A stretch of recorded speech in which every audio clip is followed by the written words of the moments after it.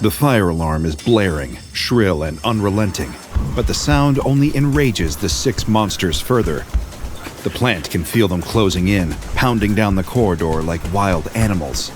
Abandoned crash carts fly, vacant wheelchairs topple, and anything in their path is smashed aside without hesitation.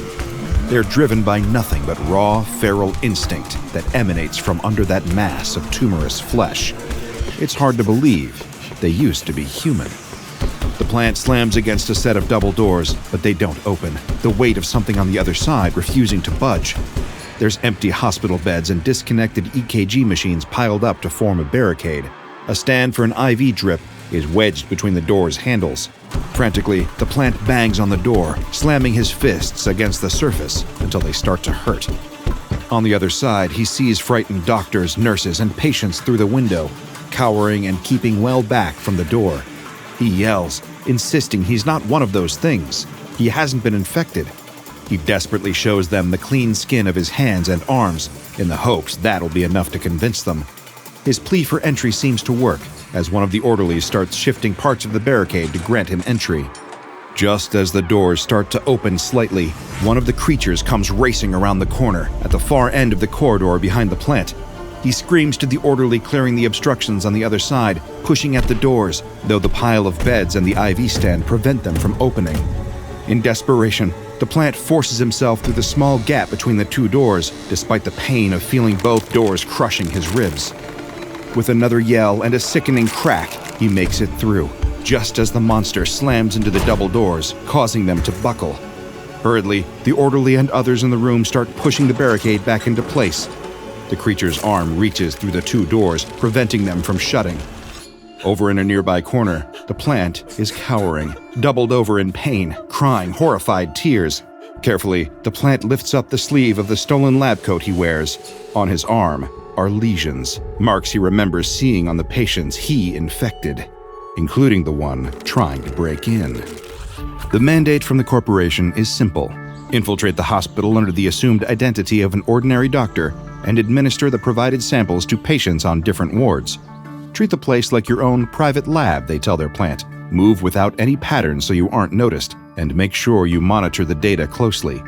They haven't explained exactly what they're hoping to get out of this test, but the reason they're keeping it such a secret is clear enough. These patients are being used as guinea pigs for something big. As for what, the plant doesn't know. He isn't being paid to ask questions, just produce results. After a month or so of working at the hospital under his new identity, the first hermetically sealed delivery from the corporation arrives. He brings the sample to work, chooses a patient at random, and takes the sample out, administering it to the patient while they sleep. It's a nasty one, measles, but luckily for the patient, they'd already had their shots.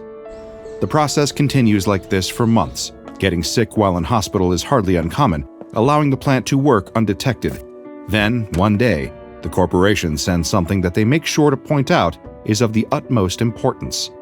They won't explain further, referring to this mysterious sample only as Sample BEA. Unlike the others, the plant is given different instructions. Expose as many patients as possible to Sample BEA, preferably those in close proximity to each other. Slipping back into the hospital during the shift change, when day staff are clocking out and night staff are still getting settled, the plant moves quickly, quietly. He heads for a quiet ward, one that won't be checked for a while. 6 sleeping patients, 6 guinea pigs, 6 monsters. Since the quarantine was lifted, SCP Foundation immunologists and other researchers specializing in anomalous infections have examined the recovered samples and determined the exact cause of the outbreak. The resultant discovery has been designated SCP-253. Close examination of cell samples yielded little results, with many of the recovered samples being human cells that had been exposed to various common treatable or even curable diseases. Among the evidence requisitioned by the Centers for Disease Control from the redacted Pharmaceutical Corporation was one sample that Foundation analysts considered to be abnormal. Under a microscope, the sample appeared to be a cluster of undifferentiated human skin cells. In this context, the term undifferentiated is used to refer to any cells or tissue matter that don't possess specialized or mature structures or functions. When cross-referenced with medical analysis of various other forms of undifferentiated cells, Foundation researchers quickly noted that the cluster of cells they had found shared a majority of physiological traits with most forms of cancer. And in terms of cancer, undifferentiated cells can grow and spread rapidly. With the sample identified and suspected to be anomalous in nature, the SCP Foundation immediately ordered a series of thorough containment and testing procedures. All experiments were to be conducted within sterilized environments, where pathogen levels and potential contaminants could be strictly monitored to prevent cross-contamination or the risk of a secondary outbreak. Initial testing involved extracting cells from the anomalous material, now formally cataloged as SCP-253, and placing them under controlled conditions designed to encourage cellular growth and observe any abnormal development. Anomalous biologist teams worked on cultivating SCP-253 cell structures, growing test samples of the anomalous cells while keeping them isolated from living tissue in order to observe their behavior. They already knew of SCP-253. What they were seeking to establish was whether it would act like cancer, growing and dividing at an uncontrollable rate, attacking healthy cells by interfering with the bodily signals that normally regulate their growth. By placing cells from SCP-253 into controlled cell culture environments, Foundation research teams quickly confirmed a troubling pattern. The cells behaved remarkably like aggressive cancerous tissue. If the cells were provided with an adequate and regular source of nutrition, they would continue to grow until they split off and multiplied. It appeared, at the rate of mitosis occurring, that these anomalous cells could potentially grow indefinitely if they had constant access to nutrition, like if they were found to have occurred within living human tissue. An emergency lockdown of Foundation Site, Redacted, was triggered shortly after the first few weeks of testing concluded. An unknown member of research personnel gained access to the labs where SCP-253 cell cultures were under examination. It remains unclear as to why this researcher chose to forcibly enter a restricted, controlled environment area without taking the adequate safety measures. Any communications they might have received prior to the attempt have been lost, as the hard drive to their personal computer was found to have been dissolved using acid, along with the SIM card of their cell phone. A subsequent investigation by the SCP Foundation's Office of Internal Affairs concluded that this individual may have accepted a bribe from the Redacted Pharmaceutical Corporation, or another anomalous group of interest, to recover samples of SCP-253 and deliver them to this unidentified benefactor. The occurrence of this attempted theft of dangerous anomalous material and the subsequent lockdown, however, led to the discovery of SCP-253's primary anomalous properties. The Foundation biology teams assigned to the cell culture tests found themselves trapped within Site Redacted's biochemical testing wing, as Foundation protocol required a minimum of a 72-hour quarantine to prevent the spread of any anomalous pathogen. This time was used by the researchers to examine what had happened to SCP-253's would-be thief. They quickly learned, just from observing the testing labs, that SCP-253 was contagious. Despite its cellular behavior resembling that of a cancer, the anomaly was able to pass from human to human and could even infect some select animal species. This was observed when some mice, kept for testing purposes, were freed from their enclosure in the lab and came into close contact with the remains of the unidentified member of personnel infected with SCP-253. Researchers observed that SCP-253 did not appear to function as an airborne pathogen, though all personnel were still required to wear hazmat suits and rebreathers for the duration of the quarantine. Instead of being breathed in, SCP-253 spread via direct physical contact. Later close examination would reveal that when an uninfected individual touched the surface neoplasms, also known as tumors, of an infected subject, the condition would begin affecting them too. This led to some of the researchers referring to the phenomenon as the cancer plague. The first symptom of an SCP-253 infection occurs within the initial few hours of contact. This will present itself in the form of skin lesions that begin to emerge in groups of between 3 and 5, located at the point of infection. These lesions are, in humans at least, typically the size of a dime piece, only around 2 centimeters in diameter. Within 12 hours after the first of these lesions appear, the infection will cause tumors to develop within the infected subject's brain. MRI scans conducted on later test subjects confirmed the presence of neoplasms in every person exposed to SCP-253. However, there are no accompanying neurological symptoms brought on by these growths. The headaches, seizures, persistent nausea and vomiting, drowsiness, difficulty with vision or speech, problems with memory or shifts in personality that are all commonly associated with neoplasms in the brain are non-existent in SCP-253 infectees at this stage. This makes early detection difficult without the use of magnetic resonance imaging. The condition then worsens over the course of the next 24 to 48 hours. Human test subjects that the SCP Foundation exposed to SCP-253 following the lockdown gave more of an insight as to what had occurred to the body of the unidentified thief that was infected. The skin lesions present on an infected subject's skin began to not only rapidly increase in size, but in number also, emerging and growing all over the body. These lesions can lead to substantial swelling within the surrounding tissue, and many subjects that have been interviewed at the various stages of their infections have reported that this gives them severe pain. The Foundation was able to determine that by leaving this pain untreated, a subject will become physically debilitated to the point of being no longer able to move. Towards the time of a full 48 hours following an SCP-253 infection, patients affected by the cancer plague will begin to exhibit a number of neurological symptoms that have been attributed to an increased number of neoplasms. These will begin to manifest throughout the subject's lymphatic system, the network of organs like the lymph nodes, lymphatic tissues, and vessels that maintains the balance of bodily fluid levels and helps defend against infection. The neurological symptoms exhibited by each infectee that contracts SCP-253 have varied on a case-by-case basis. Foundation experts in anomalous neurology have examined scans taken of every known test case of an SCP-253 infection and have determined that symptoms are likely dictated by the area of the brain contaminated by the invasive cancer plague cells. Human test subjects who were found to have a higher level of tumors within their hippocampus and other structures within the temporal lobe were more likely to experience memory impairment. Meanwhile, those for whom their amygdala, the area of the brain responsible for emotional processing, was more affected, exhibited signs of altered emotional responses, in particular when the infection was explained to them. One D-Class member with neoplasms in their amygdala seemed to suffer a psychological snap upon being told that the Foundation had given them an infectious form of cancer. They began laughing hysterically to such an extreme degree that it induced vomiting and permanent vocal cord damage.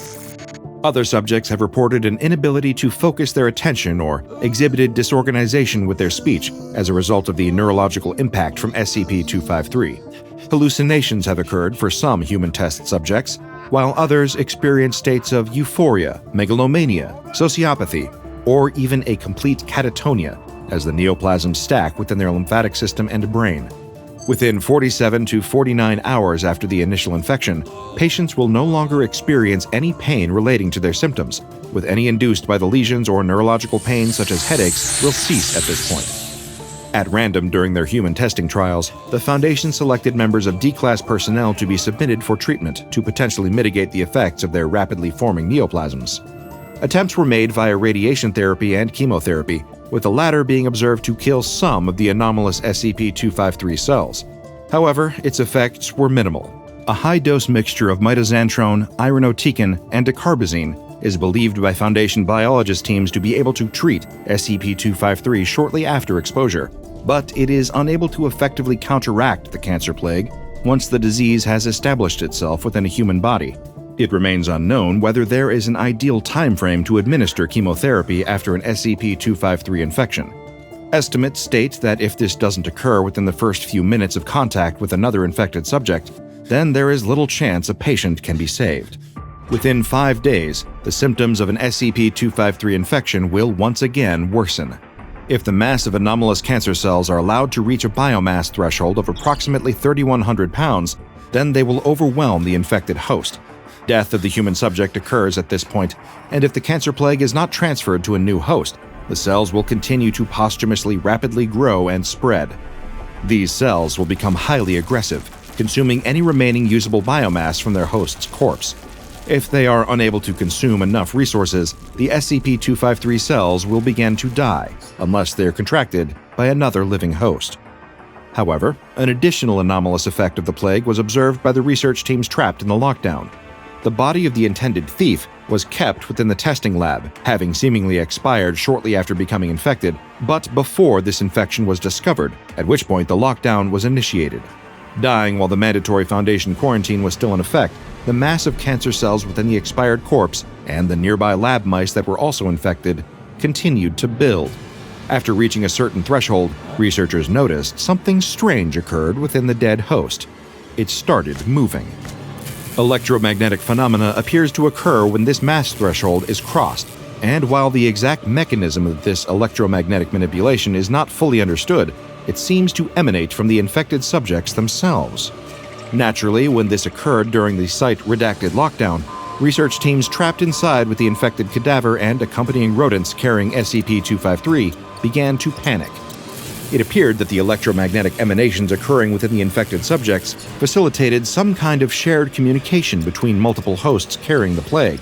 Coordinating their movement through their neoplasms, the corpse and infected mice within the lab began to move and act as one singular entity, spread throughout several bodies. Frantically, the Foundation biological research teams began attempting to flee from the biochemical testing wing, but were unable to leave while the mandatory lockdown was still in effect. As they pleaded with high-ranking Foundation personnel via radio for the lockdown to be lifted, the infected entity was able to break free from the lab. The creature was observed via security surveillance cameras.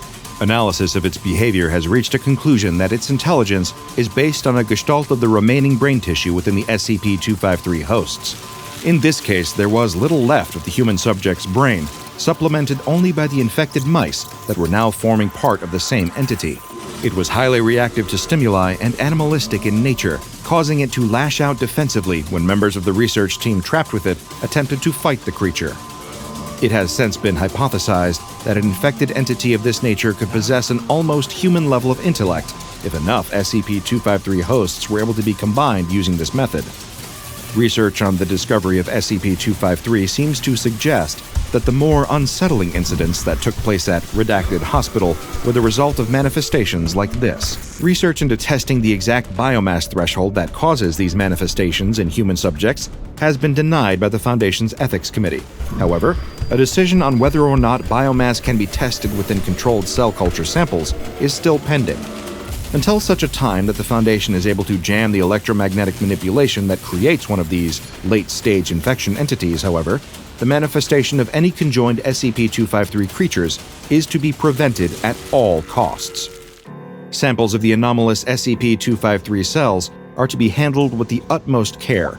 The SCP Foundation is still awaiting a time when more effective cancer treatments are released to the public, as more common usage will allow them to counteract any future infections of the cancer plague. Experiments involving the use of SCP-427 to counteract SCP-253 have been approved. SCP-427 is an anomalous locket that can regenerate any and all forms of bodily damage, as well as healing infections and improving the efficiency of all bodily systems of the person wearing it. However, continuous use of SCP-427 causes the user to become a large, violent mass of flesh. Initial testing results were not encouraging, as despite SCP-427's effectiveness at treating other forms of cancer, it seemed to accelerate the growth rate of tumors in SCP-253 infectees rather than reducing them. All subjects were terminated before they could approach the critical threshold that would trigger a creature manifestation. Requests to allow human patients beyond this threshold are still pending. At present, SCP-253 poses a clear and ever-present threat to human life. The Foundation has enacted Level 4 biosafety protocols in order to maintain the safety of humanity and prevent a potential massive-scale outbreak of the cancer plague. All research involving SCP-253 samples is to be conducted at Site Redacted, given that this is one of the most geographically isolated Foundation facilities. Incineration and irradiation protocols can be swiftly enacted here, and the site does not possess a diverse enough biosphere to allow for contaminations to spread easily. Should any of the following events occur, then sterilization protocols will be enacted. If there is a communications blackout at Site Redacted that lasts longer than 48 consecutive hours, if there is disruption to power distribution systems for longer than a single minute during any experiments involving SCP-253, should an abnormal rise in temperatures occur, higher than a change of 11 degrees Fahrenheit, or a rise in humidity levels to 90% relative humidity, then the site will be sterilized. This will also occur if any unusual electromagnetic phenomena are detected during testing with SCP-253. At the conclusion of any tests, subjects that have been exposed to SCP-253 are to be disposed of. Their remains are also subject to sterilization protocols. Any researcher who leaves the grounds of Site Redacted must undergo 2 weeks of mandatory chemotherapy treatment in case of accidental infection, followed by a further 15-day quarantine. A group of 3 Class D personnel approach the locked containment chamber. One of them is carrying a bucket and mop, but all 3 of them look jumpy and hesitant to move forward. An SCP Foundation guard walking behind them gives one of them a push forward with the barrel of his gun, and they continue stepping towards the cell door. All 3 of them nervously stare at the heavy, locked metal door. Behind it, the sound of stone scraping against metal can be heard coming from inside. A second guard standing next to the door asks the 3 if they are ready. They don't answer, and the guard starts to laugh. They never are. The guard loudly announces that special containment procedures are beginning now. You know the rules. 2 maintain eye contact at all times while the other cleans. If you have to blink, do it 1 eye at a time, and announce before you close even 1 eye so everyone knows. The guard turns and starts to enter a code into the keypad next to the door. Each of the D classes take a couple hard, last blinks, taking the last opportunity they have to shut both of their eyes at the same time before they begin. With a loud hiss, the sealed chamber door unseals. "All right, eyes up," the guard commands. The door opens to reveal a small, dimly lit chamber. There are no furnishings, and much of the metal floor and walls are covered in a reddish-brown substance. And there in the corner is what they've heard stories and rumors about. The thing that has given them nightmares ever since they learned that they would have to enter its containment chamber, SCP-173. Or, as most of the staff in the SCP Foundation call it, the sculpture. It looks so unassuming in person. Just a crude, concrete figure with a stupid-looking spray-painted face, standing motionless in the corner. The 3 D classes get another push from the guard behind them, and they enter the chamber. The 2 assigned to watch SCP-173 assume their position in the middle of the room, their eyes locked on the sculpture as the other starts cleaning the foul substance off the floor and walls. It smells terrible, like a mix of old blood and human waste. The 2 assigned to watch 173 pay no attention to the one cleaning, though. They follow protocol to a T, maintaining their vigil and announcing each time they are going to blink, even if it is only 1 eye. The third one continues cleaning, trying his best to keep his own eyes locked on the sculpture as he attempts to mop around it without getting too close. D-5933 does his job and doesn't break eye contact with SCP-173. Even though it hasn't moved, he can feel the presence of the sculpture, something within it, just waiting for him to slip up, to let his eyes avert for just 1 split second. They say that's all it takes. You stop looking for even an instant, and it's all over. With all of the fear coursing through his veins, it is hard to maintain focus. All he can think about is how dry his eyes feel, and blinking them 1 at a time never seems to be enough. He wants so badly to shut his eyes, to end their itchy, dry feeling. But he can't. Even with another watcher, it's too risky. There's suddenly a loud crack, but D-5933 doesn't move his eyes away from 173. He can see in his periphery that the other D-class dropped his broom and instinctively looked down at it. Luckily for him, there were others watching. D-5933 shifts in place, taking a step back and bumps into something. He can't look at what it is, but he reaches behind him and feels that it's the other D-class watcher. But wait a minute, why is he facing the other way? "What are you doing? What's going on?" he asks, his eyes never leaving SCP-173. "What are you talking about?" the other D-class asks back. "You're facing the wrong way." "I'm facing the wrong way? You're facing the wrong way. We're supposed to be watching 173. What are you looking at?" "I am looking at 173. What are you looking at?" D-5933 doesn't know what's going on and starts to panic. The one cleaning is focused on his task, trying as hard as he can to quickly mop up an especially dirty corner of the cell. It's the worst sound D-5933 could have heard. "Achoo!" A sneeze, just inches behind his head, followed by the sound of bones being cracked, a scream that was cut off too short, and then a sick thud as a body dropped to the floor. D-5933 doesn't even have a chance to scream before a pair of concrete hands grab his neck and his own head is twisted around to see another identical-looking sculpture staring back at him. "Ladies and gentlemen of the O5 Council, we have a problem." A senior researcher is giving a presentation to a group who remain largely in the shadows, obscuring both their identities as well as their reactions to his horrendous news. SCP-173, through means which we have not yet been able to determine, has multiplied. There's no reaction from any of the 13 figures seated around the large, curved table. The researcher in charge of SCP-173 waits for a response, anything at all, but after receiving none, he clears his throat and continues. We gave each of the new instances their own designation, SCP-173-1 and SCP-173-2. Two of the D-Class on observation duty during their regular cleaning of 173's cell were killed. The third was able to keep them both in his line of sight until they could be recontained and moved into separate cells. Again, no reaction from the shadows. But as you know, this wasn't the end of it. At some point, the instances of SCP-173 multiplied again, each splitting to form yet another instance. SCP-173-1 through 4 are all contained separately, but we don't know if or when another split will occur. The senior researcher waits, but no one on the O5 Council speaks or moves until the one seated in the very middle slides a piece of paper across the table in front of him. The senior researcher looks confused. He looks to the mobile task force guard stationed near the door, but he too remains expressionless, eyes locked straight ahead. The researcher, unsure of what else to do, steps away from the lectern and walks towards the table. He picks up the piece of paper and reads it. Object Class, upgrade from Euclid to Keter. Orders, continue observation. The senior researcher nods in agreement, thanks the O5 Council for their time, and leaves the room. Lights flash and siren blare in the halls of Site-19. It's a containment breach. Facility staff, researchers, and site guards all run down the hall screaming, trying desperately to get away. There's no hope for any of them, though. In a flash, SCP-173 instances appear behind them, snapping their necks and dropping them to the floor before moving on to their next victim. There must be dozens of them. Even as a guard tries to keep their eyes on one instance, preventing it from moving, another appears behind them. The staff of Site-19 flee for their lives, screaming for someone, anyone to help them. The senior researcher presses pause on the video. The terrified face of the senior researcher who gave the last presentation is frozen on the screen. An instance of SCP-173 is directly behind them, its hands wrapped around his neck in the split second before his life was snuffed out. The new researcher giving the presentation looks considerably more frazzled than his predecessor. He explains to the O5 Council that following this horrific containment breach at Site-19, at least 61 instances of SCP-173 are now unaccounted for.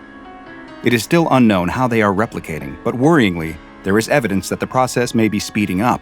He presses play on a new clip from the security footage, which shows what appears to be multiple instances of 173 working in tandem, some using their bodies to block exits, others creating choke points in the facility corridors. We have theorized that SCP-173, as we are now referring to the collective instances, may possess a form of HIVE intelligence. It also appears that this intelligence scales with the number of instances that are nearby. This allowed them to implement tactics that thwarted our containment efforts, as they used instances to block our containment teams from being able to pursue others. What you have in front of you is a proposal for revised special containment procedures. What I recommend may sound drastic, but it's what I truly believe is the only way to contain this threat. Each of the O5 Council members picks up the folder in front of them, bringing it into the shadows that obscure them. What I propose is that SCP-173 instances no longer be kept in containment cells, but instead placed inside of form-fitting metal containers. We can then use SCP-120 to transport the instances to the Foundation site on the lunar surface. The facility will have to be abandoned, of course. It's too risky to maintain a presence there, but each of the instances will be fitted with a tracking collar to ensure that we will be able to detect if any of them are somehow able to escape. The senior researcher waits. After a time, a paper is once again slid across the table. He approaches and picks it up. He sees that it is the same folder containing the revised Special Containment Procedures proposal. He opens it to find that it has been stamped, approved. Breaking news flashes across the screen. A worried-looking reporter appears as though she didn't have time to do her hair or makeup before rushing on air to deliver this special report. She explains that civilian deaths across North America are now estimated to be more than 500,000 people in the last 48 hours, as these still unidentified creatures continue their deadly rampage across the continent. It is unknown how many of them there may be, but the number of sightings has led some to estimate that there may be hundreds, if not thousands or even tens of thousands of these living, neck-snapping sculptures. The reporter explains that rumors are circulating that the creature can be stopped by maintaining eye contact with it, but that this has yet to be confirmed. There is still no official word from the White House or from any members of Congress, and their current location and status are unknown, following reports that most of Washington, D.C. was overrun by the creatures earlier that day. The reporter suddenly stops speaking. and a terrified look comes over her face. Her eyes locked on something just off-screen. The camera pans over to show an instance of SCP-173 standing over a dead cameraman. There's a scream, and the camera goes back to the reporter, who now lies dead on her desk, her head twisted 180 degrees, before there's another sound of bones breaking and the feed goes dead. A woman in an SCP researcher coat sits at a computer terminal in a secure bunker, a large, jeweled medallion around her neck. Personal log of Dr. Bright. From the little news I've been able to gather, it sounds like SCP-173 has besieged and destroyed 4 Foundation facilities pretty much simultaneously in the last 24 hours. Each instance shows the same strength as the original, and thousands of them working together are capable of ripping open concrete bunkers and compromising foot-thick steel doors. I alone have been killed 37 times in the last week. They can smell me, somehow, regardless of what body I'm in. The majority decision of the remaining O5s is that this is an XK-class end-of-the-world scenario unfolding, and they're gonna deal with the problem, or else the Russians are. They're evacuating this base, which means there won't be a single Foundation scientist anywhere in the New World. They say they're gonna try to evacuate the surviving civilians, but I doubt it. There can't be more than a couple hundred people in all of North America anyway. I managed to make it down to a secure bunker, but who knows how long it will be until they're able to get in. I don't think there's any chance I can get out either. I'm running out of food, and I'm not sure which will get me first. Hunger, the sculptures, or what I know the O5s will inevitably do. Dr. Bright closes the computer terminal and sits back in her chair. She looks up at the ceiling of the bunker where the sound of concrete scratching against metal can be heard through the thick walls. A sullen and tired-looking researcher steps out of a room in the makeshift Foundation site that has been established just outside of Amsterdam in the Netherlands. He's holding a piece of paper and closes the door behind him, which has had O5 Council authorized entry only hastily painted on the outside. A small group of Foundation staff are waiting for him. They've gathered to hear what the overseers have decided to do in the face of this world-ending disaster. The researcher looks around at his colleagues' faces, and as they make eye contact, any hope they had is quickly replaced by the bad news they know is coming. He begins to read. Revised Special Containment Procedures. Containment Zone X1, formerly North and South America, is to be denied access. Following saturation nuclear bombing, the number of SCP-173 instances has been reduced. All available Foundation resources are to be redirected to monitoring the ocean to ensure the integrity of Containment Zone X1. Foundation adjuncts from national navies are to perform around-the-clock patrols and sonar sweeps. Detected instances are to be contained and removed to SCP-120 for transport to the lunar containment site. That's it? One of the staff members asks. That's it, the researcher replies. Several of those present begin to cry. There's nothing more they can do. Their homes, their friends, their families, all of them are gone, killed either by the neck-wrenching sculptures or in the heat of a nuclear blast. Why? Why did they have to do it? One of the other staff, who appears to be a former site guard, asks. That's all we could do, another argues. There's much disagreement in the small crowd. No matter how they feel, though, this was the official order from the O5 Council. Their word is law, especially in a world where all law and order outside of the Foundation has broken down. There really was no other option. All they can do now is hope that the sacrifice of 2 whole continents was enough to keep it contained, that SCP-173 is unable to cross the ocean to Europe, and that they remain safe on this side of the planet. The group grows quiet, mourning the loss of the world they once knew, when the silence is suddenly interrupted by someone running down the hall. It's another researcher, carrying his own piece of paper. He tries to push past the group towards the O5 Council's door, insisting that they let him through, that he has important news that can't wait. What is it? Demands the group. We deserve to know. The group wrestles the paper away from the junior researcher, and it is passed through the group to the same man who read the revised special containment procedures. He quickly reads the report. It's just a couple of lines, and his face goes white. What is it? What does it say? Comes a question from the crowd. A message from the North Atlantic Navy General Command. Verified sighting of SCP-173 in the United Kingdom. Nuclear bombardment authorized and executed. No survivors. SCP-173 has come for them. It's 1 o'clock in the morning on a work night, and the last of the bar hoppers and clubgoers have long since turned in. At the end of the street, the last bar is finally closing down for the night. Or it would, except that the bartender is having trouble getting rid of a customer. Sitting at the bar, an old derelict is demanding yet another drink. the bartender grumbles in annoyance. This derelict is sloppy drunk, and the bartender just wants to go home. "Closing time," growls the bartender. "Just one more," protests the derelict, shaking his empty glass for emphasis. "I've got money." He laughs at his own words, his giggles ending with a loud belch that blows a cloud of aromatic vapor into the bartender's face. That's it. This derelict has been hanging out at this bar causing trouble all night, and the bartender has had enough. "Get out of here," says the bartender as he hustles the wobbling derelict out the door. "You're done." The derelict creaks and totters as he stumbles out into the street. The night's festivities are really hitting him. It isn't so often that he's got the money to burn, but when he does, he likes to spend it here. The prices are right, and the conversation is minimal, which is just the way that he likes it. The derelict turns around, fire in his eyes. He's raring to fight, and he doesn't care that the bartender is quite a bit larger than he is. Right now, all he can see is red. "Don't tell me when I've had enough," he slurs, raising his fists as he prepares to lash out. But the bartender has already slammed the door in his face. Defeated, the derelict turns his back on the closed bar and starts a slow stumble down the street. "Stupid bartender," mutters the derelict, turning up his collar against the cold bite of the night air. He wishes that he just had one more drink to warm his stomach against the chill. He's so out of it that he doesn't stop to think that the bartender did him a favor by refusing to fight.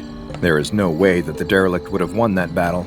Even if he was in his physical prime, even if the bartender wasn't twice his size, the derelict is in no shape to fight. His vision is blurry and his head is swimming. In fact, he can barely remain upright. If he had any sense, he would probably stumble home and sleep this off. But the night is young, and he's not ready to give up yet. He walks down the street, eyeing every storefront in hopes of finding another bar. Unfortunately, every window has a closed sign in it. He swears under his breath. What a run of bad luck. What's a guy supposed to do in this town, he wonders. Just when he's about to give up hope, he spies something glinting in the reflective halo of a street lamp. He stumbles closer to get a better look, and he can hardly believe his eyes. Finally, his luck is changing. Someone has abandoned a half-empty bottle. "Well, hello there, little friend," says the derelict. He struggles to focus, but the world is spinning. In his confusion, he could swear he's seeing things. But no, he can feel the heft of the glass bottle in his hand, and he knows that it is as real as he is. "Who left you behind? Who would leave a perfectly good bottle just sitting out here?" He recognizes this brand. There's only about 3 fingers of liquid left, but that's better than nothing. Some people might balk at drinking out of a random bottle that you found on the street, but the derelict doesn't give it a second thought. He tips the bottle back and slurps it all down. It burns going down, just as it should, he thinks. He sighs in contentment as he feels the harsh liquid warm his stomach. Perfect. That really hit the spot. But what happens next surprises him so much that he can't believe his eyes. There's still liquid in the bottle. He blinks, wondering if maybe his adult brain is playing tricks on him, but he shakes the bottle cautiously and is rewarded with the telltale swish of liquid. That's no illusion. He takes another swig, guzzling it down. Normally, he'd drop the bottle to the ground and stumble on, but something makes him pause. He maintains his grip on the bottleneck and raises it again to take another look. And sure enough, there's still more left in the bottle. The derelict cannot believe his luck.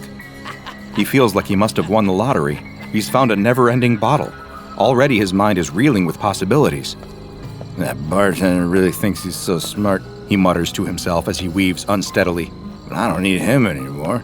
See if I ever go to this stupid bar again. He just lost his best customer. Now that I have you, little bottle, I don't ever need to pay for drinks ever again." "It's the best day of my life," crows the derelict, raising his arms in triumph. He's barely able to stagger back to his home, a seedy apartment on the bad side of town, before he passes out on the floor. The morning sun rouses the slumbering derelict, and he rises with a groan. His whole body aches, and his mouth feels dry and parched. That's par for the course after a night of drinking, but somehow this hangover feels different. He puts that thought out of his mind as his mind returns to the strange, never-empty bottle that he discovered the night before. It's lying on its side on the floor next to him. He reaches for the mysterious bottle, only to find that, in fact, the previous night was not a dream. The bottle still contains just as much as it did the night before. He can't explain it, but the derelict isn't about to question his good fortune. He lifts himself to his feet and walks slowly into the bathroom. He's feeling a hangover like he's never felt before. His head is pounding and his throat is dry. His tongue feels swollen and sluggish inside his mouth, but he knows how to handle it. A little hair of the dog is all you need to help with the hangover. He takes another gulp from his bottle, but this time it brings little relief. And he notices something else strange too. It's his scalp. The skin on his head has started to itch, and he can't stop scratching. He feels like he's got the world's worst dandruff problem. He should probably take a shower, he thinks. He strips down and steps into the tub, turning the hot water on full blast and letting it wash over him. The shower only brings him temporary relief. Afterward, as he dries himself off, the towels feel rough and abrasive against his skin. His skin comes off in big, flaky patches, and his nails leave red trails in their wake. What's that? Is that blood? He examines his fingers to see that his nails have grown into ragged, claw-like talons. With a frightened yelp, he bites them off. It's easy to do. Although they look formidable, his fingernails are weak and brittle, almost as if he's dealing with a sudden calcium deficiency. What could be wrong with him? He remembers all the warnings he heard back in school when they used to march everyone into assembly to listen to lectures from the local police. At the time, he scoffed at the long lists of scary-sounding consequences of a lifetime of drinking, but now, he's not so sure. "It's probably nothing," he says as he examines himself in the bathroom mirror. His skin looks blotchy and infected. It doesn't take long before his hair and nails are out of control. His hair grows down to his shoulders, but comes out in big, ragged clumps if he runs his fingers through it. His claw-like fingernails are constantly breaking and cracking until his fingertips are bloody, and his quick is itchy and infected. If his habits had left him looking worse for wear before, he really looks awful now. For the next week, he barely leaves the apartment. He pulls the curtains and keeps the lights off, afraid that someone might see him. When the landlord bangs on the door, shouting that rent is late and demanding that the derelict hand over the money, he doesn't answer. He waits. The landlord gives up for now. That's good, thinks the derelict. It will give him time to think, time to figure out what to do about his disease. He knows that something is not right. Many of the local bartenders are, by now, probably wondering where he's gone. It's not like the derelict to stay away. He's practically kept the bar industry in this town afloat all by himself. It must be something major indeed to keep him away from his favorite poison. Luckily, he still has the bottomless bottle to comfort him during this trying time. The derelict is certain that he's caught some bad bug, but he thinks that he can wait it out. All he needs to do is make it through the next week, and everything will be fine. Sipping free drinks helps him to pass the time in a pleasant stupor as he waits for his health to return. Unfortunately, things are only going to get worse for him. His hair and fingernails keep growing, to the point that he has trouble lifting the bottle without his twisted nails getting in the way. His dry, flaky skin is changing as well, becoming thick and leathery and hanging off him in great folds like the hide of an elephant or a rhinoceros. His skin continues to grow, until the folds flop over his knees and gradually hang lower and lower until they touch the ground. Moving is harder now that he's carrying so much extra weight. He thought at first he just had a nasty bug, but he's clearly picked up some weird skin condition, and even this derelict, sodded as he might be, suspects exactly where he got it. It's got to be that crazy bottomless bottle. He can't think of another reason. Even so, he can't bring himself to part with this little gift from heaven. Even in his darkest hour, a few sips of liquid courage always helps to calm his nerves. He considers lumbering down to the free clinic in hopes that they might be able to cure him or at least tell him what's wrong with his skin. But he thinks better of this option. What if he's got some weird alien parasite that no one has ever seen before? They might lock him away in some government lab or something. No, he reasons, it's better to wait it out. He'll sleep it off, swear off the sauce for a little while, and maybe it'll pass. In desperation, the derelict drags himself across the floor, hoping to at least find some solace away from human contact. He locks himself into his bedroom while he's still able to manipulate the lock on his door. The extra folds of skin are hanging off of his hands and arms, making it hard to do anything. The extra skin is so heavy that he can't walk much carrying all that extra weight. He lies on the floor of his bedroom, away from everything, and hopes that tomorrow, when he wakes up, this will just be a fading dream. The only thing that brings him solace is the never-ending bottle, which, even now in his advanced state of decay, he keeps close by him. After all, he reasons, the damage is already done. What could possibly be the harm in enjoying a nice drink? A week later, his condition has not passed. The landlord is back, and this time he's not taking no for an answer. The landlord isn't supposed to enter his tenant's apartment without permission, but he doesn't care. He uses his own key to unlock the door and go inside. The condition of the apartment is appalling. The furniture is broken, the floor is covered with unidentifiable filth, and there's a rotten stench in the air. The landlord wants to throw up as the full weight of the musty smell hits him in the face. It's as if someone has been living in here without any ventilation, with all the windows firmly closed and sealed. A sudden noise from the bathroom draws his attention. Of course, thinks the landlord, that old bum is hiding in there. He thinks I won't find him. The landlord steals his resolve and heads towards the bathroom, determined to get the money that he feels is owed to him. But what greets him when he steps through the door isn't the derelict anymore. It isn't even human. The creature in the bathroom is a massive pile of ambulatory skin folds. The skin flaps have grown so large and cumbersome that the derelict within can barely move. They sprout all over his body, covering him so that he looks more like some kind of alien sea cucumber now than any human. The landlord stumbles backwards, screaming in terror at the sight, unable to comprehend what he's looking at. Improbably, the creature reacts to the noise, and a ripple of movement spreads across its surface. It starts to move, despite not having any legs. The landlord is so terrified that he doesn't notice the glass bottle that suddenly drops from between the creature's skin folds as it starts to move toward him.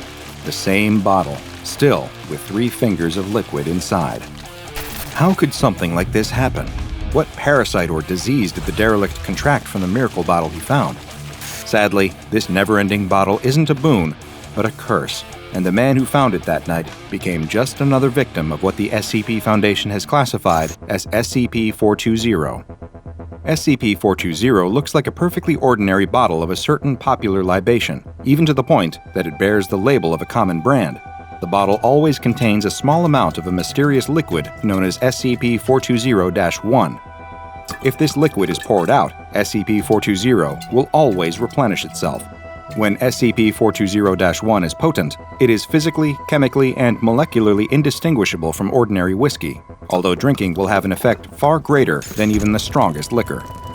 When SCP-420-1 is poured out of SCP-420, though, it undergoes a strange transformation, eventually losing its potency and changing until it is indistinguishable physically, chemically, or molecularly from urine. Consuming potent SCP-420-1 instigates a bizarre physical transformation called SCP-420-2 in 6 stages. In Stage 1, beginning 12 hours after consumption, the subject will start to have difficulty speaking, resulting in slurred speech that is not consistent with normal alcohol inebriation. Their fingernails, toenails, and hair will start to grow at an accelerated rate, but also become brittle and prone to breakage. Nail breakage to the quick often leads to bleeding and infection. The Foundation has had some success in curing SCP-420-2 if it is caught when still in Stage 1, treating it as if it is an aggressive form of cancer with radiation and chemotherapy, as well as a constant intravenous supply of Formula 420A09T-T174B. Victims thus treated have a 73% recovery rate, but a 21% fatality rate. From Phase 2 onward, this protocol can slow the spread of SCP-420-2, but will not stop it entirely. In Stage 2, beginning 1 to 2 weeks after Stage 1, the subject's skin begins to show similar properties to those exhibited by hair and fingernails in Stage 1, becoming dry, brittle, and prone to cracking. As old skin flakes off, the subject's new skin begins to grow at an accelerated rate, eventually forming thick, leathery folds all over the subject's body. Skin flaps growing inside the mouth interfere with speech and eventually render subjects mute, but do not appear to impede breathing or eating. Indeed, subjects in Stage 2 exhibit a renewed interest in eating, possibly because the subject's body requires additional nutrients and calories to build the increasingly heavy armor of thickened, calloused skin. Stage 2 subjects will eat anything that they can get their hands on, and many die after attempting to eat poisonous or inedible objects. In Stage 3, beginning 3 to 6 weeks after Stage 2, nerves in the skin layer grow uncontrollably, but no longer connect to the victim's central nervous system. Genetic testing of the skin in this stage reveals that its DNA has become so mutated that it can no longer be classified as human. It is, in fact, a separate and very inhuman organism that almost acts as a parasite growing from the human host. The skin may develop tumor-like growths, which appear to be analogous to human muscle and secretory cells. Hair and fingernails sprout randomly from the mass of skin. By Stage 4, beginning 3 to 7 days after Stage 3, the skin has become a mass of thick, leathery folds, completely covering the human host to the point that they disappear completely. The skin begins to exhibit random twitching movements, as though it is indeed a living organism finally coming into its own as a life form and testing out its new body. The human subject within the skin continues to eat, although brain scans reveal that they are no longer in control of their mouth.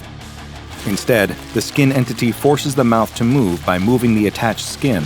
Small holes begin to form in the skin, eventually growing into narrow tunnels or throats that lead back to the now trapped body of the helpless subject. The subject is still consumed with a ravenous hunger and will eat anything that they can get in their mouth.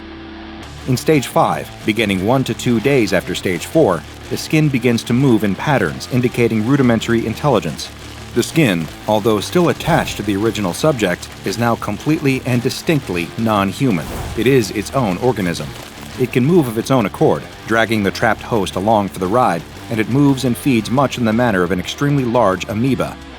It feeds by excreting a digestive enzyme onto foodstuffs and then enveloping the nutrients with its skin folds, again like an amoeba surrounding its food. The food is taken into the throats. These tunnels connecting the outside of the skin to the now completely subsumed host are now directly connected to the host's circulatory system and function as additional mouths. They can consume nutrients which are moved down their length by bristly hairs and further broken down by grinding keratinous plates before being taken into the host's body.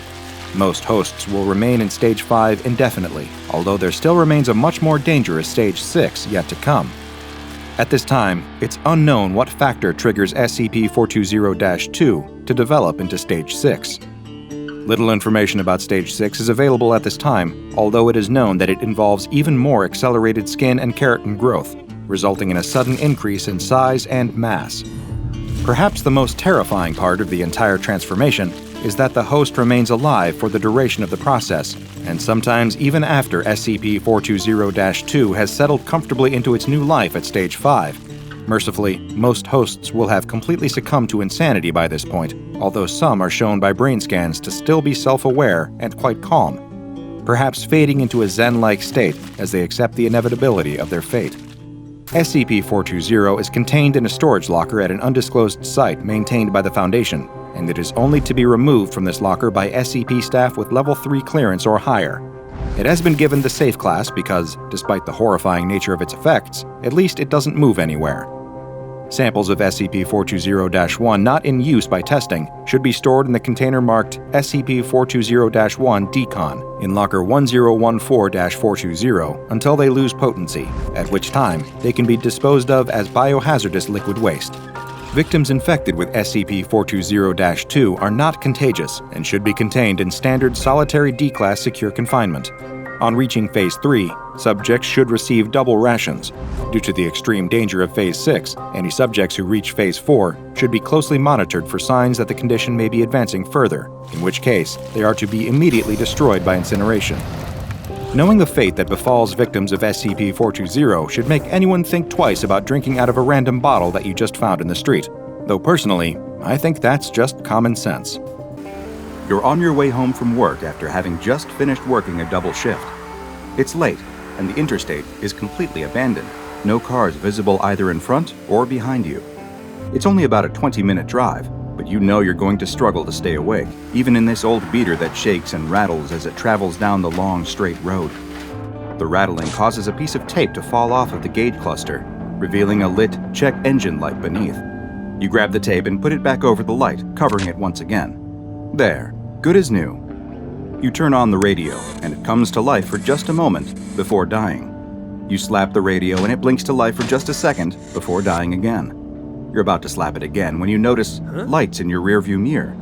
And more than just a pair of headlights. It's a whole wall of lights. They're getting closer, and quickly too. Before you know it, they look like they're barreling down on you. But then, they suddenly go black, blinking out of existence. Did that trucker just turn off his lights, you think? You have no time to dwell on the thought, because the sound of an explosion suddenly causes you to scream in fright. It sounds like lightning has struck just inches from your car. The inside of your car suddenly lights up with fire and smoke. Has your engine exploded? What's going on? No, it's not coming from you, it's coming from next to you. You don't know where it appeared from, but next to your car is now a massive semi. At least, you think it was a semi. The smoke is so thick it makes you cough, and you quickly can't see. You lose control of the car and slam on the brakes, but you can feel yourself going off the road. As the smoke finally clears up inside of your car, you can see the moon. It's at this moment that you realize you're no longer right side up as the car flips and tumbles through the air. You open your eyes to find that you're still buckled into your seat. You release the seatbelt and drop to the roof of the car. You crawl out to find that your car slid to a stop, upside down, several meters from the road. You look around, and far off in the distance, you can see it. The semi that ran you off the road, driving at an almost impossible rate of speed off into the night. You look back at your car, which is completely totaled, and wonder what you're going to do now. It's late the next morning when you finally get back home. The police did not seem to believe your story about the magically appearing semi-truck causing your single-car accident, but they did at least give you a ride back home after administering a sobriety test. You enter your small studio apartment and look around at the sparsely decorated room, wondering how you're going to pay rent next month if you can't get to your job. You go to the fridge and open the door, but there's nothing inside except for a carton of milk that's well past its expiration date. You open it and take a whiff, but this is too far gone even for your state of desperation. You close the fridge and lean on the door, trying to figure out what you're going to do. You're so deep in thought that you barely notice the mail being pushed through the slot in your door. You decide to go pick it up, even though you know it will only be bad news. And you were right. Bills, bills, and more bills. First, second, and final notices. You wonder if you've ever had a piece of good news show up through that slot in your door. What's this, though? The last piece of mail is a battered and folded envelope that looks like it's been used and repurposed many times. It feels thick and heavy, but there's no information on it at all. It's completely blank. You open the envelope, and your eyes light up. Inside is money. It's a stack of crinkled old bills, different denominations, all in a random order, but there's a lot of them. There must be over $1,000 here. And there's something else, too. A note. You unfold the creased and dirty piece of paper to see a simple message that looks like it was hastily written in black crayon. All the note says is, "Sorry about last night. Hope this helps, compadre." You flip the note over and look in the envelope again, but there's nothing else other than the wad of cash. The apology note may have been unsigned, but you weren't the first to receive something like it, and you would be far from the last. The SCP Foundation, though, knows exactly who sent it. This was a message from SCP-3899, also known as the Night Hauler.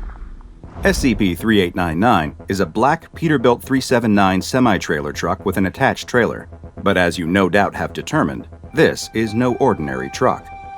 SCP-3899 has the anomalous effect of appearing seemingly at random upon stretches of highway within the continental United States, and usually at a considerable distance away from any other motorists. The truck will manifest already in motion, traveling within roughly 3 kilometers per hour of the posted speed limit, but it will not stay at this speed. Once SCP-3899 has appeared, it will almost immediately begin accelerating, and the speeds it can reach are truly staggering.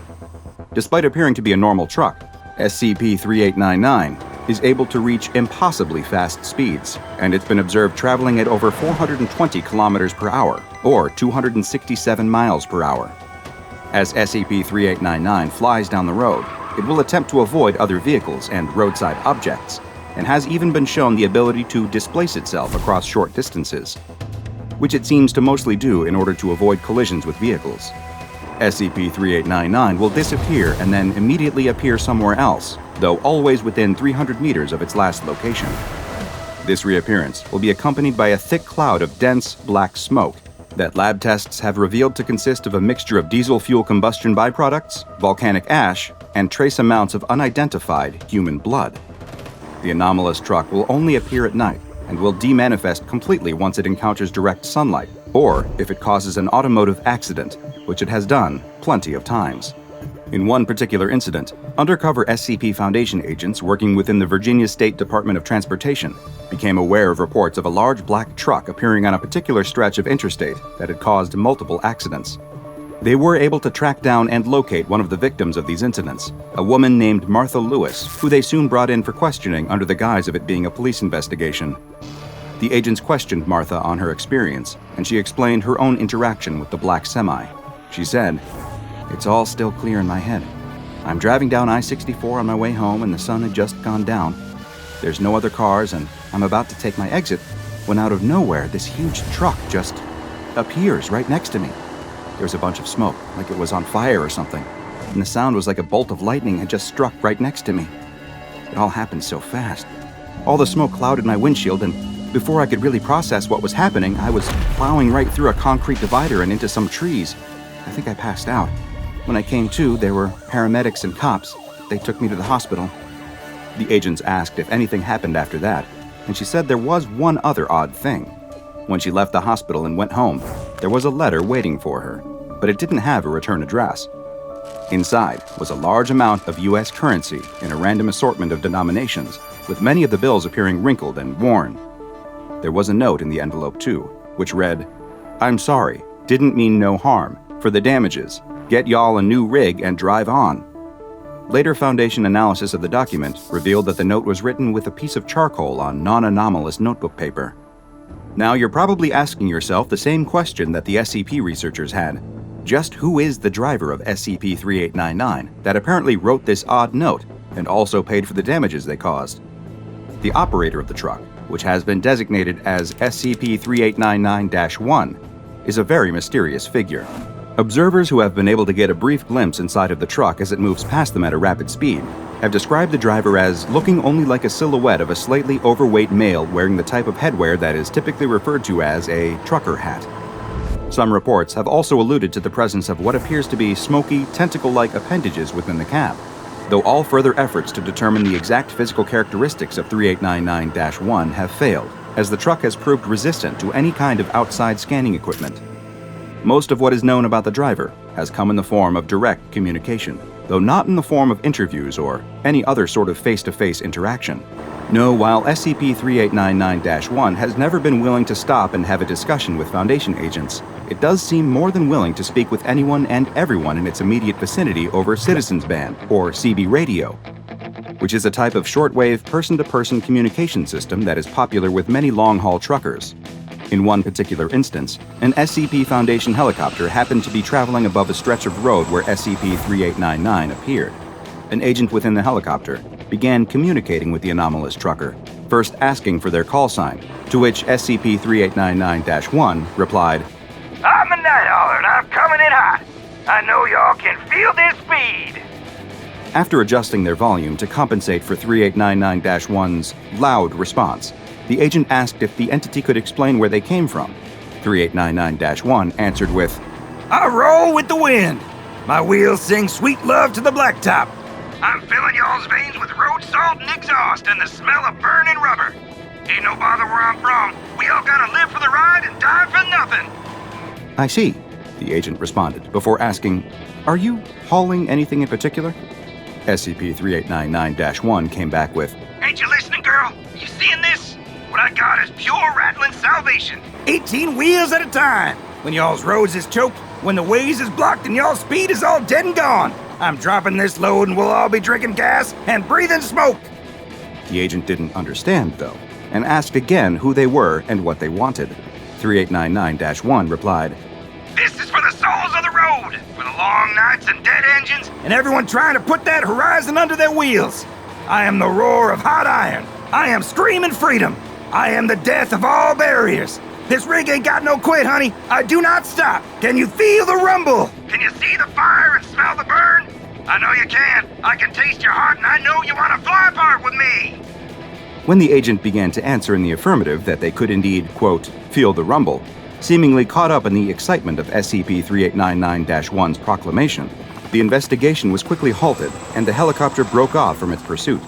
Following this incident, the potential mimetic influence of communicating with 3899-1 is under investigation.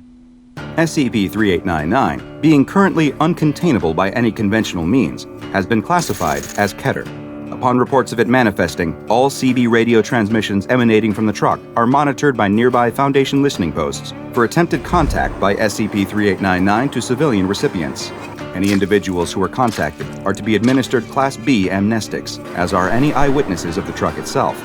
All information about SCP-3899 is to be suppressed, and a disinformation campaign is active to make all reports of a mysterious truck that can appear out of nowhere and move at impossible speeds seem like nothing more than an urban legend.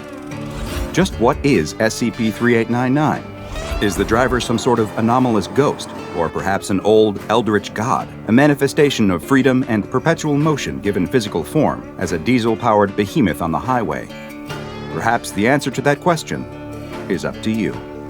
A hand clasps around your throat, cutting off your scream. You try to move, but the hands of the two people restraining you won't allow it. You're being dragged towards something monstrous and terrible in the corner, something hiding under a white sheet. You will die a painful death, and the ones dragging you towards it are your parents. As the dewy green of summer begins to fade, the grass drying, the air chilling, and the leaves turning shades of fire and gold, most children's thoughts turn to Halloween. Visions of fun-sized candy bars spilling out of plastic pumpkin buckets, of ill-fitting rubber masks that smell like the back of a party store, of candy apples and ringing doorbells, and terrifying their friends with scary stories.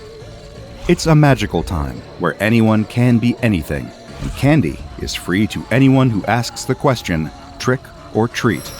But as those children get older, Halloween begins to lose its magic. They age out of trick-or-treating and no longer find themselves amused by carving pumpkins or screaming at plastic skeletons in their neighbors' yards. They age out of the sense of wonder, and they find that their neighbors aren't as keen to give away candy to someone with a driver's license. But some children hold on to that love of Halloween into adulthood, transforming the childlike joy into an appreciation for parties, more mature scary stories with blood and guts aplenty, and yes, themed baked goods. You're never too old to enjoy a Rice Krispie treat shaped like a ghost. At least that's what the sorority girl planning the biggest Halloween party on campus at her small university believes. She has festooned the sorority house with fake cobwebs and ghosts made of hanging bits of gauze, with plastic spiders and zombies made of rubber. There are the classic plastic skeletons, the jack-o'-lanterns filled with battery-powered candles, no fire hazards here, and of course, a huge cauldron filled with punch and dry ice. Smoke billows over the sides of the cauldron as she stirs the garish but inviting lime green liquid inside. She has the lights rigged up to give the place an eerie red glow, and has the perfect playlist of Halloween music put together. Now she just needs to wait for the guests to arrive. At first, she worries that no one will come. The first few people to ring the doorbell turn out to be trick-or-treaters, and she sends them away with a fistful of candy bars and a smile. But each time, she is secretly a little disappointed. About an hour after she finished setting up, guests begin to arrive.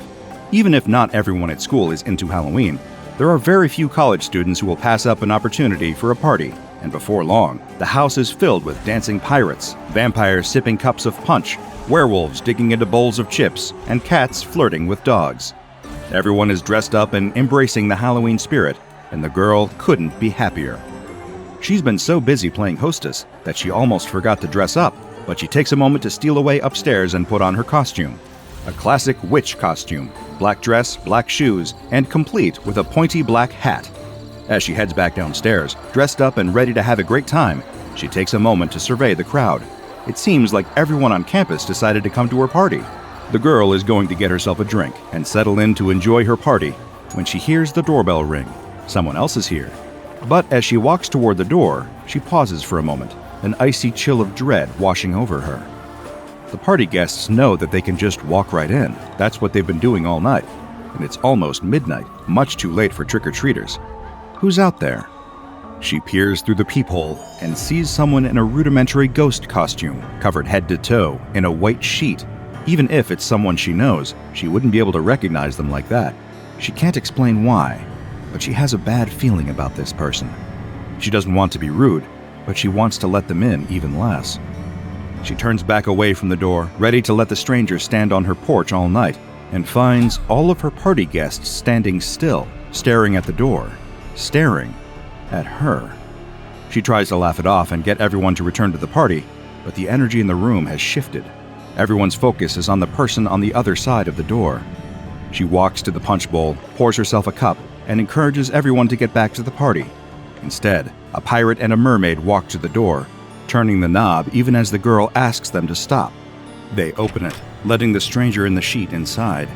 The figure glides through the door, moving in a way that seems just a little bit off. The girl is struck with a feeling that she hasn't experienced since she was a little girl, the sense, deep down in her gut, that something could really be a monster. Whatever she does, she can't let the thing in the sheet get close to her. She doesn't know what will happen, but the thought of it turns her stomach with a primal sense of danger.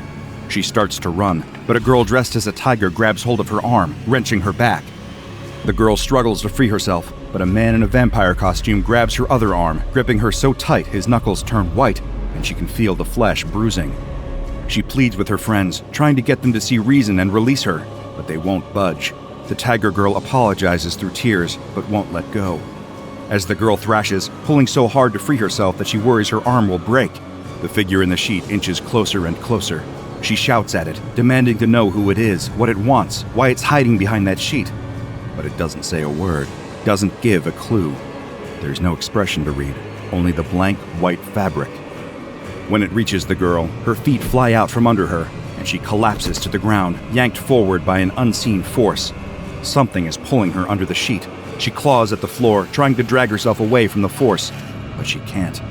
The party guests watch, helpless, as their hostess disappears under the sheet, until the only thing left is her writhing silhouette and her screams. Then, the screams go quiet. Nothing left of the girl but her witch's hat lying on the floor. The figure gathers its sheet around itself and calmly walks out of the party. Those unfortunate guests watch their even more unfortunate friend encounter the creature known as SCP-6096. SCP-6096 is a humanoid entity that spends all of its time hidden beneath a large cotton sheet. A vague sense of its shape can be garnered by observing the entity, but its body is hidden at all times, preventing a complete physical description from being recorded. However, Foundation researchers have determined via a cursory examination that the entity is 1.55 meters tall and that it weighs approximately 48 kilograms. The sheet itself is larger than SCP-6096's body, trailing on the ground behind it by at least a meter whenever the entity moves. All attempts to remove the sheet in order to get a proper look at the thing have been unsuccessful. One of the most unusual properties of SCP-6096 is that it cannot be harmed. I don't mean that it is impervious to damage, but rather that any living being that attempts to engage in a behavior that would harm the entity finds themselves unable to do so. This includes, but is presumably not limited to, actions such as attempting to attack SCP-6096, attempting to order others to attack SCP-6096, attempting to trick others into attacking SCP-6096 without their knowledge, laying a trap for SCP-6096, ordering others to lay a trap for SCP-6096, creating an autonomous device that would harm SCP-6096, attempting to leave SCP-6096 unsupervised and in harm's way, and attempting to remove SCP-6096's sheet. Most of the time, SCP-6096's behavior is described as peaceful and docile. As long as there is no danger present, it allows itself to be led into containment and remains there with seemingly no objections. However, every so often, the entity becomes active and will attempt to leave its location. It does so at a steady pace with single-minded persistence as it pursues one specific target at a time. It is uncertain how the entity chooses a target, but so far, it has always been a seemingly random human being somewhere on Earth. Not only does SCP-6096 know exactly who its target is, but anyone who observes the entity during an active period finds that they too know who it is seeking out. In addition to this anomalous effect, the person will also find themselves compelled to help SCP-6096 reach its intended target. These targets appear to be the only individuals unaffected by SCP-6096's anti-harm properties. A person that the entity has selected will, in fact, be able to harm it. However, none have managed to successfully do so, mainly due to the protective influence of the other humans caught in the creature's anomalous thrall. But what happens when SCP-6096 reaches its target? Research into this has been largely inconclusive, but a few facts are certain. SCP-6096 will pull the person underneath its sheet until they have disappeared from view. If the victim is conscious, they can be heard fighting, struggling, and screaming in unimaginable agony for up to 40 minutes. Then they go silent and are never seen again. Once its chosen victim has disappeared, SCP-6096 becomes docile and largely immobile again, and can be led back to containment. Whatever happens to its targets under that sheet, it is definitely not anything good. SCP-6096 was discovered by the SCP Foundation on September 12, 2018, when police were called to the home of the Mallion family in the town of Durham, New Mexico. Samuel and Amanda Mallion greeted the officers in a state of distress, claiming that a person wearing a sheet had come into their home and somehow caused their 16-year-old son Desmond to disappear. Authorities spotted SCP-6096 inside the home and planned to remove the sheet in order to interrogate and detain the suspect. but found themselves unable to take another step closer to the thing. Terrified by their inexplicable encounter, they submitted an incident report to their supervisor, who passed it up through the chain of command in the regional government until it landed in the hands of the SCP Foundation. Alongside the police report, the Foundation was able to access security camera footage from the Malian family home. A transcription of the video's contents is included in the official Foundation files. I'll do my best to summarize its events. The home security footage depicts the Malian family sitting on their living room couch, facing the television. Samuel and Amanda watch a program on TV as Desmond idly scrolls through his phone. Outside, a car can be heard pulling into the driveway. Though the driver's identity has not been confirmed, this is believed to be a local taxi driver named Drake Ellen, dropping SCP-6096 off at the Malian's door. A moment later, Samuel draws his wife's attention toward a window. At first, the two are surprised but amused, assuming that SCP-6096 is some sort of errant Halloween decoration. However, they become increasingly disturbed as the sheet-covered figure approaches their door and begins to knock, so softly it is nearly inaudible. As Samuel gets up to enter the door, Amanda grabs her son's arm, holding him in an increasingly tight grip and refusing to let him pull away. Unable to stop herself, no matter how upset she becomes, she holds Desmond still as her husband lets SCP-6096 into the house. It glides across the floor toward Desmond, who struggles to break free from his crying mother's grasp. Amanda can be heard reassuring him, saying, "You just stay still, honey. You just close your eyes. It won't hurt if you just close your eyes. I love you." Desmond struggles harder, but finds himself unable to break his mother's hold. He kicks his legs, knocking his phone to the ground as the sheet-covered entity draws closer and closer. He begs his mother to let him go, but she doesn't budge. His father, through tears, says, "Just stay still, son. Just stay still. It won't hurt for long. It can't hurt for long. Stay strong. Stay strong for me." Starting with his feet, the entity begins to cover Desmond with its sheet, pulling him out of sight. Amanda and Samuel watch in wordless, open-mouthed horror, silent screams stretching their faces into masks of terror and grief. Desmond can be heard screaming, thrashing violently beneath the sheet, though what exactly is happening to him under there cannot be seen.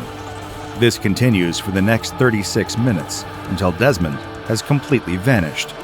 At this point, SCP-6096 wraps itself in its sheet and sits down on the floor, watching the television without a care in the world. Amanda and Samuel, on the other hand, find themselves able to move on their own again, and must reckon with what they just saw, what they just participated in.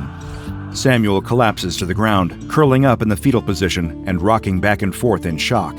Amanda stumbles backward, keeping her eyes locked on SCP-6096, and dials 911 on her cell phone. They stay right there until the police arrive. At this point, the video log cuts out. After the SCP Foundation was notified of the incident at the Malian family home, Foundation officers administered Class A amnestics to Amanda and Samuel, as well as to all responding officers who encountered SCP-6096.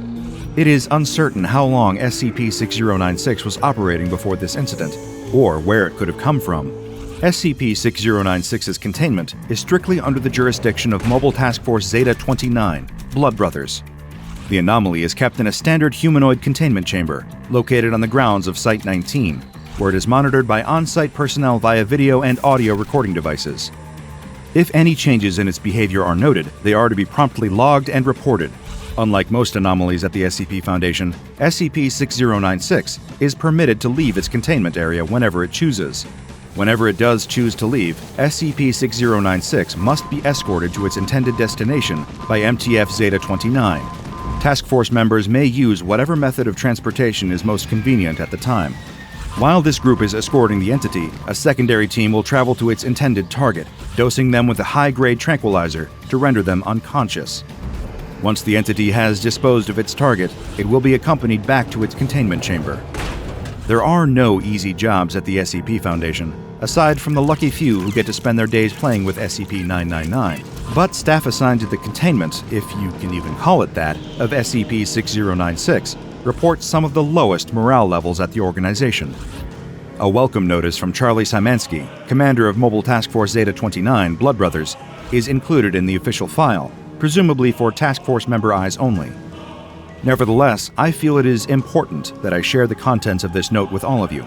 as they provide a valuable look into the perspective of the members of this unfortunate task force.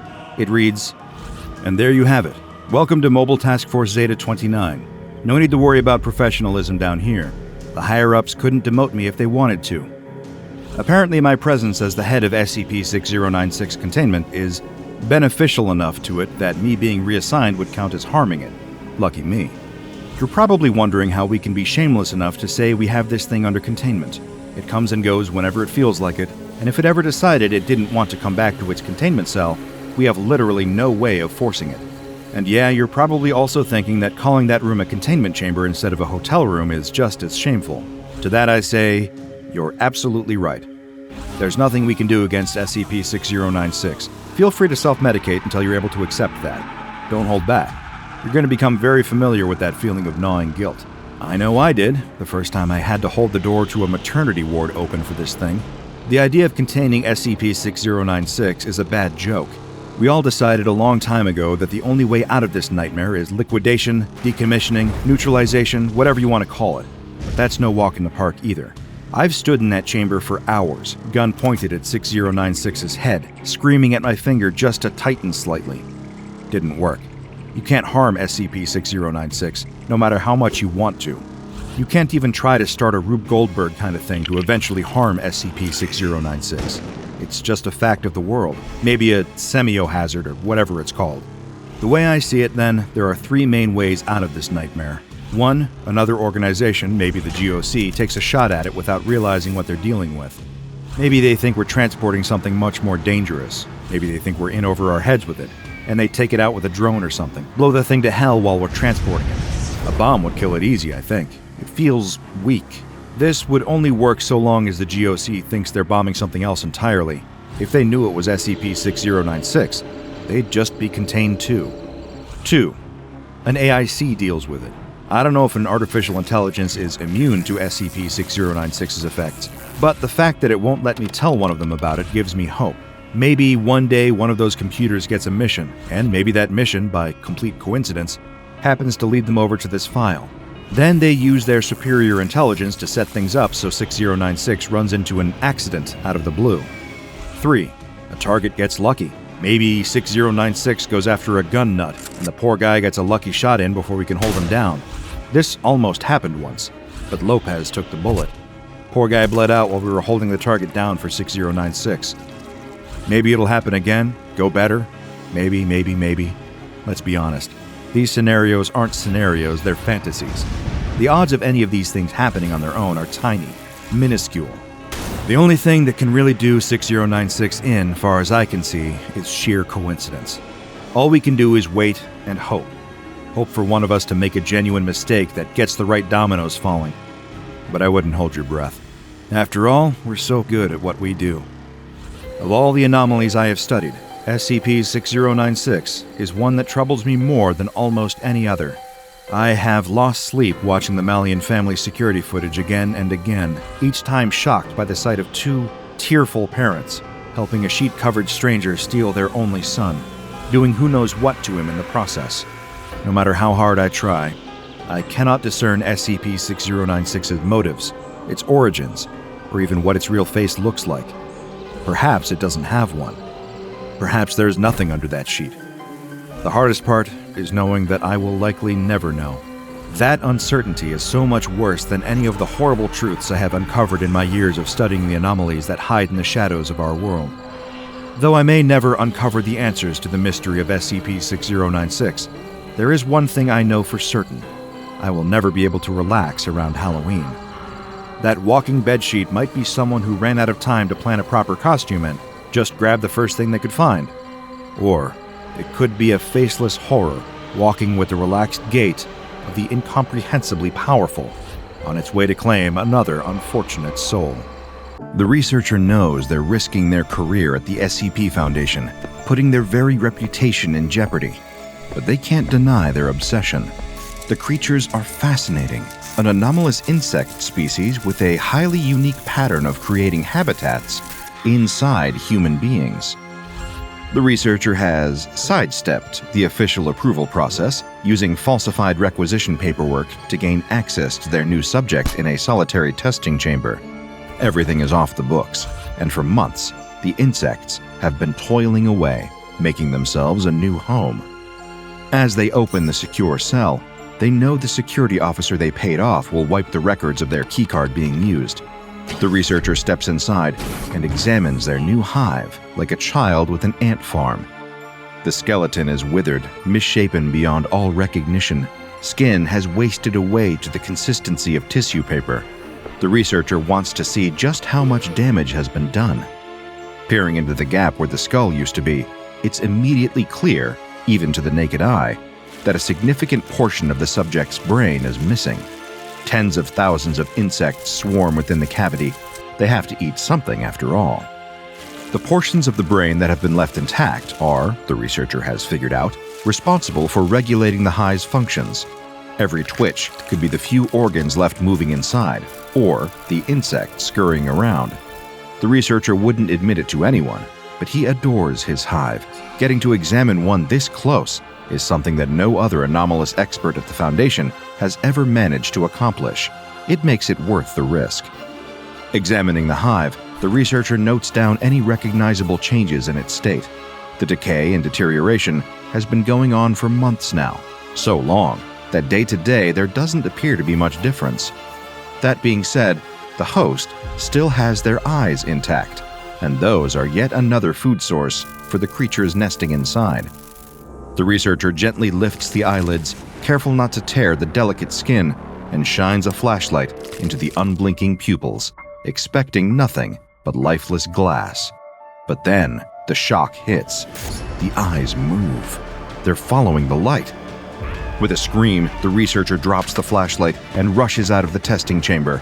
They feel sick, alarmed, distressed. They thought the insects only nested in the dead. They had no idea that the hive was still alive.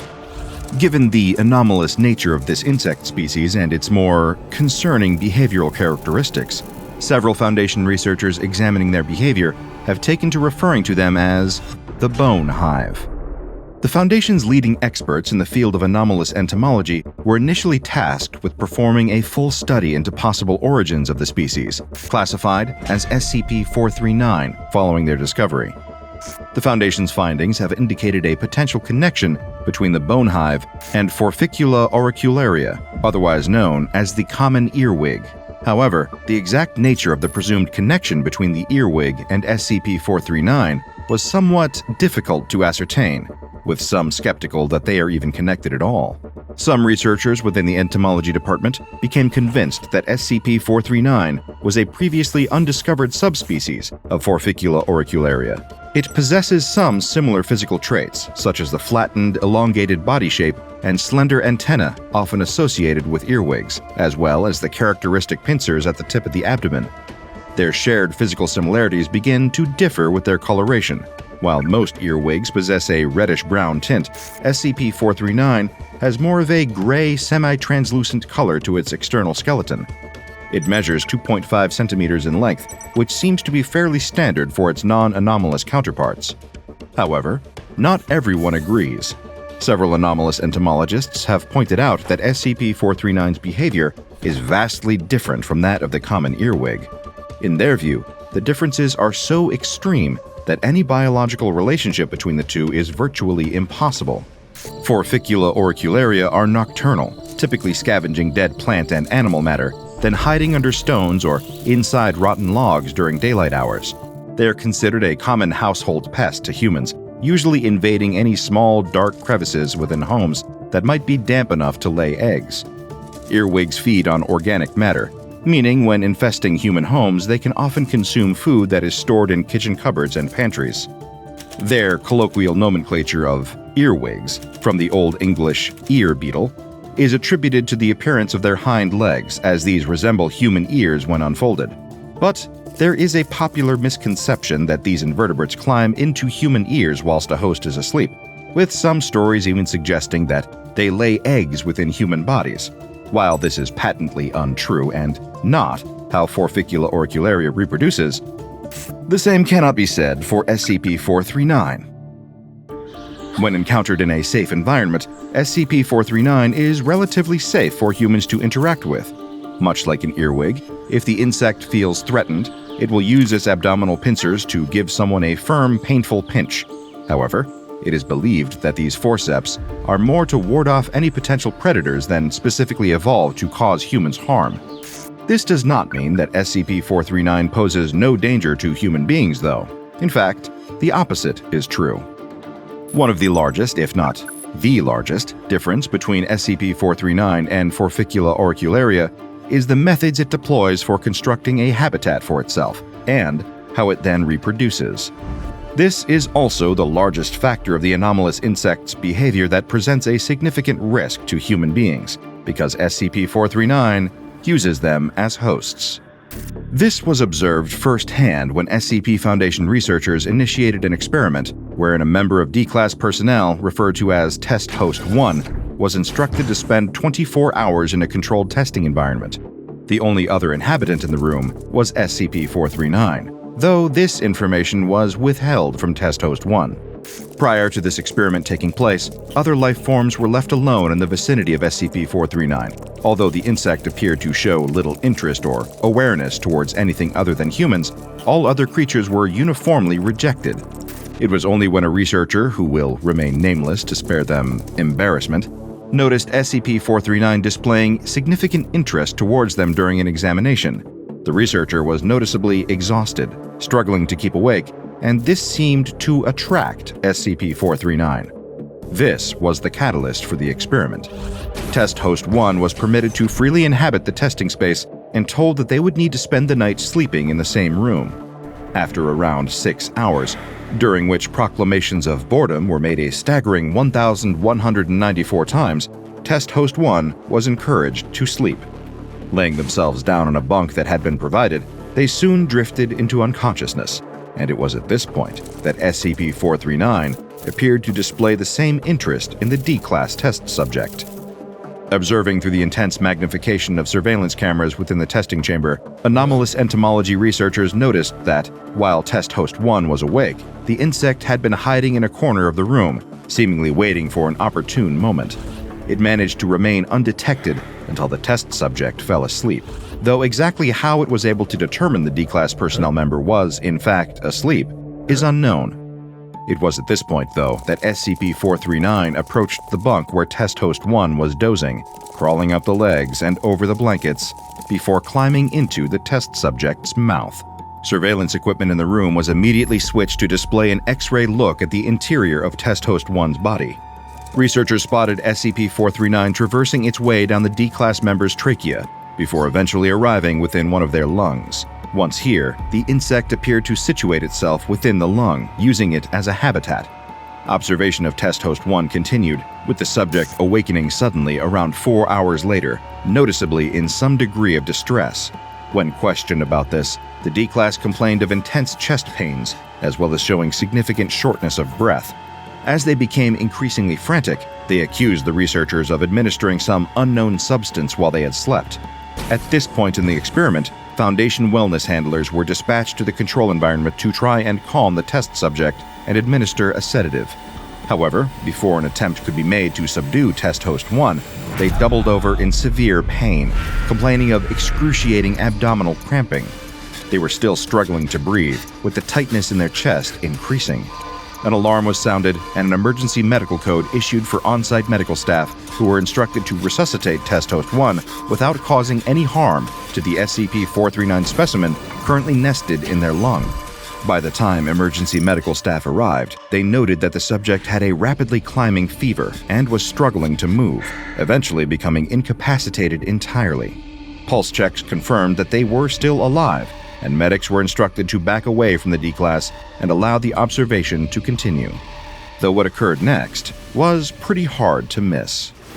Estimated to have occurred somewhere between 4 to 8 hours after SCP-439 entered the lung, Test Host 1's incapacitated body began convulsing violently.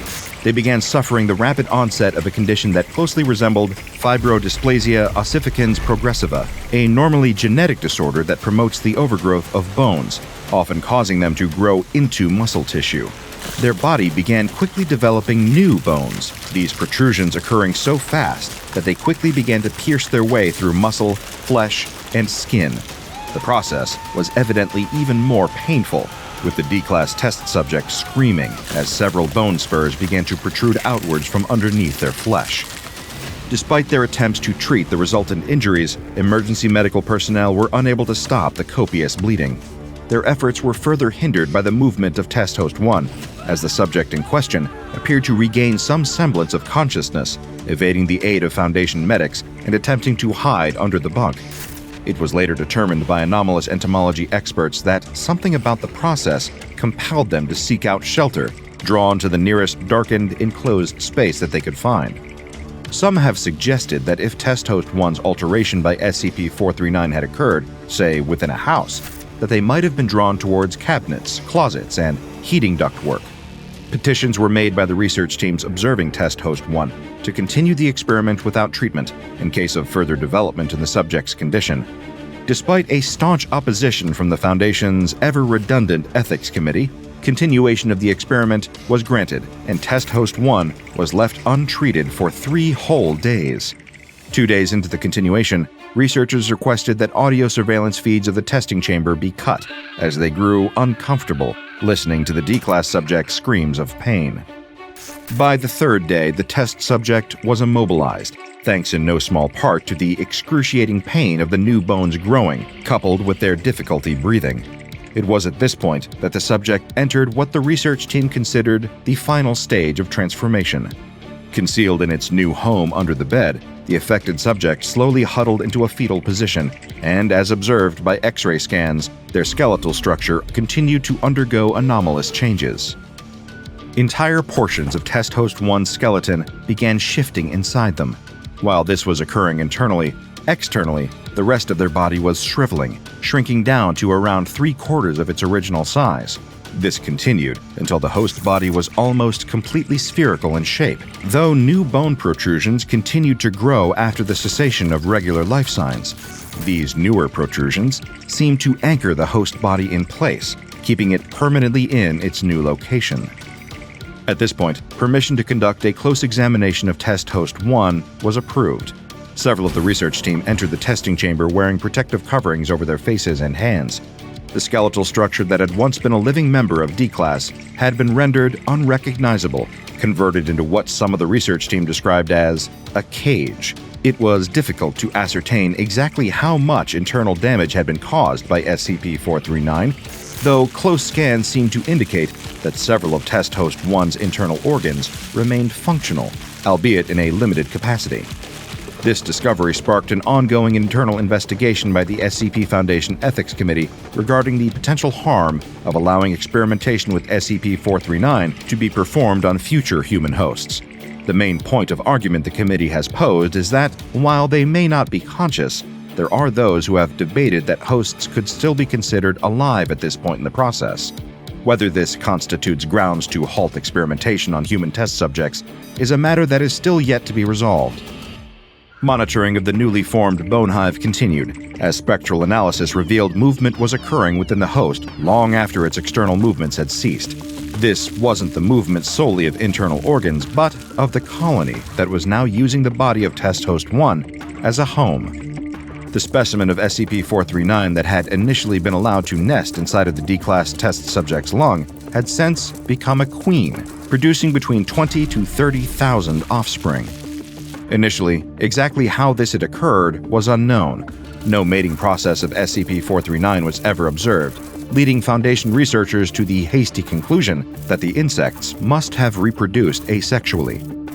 These offspring of the original queen seemed to match the behavior exhibited by workers, drones, and warriors, distinguished by their large, powerful abdominal forceps.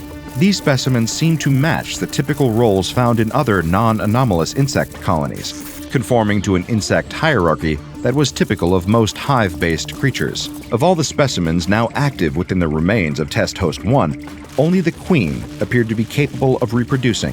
For a time, quarantine procedures were considered, as well as total incineration of the bone hive by Mobile Task Force operatives using flamethrowers, in order to prevent a possible infestation. However, once it was confirmed that none of the other specimens posed a significant risk, these safety measures were rescinded. Research teams were flabbergasted by the state of the interior of what had previously been Test Host 1. The structure within was virtually unrecognizable as a human body, with various internal organs having been removed and seemingly destroyed. However, the lack of waste or residual tissue seemed to indicate that these organs had been consumed by the members of the SCP-439 hive and used as a food source. Other organs had been modified by the workers to be repurposed as incubation chambers for the eggs laid by the insect's queen. Most notably, anomalous entomology experts observed what they considered to be an indigenous behavioral trait that appeared to be unique to SCP-439 specimens. These anomalous earwigs appeared to use the digestive system of their host's body to process organic materials that warriors collected and deposited into the host's stomach. The colony will then manipulate the upper and lower intestines of their host, breaking down the organic matter into a slurry of nutrients. This is then used as food for the insects, and additionally allows the host structure to be sustained without succumbing entirely to total collapse. The state that hosts are kept in was described by one Foundation entomologist as a waking death. Colonies of SCP-439 cannot exist in perpetuity, however. In fact, their primary biological function appears to be to continue harvesting organ matter from their host until the colony produces a new queen. This occurred within 6 months of the initial implantation of SCP-439 into Test Host 1, though it's estimated that a new queen can be born in as few as 4 months in other cases. Once this new queen has emerged from within the colony's ranks, it will select a drone to mate with. This process completely derailed the Foundation entomologists' prior train of thought. They had previously believed SCP-439 to be capable of asexual reproduction. It appeared that the prior specimen had been impregnated with the necessary offspring to start a new colony at some point prior to being discovered by the Foundation. Once the new replacement queen is inseminated, the work of the existing colony ends. The specimens of SCP-439 will destroy themselves by rupturing the redacted within the host's body, ensuring the majority of the insects are killed while the new queen is protected. Workers and drones are unable to survive outside of the host, while warriors will abandon the hive to die having completed their tasks. These insects cannot consume any organic matter apart from the NutraHive slurry produced by the colony, so they will inevitably die once departing their hive of origin. The sole survivor, the newly formed replacement queen, will then exit the bone hive, fertilized and ready to locate a new human being to serve as the host for the next colony. It appears that these SCP-439 queens are able to stay fertilized in near perpetuity until they have entered a new host, though they cannot implant themselves within any mammals other than humans. The now vacant host of the previous colony will cease any residual life signs following the evacuation. A thorough post-mortem examination of the husk that used to be Test Host 1 revealed that the former test subject had not been killed by the mass trauma of several thousand insects burrowing out of them, but through starvation. Foundation experts in anomalous and altered human biology have posited the theory that the slurry produced by an SCP-439 provides just enough nutrients to keep their hosts on the verge of functionality. But after the evacuation, their bodies are no longer being sustained by this limited supply of cannibalized organic matter. Debate as to whether host bodies can be considered alive or not is still ongoing and unresolved. It is this process of utilizing human bodies as hosts for their hives that constitutes the key difference between SCP-439 and the common earwig. The severity of this difference has led to the belief that the two species only share a slight cosmetic resemblance, which some have chalked up to an evolutionary coincidence. Put simply, SCP-439's behavior is so unusual that it doesn't seem possible to many Foundation researchers that it could possibly be a distant relative of the common earwig.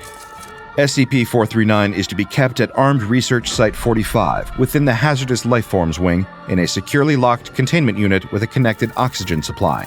Handling of the specimen is only permitted to personnel with Level 2 clearance or higher, and it is to be fed regularly through a feeding tube, using only the approved nutritive substances. While the specimen currently being studied by the Foundation was recovered within mainland China, there have been no reported sightings of similar insects within the vicinity of the redacted province, nor anywhere else in the world. Currently, the only known specimen is the one found by the SCP Foundation. This has not ruled out the possibility of other colonies of SCP-439 existing elsewhere. The drive should have been peaceful. A quiet road, endless fields, and the occasional mailbox. But tonight, the world looked like it wanted to swallow itself whole Rain slammed against the windshield, and the wipers were fighting a losing battle. The headlights barely cut through the storm, illuminating nothing but mud, trees, and the endless churn of water. It was the kind of night where bad things happened. The pastor gripped the wheel tightly, his knuckles turning white as he muttered under his breath. The call had come in an hour ago. An old farmer on the outskirts of town was at death's door. No family, no friends, just an old house, a creaking barn, and the slow drip of time. It was his duty to go. That's what he told himself. Lightning cracked overhead as the house finally appeared at the end of the road. One flickering porch light swayed in the wind, casting long, shifting shadows across the flooded dirt. The pastor sighed. This feels cursed. He stepped out of the car, his boots sinking instantly into the mud. He trudged forward, pulling his coat tighter as the wind howled through the empty fields. He knocked once. The door creaked open on its own. Inside, the house was too quiet. The air smelled damp, like old wood and forgotten things. An oil lamp flickered weakly on the table, barely pushing back the dark. Then, a cough. A wet, rattling thing coming from the next room. About time, the old man yelled. The pastor stepped forward, boots squeaking on the warped floorboards. He followed the sound to a small bedroom and stopped. The farmer lay in bed, barely more than bones under a blanket. His skin was waxy and bruised in places where it shouldn't be. His hands, twisted and wrong, gripped the covers like they were the only thing anchoring him to this world. And his ears were gone. Just two jagged, infected stumps where they used to be. Blood had dried into dark streaks down the side of his neck. His head twitched slightly, like he was listening. The pastor swallowed. How did that man hear him come in? The farmer's sunken eyes slid toward him. Doesn't matter, the farmer croaked, as if replying to the pastor's thought. His lips barely moved, but his throat rattled. You gonna do this or not? The pastor's skin prickled. He gazed over the man's misshapen arms, the bruises over his ribs, the way his legs lay completely still under the covers. A man didn't get injuries like that from illness. The pastor's stomach knotted. He fell. No, he jumped. His mouth felt dry. You tried to. Didn't work, the farmer rasped. He wasn't looking at the pastor anymore. His eyes had gone distant, like he was watching something behind him. The pastor didn't dare turn around. A gust of wind hit the house, rattling the windows. The candle flame shook violently, making the shadows lurch. The pastor reached into his coat, pulling out his small leather book. This is fine. Just another dying man, desperate to make peace before the end. You wanted your last rites? The farmer exhaled sharply. His cheek twitched. Yeah, won't do much good though. Another one who doesn't believe, the pastor thought to himself. The old man laughed, but it was breathless, a whisper of a sound, like something moving through dry leaves. Oh, I believe, the farmer murmured. I just know he ain't listening. The pastor frowned. He was almost positive he didn't say his last thought out loud. That's not true. The farmer's eyes slid back to him. And tell me why I've been hearing them. A crack of thunder boomed through the house. The pastor stiffened. Hearing who? The farmer's breathing hitched. His fingers flexed under the blanket. His lips moved, but not in time with his voice. They whisper, the old man rasped, but his lips never said it. The pastor opened his mouth. The farmer's body arched. His mouth fell open in a soundless scream. His chest heaved, ribs pushing up against his skin like something was pulling from the inside. His eyes, wild, desperate, locked onto the pastor's. Then, the scream hit. But not through the pastor's ears. It slammed into his skull like a church bell ringing in reverse. A sound that wasn't a sound. A force that wasn't a force. The impact nearly made the pastor retch. His vision blurred at the edges, the room tilted. Then it was gone. Silence. The old man collapsed back onto the bed. The pastor gasped, chest heaving, fingers clenched so tightly around his book that the leather creaked. The lamp flickered once, then held steady. The house was just a house again. The storm hadn't stopped. The wind still roared outside. The candle flame still danced weakly. Nothing had changed, except him. But the pastor didn't know that yet. He exhaled slowly, and then, because this was still his job, he gently closed the farmer's eyes. The funeral happened a few days later. It was small. A handful of townfolk stood under a gray sky, heads bowed, hands folded. The wind had finally gone still. The pastor stood at the head of the grave, Bible in hand. His voice carried low and steady as he spoke the final rites, the words as familiar to him as breathing. The farmer had no family to claim him, no visitors to say goodbye, no one except a few neighbors, an old friend or two, and the pastor himself. And the grave was shallow. The town's gravedigger had mentioned it in passing earlier, something about the body being fragile. The pastor had nodded. He hadn't asked questions. The coffin was lowered, the dirt followed. The mourners lingered only briefly before heading back down the hill. Soon, it was just the pastor and the gravedigger. The man wiped his forehead, looking down at the freshly packed soil. "Strange thing," he muttered. "Do you see his ears?" The pastor kept his gaze fixed forward. He had seen them. The man chuckled uneasily. "Must have been real desperate to stop hearing things." The gravedigger silently mused to himself. "Well, guess it don't matter now," the pastor replied, as if words had been spoken. The gravedigger looked at the pastor, perplexed. He exhaled sharply, tossing his shovel over his shoulder. The pastor, unaware of what transpired, pulled his coat tighter against the cold. "Thank you for your work." The gravedigger nodded, muttering something about rain before heading off down the hill. The pastor stayed a moment longer. A question gnawed at the edge of his mind. He still couldn't figure out how that farmer heard him enter the house without ears.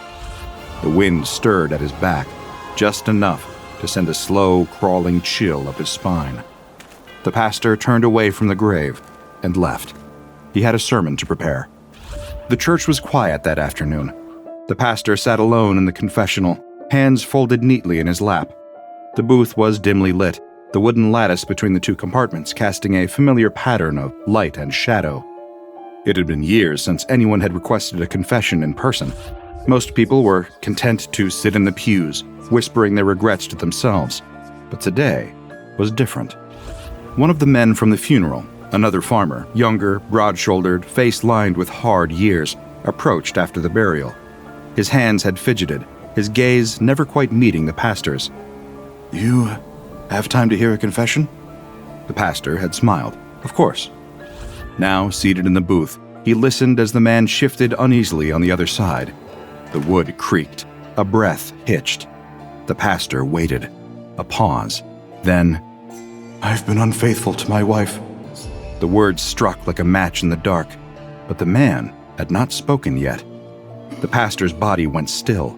His hands, folded neatly in his lap, tightened slightly.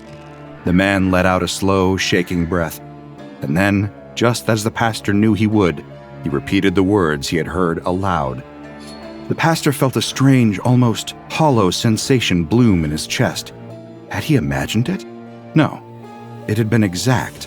The same words, the same tone, the same weight of shame pressing against them. The pastor inhaled slowly, carefully. His pulse had quickened, but his voice was steady. "Repentance is the first step toward forgiveness, my son." The man exhaled, relieved. They prayed together. The confession ended. The pastor watched the man leave, disappearing into the cold afternoon light. Alone once more, the pastor leaned forward, resting his elbows on his knees, his hands clasped together, fingertips pressing against his lips. His heartbeat was still quick. It had to be a coincidence, didn't it? The pastor let out a slow breath, gaze falling to the dim glow of the candle burning on the altar. "This is a gift," he told himself silently. "A blessing." Outside, the wind picked up again. That Sunday, as the pastor began his sermon, he heard every single thought in the church. It was a slow, creeping realization. He had opened his Bible, drawn in a deep breath, and spoken the first few words when I hope this doesn't run long. I should have eaten before coming. Did I leave the stove on? I can't take this anymore. I want a divorce. Does he actually believe this stuff? The voices stacked on top of each other, layer upon layer, too loud to be whispers, but too quiet to be speech. The pastor paused and looked at his parishioners. No one was moving their lips. He gripped the pulpit tighter. Something strange was happening. His gift was beginning to feel like a curse. Willing his voice to remain steady, he tried to push through it, tried to finish the sermon, but the voices swarmed into his head. Maybe if I scratch just a little, no one will notice. I hate my job. I hate my life. I wish I could just disappear. Why is he sweating? The pastor's throat narrowed. The words blurred on the page. His vision swayed, like the walls were tilting inward. He closed the book. With a shaky voice, he uttered, "Let us prepare for communion." The line moved slowly. One by one, they approached. The first was a teenage boy, hands shoved deep in his pockets, hair still damp from the morning shower. I wonder if Pastor knows how much weed I smoked before coming in, the boy thought to himself. The pastor's fingers twitched as he placed the wafer on the boy's tongue. The next, an old woman, face lined with deep wrinkles, her eyes sharp beneath her sun hat. I should call the police about my neighbor. I swear he has bodies buried in his yard, she thought as she piously opened her mouth to receive her wafer. Then a father, kneeling reverently, son at his side. I don't even know if this is my kid. The pastor's breath caught. The line creeped forward again. A kind-faced woman, hands folded, smiling warmly. Does he know this is all a lie? The pastor's ears buzzed. The next. I hate my wife. I hate my wife. I hate my wife. The next. God isn't listening. The next. The pastor has big hands. I wonder if... The pastor's world tilted sideways. His ears hummed violently, drowning out the organ, the rustling of clothes, the shifting of feet. He staggered. A hand caught his arm. Someone murmured his name, concerned. But beneath their voices, beneath the worried whispers, he could hear what they really thought. He's sick. He's losing it. Is this a test? The pastor took a breath, sharp, unsteady. He had to get out. He bolted out of the church and ran to his car. All he wanted was some silence, but the drive home was worse. The stoplight turned red, and the cars lined up beside him. The silence lasted a second. Then, it flooded in. I should just floor it. If I get hit, at least I won't have to go to work tomorrow. Do they know I stole the money? I don't think they know. God, I hope they don't know. Does this rash mean I have something? The pastor's fingers gripped the steering wheel. The light turned green. He sped through the streets until he made it home. He slammed the door behind him, the echo swallowed by the stillness of the room. The apartment was small, simple, a place meant for peace, for self-reflection. But within moments of stepping into what should have been his sanctuary, I wish I had died first, an elderly widow thought to herself in the unit next door as she knitted by her window. The mailman locking his truck down by the curb. What if I just left? Just kept driving, never looked back. The pastor clenched his jaw, squeezing his eyes shut, pressing his palms against his temples. He could hear everything anyone was thinking within a 200-meter radius around him. Silence. He just wanted silence. He needed it. But everyone was so loud. Thought came to him. What if he just slept? Surely the voices couldn't reach his dreams. He laid himself down in bed and tried to sleep. He really did. But the voices were too loud. He held the pillow over his head, stuffed his ears with paper towels, but as the sun came up, the voices were still there, loud and clear, ringing around his head. After a few days of this unending madness, the pastor was completely sleep-deprived. He was terrified to leave his apartment, but he was desperate for some sleep. So, he decided to venture out of his apartment to go to the store and buy some sleeping pills. The sky was overcast, the wind still carrying the weight of the storm that had passed. People were out, running errands, chatting on porches. Everything looked normal, but now, he knew things about those people he shouldn't know. A young mother who was a regular at church on Sundays rocked her baby outside the corner store. She spotted the pastor walking across the street and smiled as she waved to him. All the while, through her smile, he could hear her say, I hate this life. I hate this town. I hate this child. The butcher in the corner store grinned as he wrapped a cut of meat. If they knew where this really came from, He thought smugly. They all looked normal. They smiled, they waved, but the pastor could hear them. He could hear their lies, their sins, their shame, their filth. It made his stomach turn. He finally made it inside the store, gripping the wooden basket like a lifeline. He wandered through the aisles trying to find the sleeping pills. His fingers twitched against the basket handle. Too many voices were being hurled at him. He could barely see straight. He knew who was cheating, who was stealing, who was hiding. And they smiled at him.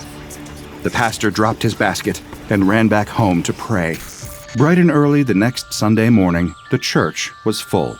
The pews stretched long, packed with familiar faces, smiling, greeting one another, shaking hands, laughing softly at small jokes.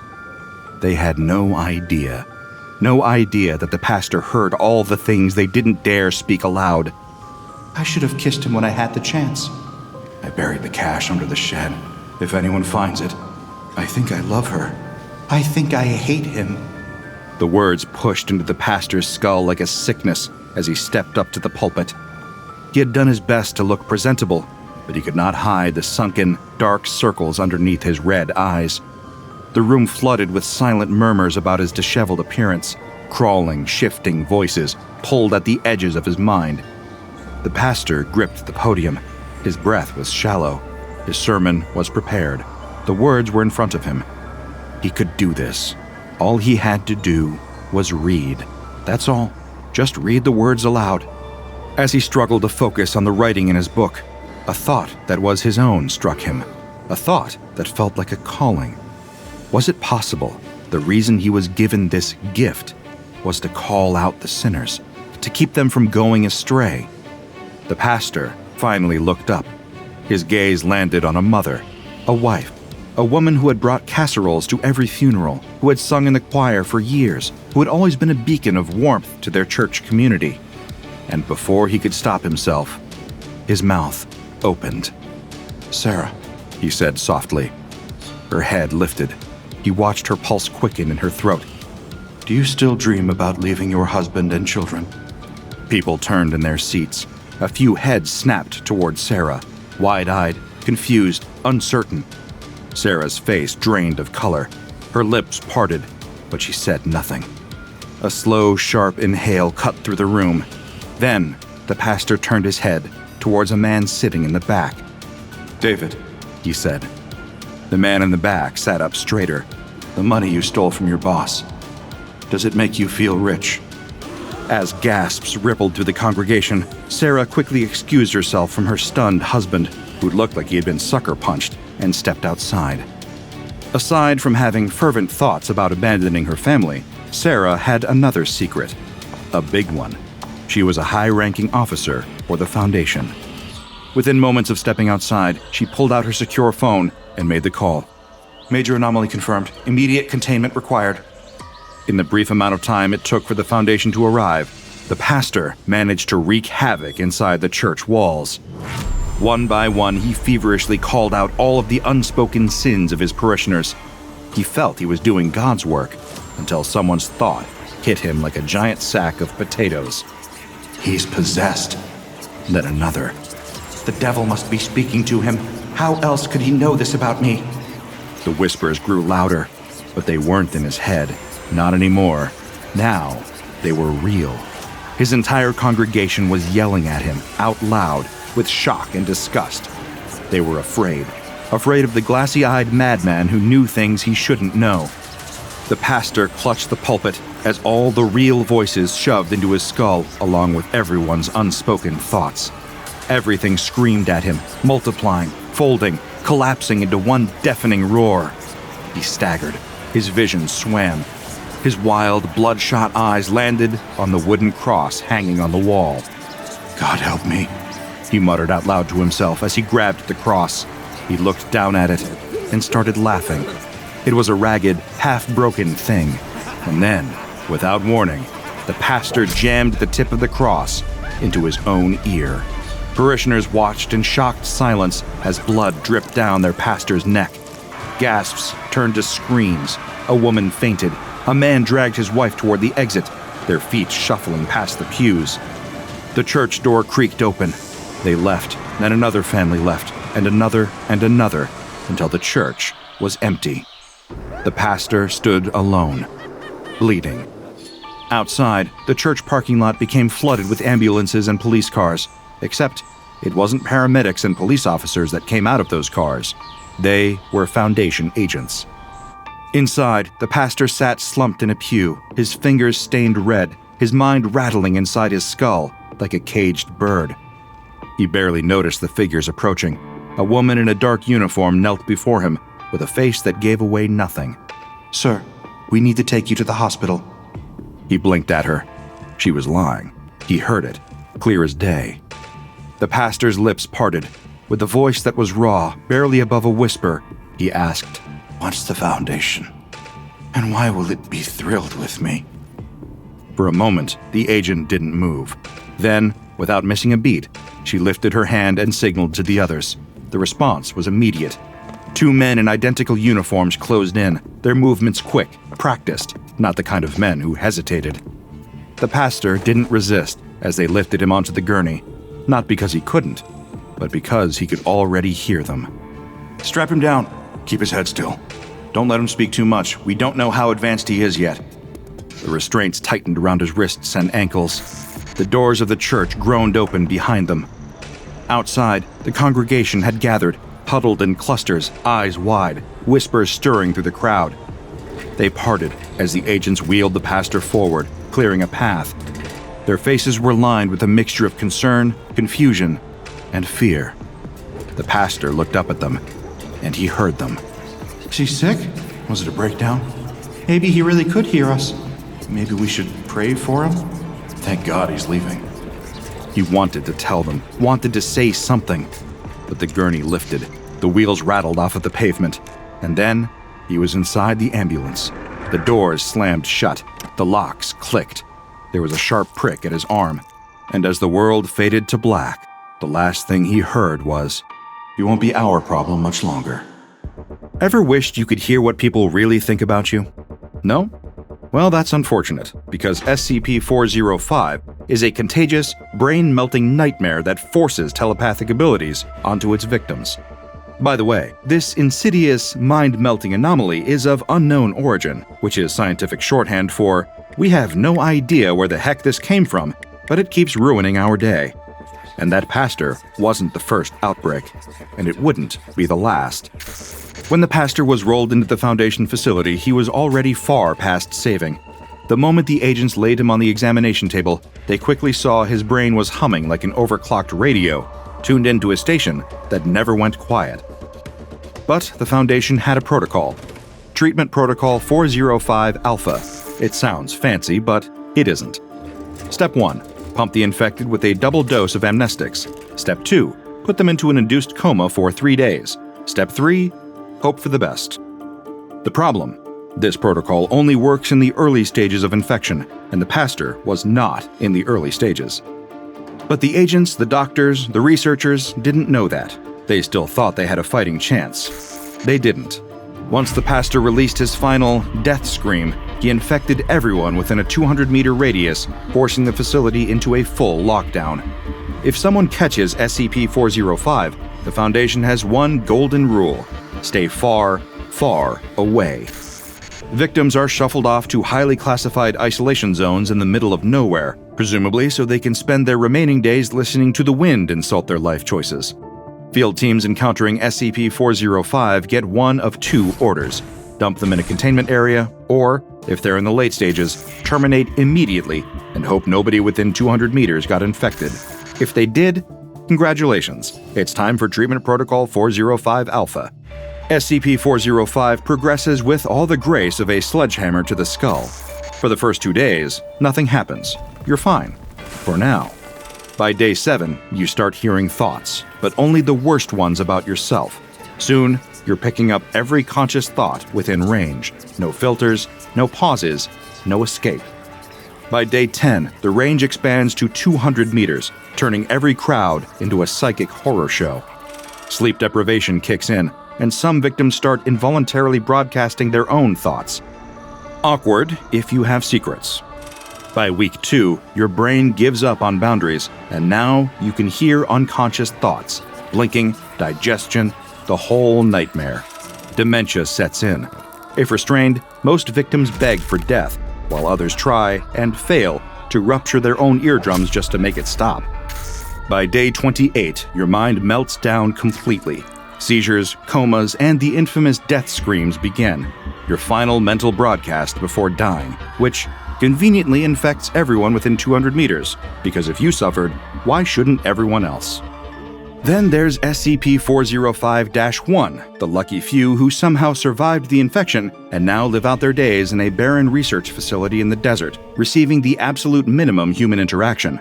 Only 2 doctors are allowed to see them, and even they have to be doped up on tranquilizers before entering, because nothing says we care like medicating your staff just so they can tolerate a conversation. At some point, the Foundation thought it would be fun to stick all the SCP-405-1 survivors together in the same place, because what could go wrong with cramming a bunch of broken telepaths into the same building? Surprise, their personalities started merging. One picked up musical talent he never had. Another started instinctively field-stripping weapons despite having no military background. The conclusion? If you find another survivor, for the love of all things holy and unholy, do not send them here. SCP-405 appears out of nowhere, like that one bad idea you had at 2 a.m. It has no known origin, and its outbreaks have been happening for hundreds of years. Most outbreaks happen in schools, proving once and for all that high school really is the worst place on Earth. Only 2 cases have been recorded outside the US, one in Canada and one in Wales, which means either the rest of the world is better at handling pandemics, or the Foundation is really bad at covering up psychic mass casualties. SCP-405 is proof that mind reading isn't a superpower. It's a slow, screaming descent into madness. If you hear a voice in your head that isn't yours, run. If you suddenly know exactly what someone thinks of you, run faster. And if someone dies in your general vicinity and your ears start ringing, congratulations, you're next. The morning sun streamed through the window, casting beams of light that pierced the dusty, cluttered apartment. Remnants of a life filled with promise were bathed in the soft, ethereal glow. Faded photographs of various dig sites framed articles highlighting his amazing finds with headlines such as "Whiz Kid Archaeologist Unearths Lost Tomb. Archaeology's rising star makes history again." It was an archaeological record of an archaeologist's life. Now, he himself was an artifact, buried in the past. Years had passed since the glowing headlines. Now, the only stories written about him bore harsh titles like "From Prodigy to Pariah" or "Disgraced Digger's Downfall." A knock on the door caused the man to jolt up from the tattered sofa that doubled as his bed. He looked around the room in a panic. Another louder, more insistent knock soon followed. "Open the door," said a thick Austrian accent. The man tiptoed, his breath catching with every step. Carefully, he looked through the peephole. In the hall stood a short, bald man, flanked by 2 burly men in dark suits. "I can see your eyeball, yeah?" He ducked down immediately, heart pounding. Who were they? Could this be a scheme by the landlord to scare him over unpaid bills? Rent wasn't due yet. Was it? What day was it, anyway? "You are the archaeologist who had the unfortunate, incident with the pharaoh's tomb, yeah?" The man rested his head against the door, his face etched with dread. Another journalist, hoping to extract one more humiliating quote. When would it end? Why couldn't they just leave him alone? "I want to offer you a job."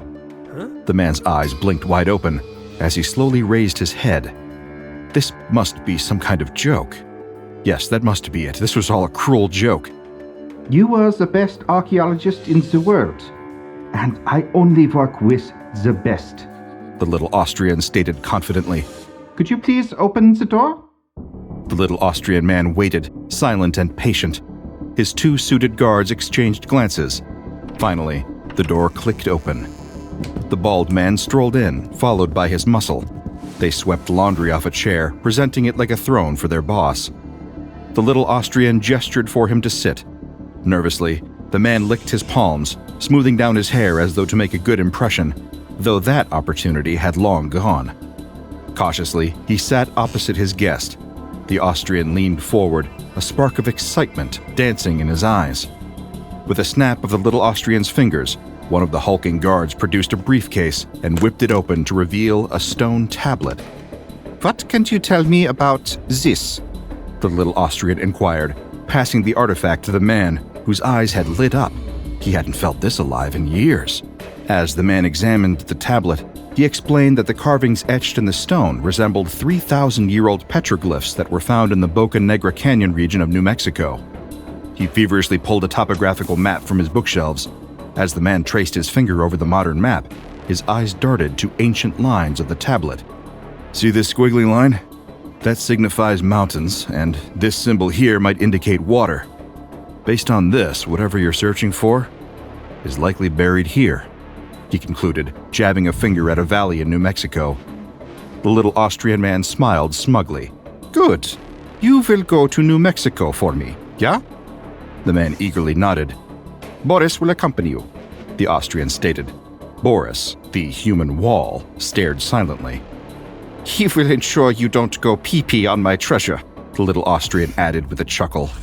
Within hours, the archaeologist found himself on a jet to New Mexico with Boris. Upon arrival, a fully equipped crew awaited them, already camped at the coordinates he'd provided. Their unsettling efficiency hinted at the stakes. The team soon unearthed a tomb entrance blocked by a massive stone slab. But this was no ordinary barrier.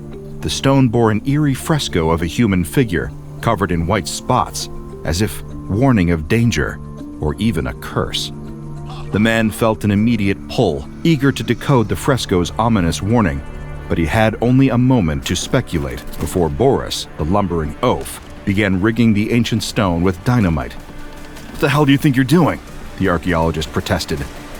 Boris ignored the man's outcries and struck a match. As the fuse burned, everyone ran for cover. They barely had enough time to brace themselves before a giant blast tore the ancient entrance apart. The archaeologist could only stare in shock as shards of history fell from the sky, raining down around him. The smoke barely cleared before Boris charged into the darkness of the tomb. The crew shared a few hesitant glances before following inside. They were here to explore. They were paid to explore, and that's exactly what they would do.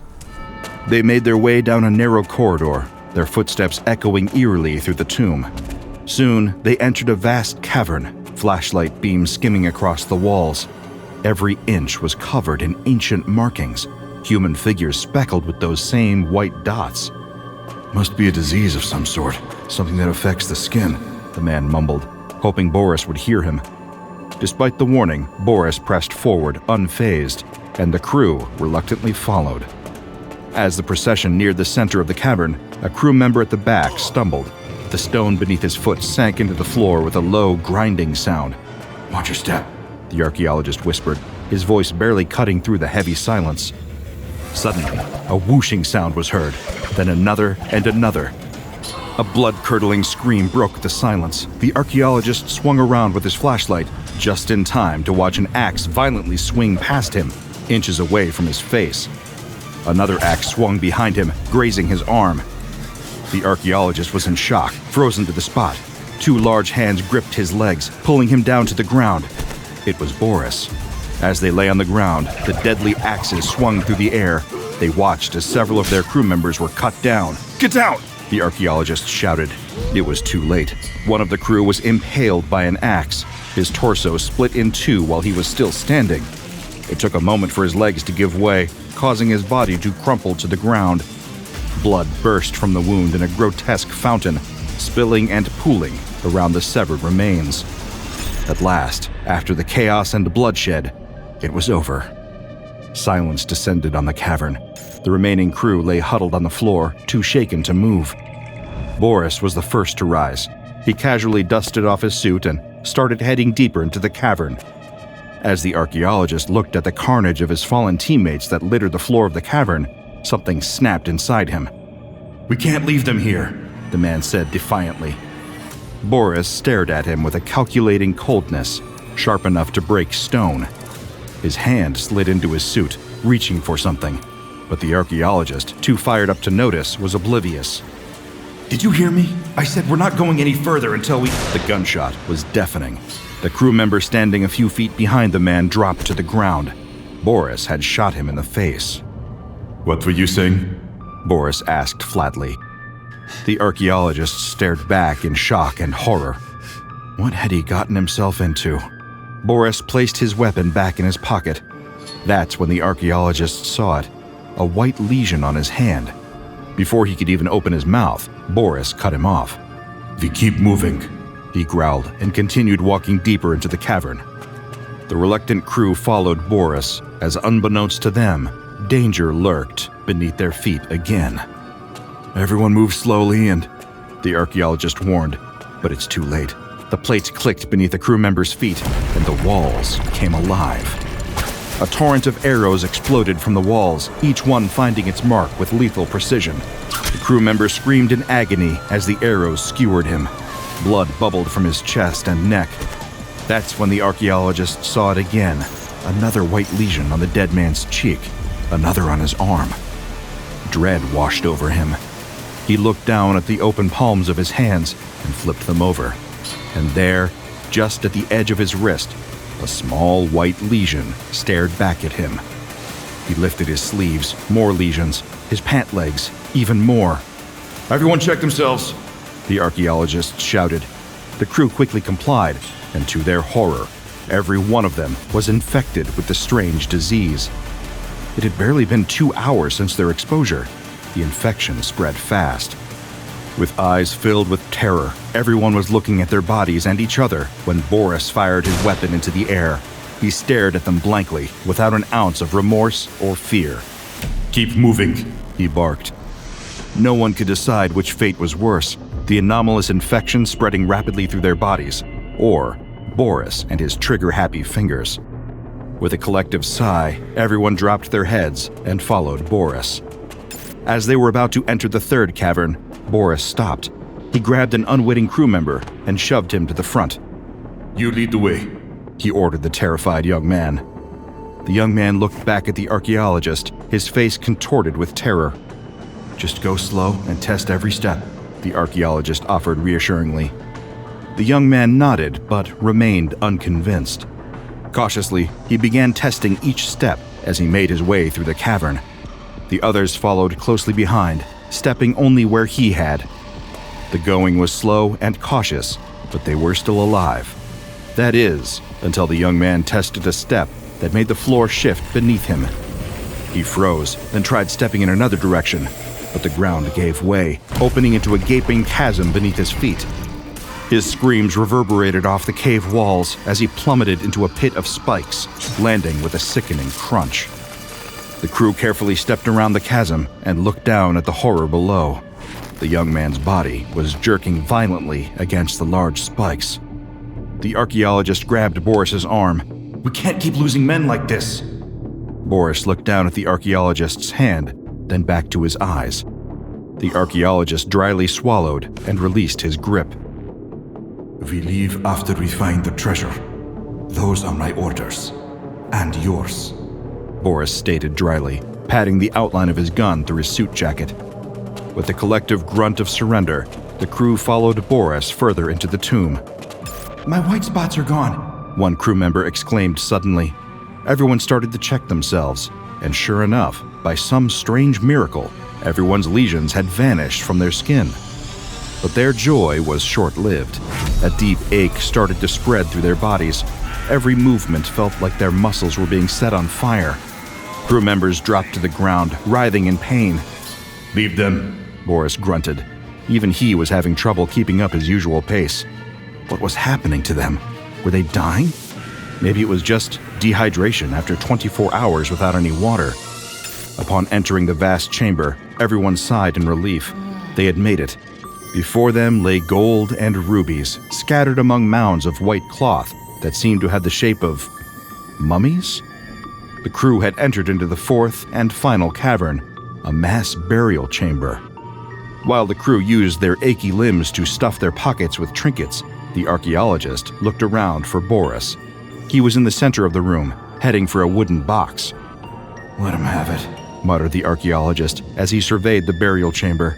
His eyes landed on the walls, covered in primitive symbols depicting a story. The images depicted a meteorite crashing to Earth and entire groups of humans succumbing to the disease it carried. The pictographs showed humans with white spots covering their bodies, the spots fading, followed by drawings of people writhing in agony. Then, it looked like they were tearing their own flesh apart. The archaeologist gasped in alarm. His gaze shifted to another pictograph, one that unmistakably warned against removing the wooden box from its resting place. Boris, no! The archaeologist shouted. Boris had already lifted the box and opened it. With a look of dismay, he pulled out a small black rock. It was unlike any stone he'd ever seen. The entire cavern began to shudder violently. Debris and dust cascaded from above as a massive boulder dislodged, plummeting straight for Boris. Look out! The archaeologist shouted. Boris looked up, but it was too late. The boulder crashed down, crushing Boris. The black rock tumbled to the shaking ground beside the archaeologist. With the cave collapsing around him, the archaeologist was forced into action. He wasn't going to die there. He snatched the rock and bolted out of the cavern, his aching muscles screaming in protest. Move, move, move! He shouted over the roar of the collapsing cave. The remaining crew ran for the doorway as large rocks smashed down, catching those too slow to evade them. We're almost there! He shouted to the surviving crew. As they neared the narrowing cave entrance, the walls began to grind, shifting to seal off the cave forever. With a final, heart-stopping surge, the archaeologist and crew threw themselves forward. The entrance slammed shut with a deafening thud, just seconds after they escaped. The survivors collapsed to the ground, coughing out the dust-filled air. We made it, the archaeologist whimpered, clutching the black rock tightly. The journey back was slow, each step heavier than the last. Their bodies ached, and something worse felt like it was taking hold. The sun had just begun to dip behind the horizon when they finally reached camp. The archaeologist staggered toward the tents, his hands trembling as he held onto the black rock. The others followed, their faces pale, their skin hanging loosely in places. Their movements were sluggish, their bodies racked with pain. The crew members who had stayed behind to tend to their equipment were the first to notice the change. Their eyes widened in shock as they looked at their returning comrades. We're infected, the archaeologist whispered under his breath. Even though no one dared to speak the words aloud, he could see the panic in their eyes already. Without a word, the survivors were ushered into the tents. The archaeologist sank to the ground, his head pounding, his body trembling as he leaned against the nearest tent pole. The air was thick with groans, the sounds of bodies twisting in pain. As the sun set over the camp, the agonized cries of the infected filled the night sky. The remaining crew sat around the campfire, faces grim as they picked at their food, appetite long gone. I'll go check on them, one of the crew members volunteered after a long silence. She stood up and walked toward the nearest tent. The others stared straight ahead, eyes vacant, lost in thought. Then a voice broke the stillness. "What's that on your forehead?" One of the crew members froze as he stared at his friend. A white lesion was on his skin. As he reached up to touch it, his own gaze fell upon a similar lesion on the arm of the person next to him. One by one, the others checked themselves, and the horror spread like wildfire. Their bodies were now riddled with white lesions. Panic coursed through them. Suddenly, a blood-curdling scream rang out. The crew members jumped to their feet, their hearts racing. They rushed to their tents, fear clawing at their throats. She stumbled out, her face pale and filled with terror. They looked inside. The archaeologist was inside, his body bent over, his hands clawing at his own skin. He was peeling away the flesh of his arm with a sickening, compulsive motion. The crew stood frozen in horror, unable to look away. Another scream tore through the night from one of the tents. Rushing over, they found more of their team, the ones who had escaped the caves, engaged in the same grotesque act, clawing at their own flesh. Some used their hands, others knives, and a few even wielded crude, blunt objects. "We need to get help," one crew member murmured. But they all knew it was futile. Without another word, the newly infected crew piled into a jeep. They needed to get to town, but they had to avoid causing panic. They couldn't let anyone know what had happened to them. Not yet. The jeep idled by the sidewalk as the crew member walked up to the house. Inside, the others watched with bated breath. They'd chosen the one person without visible lesions to make the approach. As he shuffled toward the door, his eyes darted back to the jeep, scanning for any danger. But the crew inside had shifted their attention to a small child they'd spotted nearby, playing in the garden. The little boy, with dirt-streaked cheeks and a curious glint in his eyes, was pushing a toy truck across the grass. At first, the crew thought nothing of it, but then, as the boy paused and looked up, he started walking toward the jeep. His small, bare feet shuffled closer and closer, his gaze never leaving the vehicle. The crew member closest to the window stiffened, his eyes locking with the boy's. "Did he just notice us?" one of them whispered, voice tight with unease. The others peered through the windows, holding their breath. The boy stopped directly in front of the jeep, tilted his head slightly, and stared at them with wide, innocent eyes. "Why do you guys look like leopards?" the boy innocently asked. The crew exchanged panicked glances. "Go away!" one of the crew said through the closed car window. She was scared the little boy would get infected. The boy shrugged and turned away from the jeep. He wandered back toward the house, unconcerned, his toy truck still clutched in his hand. As the crew member hung up the phone, the little boy tugged at his mom's dress. "Mom, why do those people outside look like leopards?" he asked. The couple rushed outside. Their expressions shifted to disgust as they spotted the crew in the jeep. But before they could react, the crew member who'd knocked darted back into the vehicle and they sped away. It didn't take long for the CDC to arrive at the camp, their convoy of vehicles kicking up dust as they rolled in. A team of experts in hazmat suits began examining the white lesions that now covered the Stage 1 patients. The lesions were striking, unnervingly uniform, an anomaly that suggested something unnatural at work. At first, the CDC specialists were cautious but hopeful. They suspected it could be Staphylococcus epidermidis, a relatively benign bacteria that can cause skin infections under certain conditions. It would explain the appearance of the lesions and the rapid onset of symptoms. But as the team moved deeper into the camp, to where the Stage 3 patients were housed, their hopes quickly evaporated. These patients were no longer simply sick. They were possessed. Some lay on the floor, clawing at their own skin like feral animals. Others stood, their hands and faces a grotesque mess of open wounds. A few tore at their flesh in jagged, frantic motions, driven by an unrelenting urge to destroy themselves. The sight was so horrific that even the hardened CDC officials recoiled. "This isn't staph," the lead specialist muttered under his breath. "This is something far more..."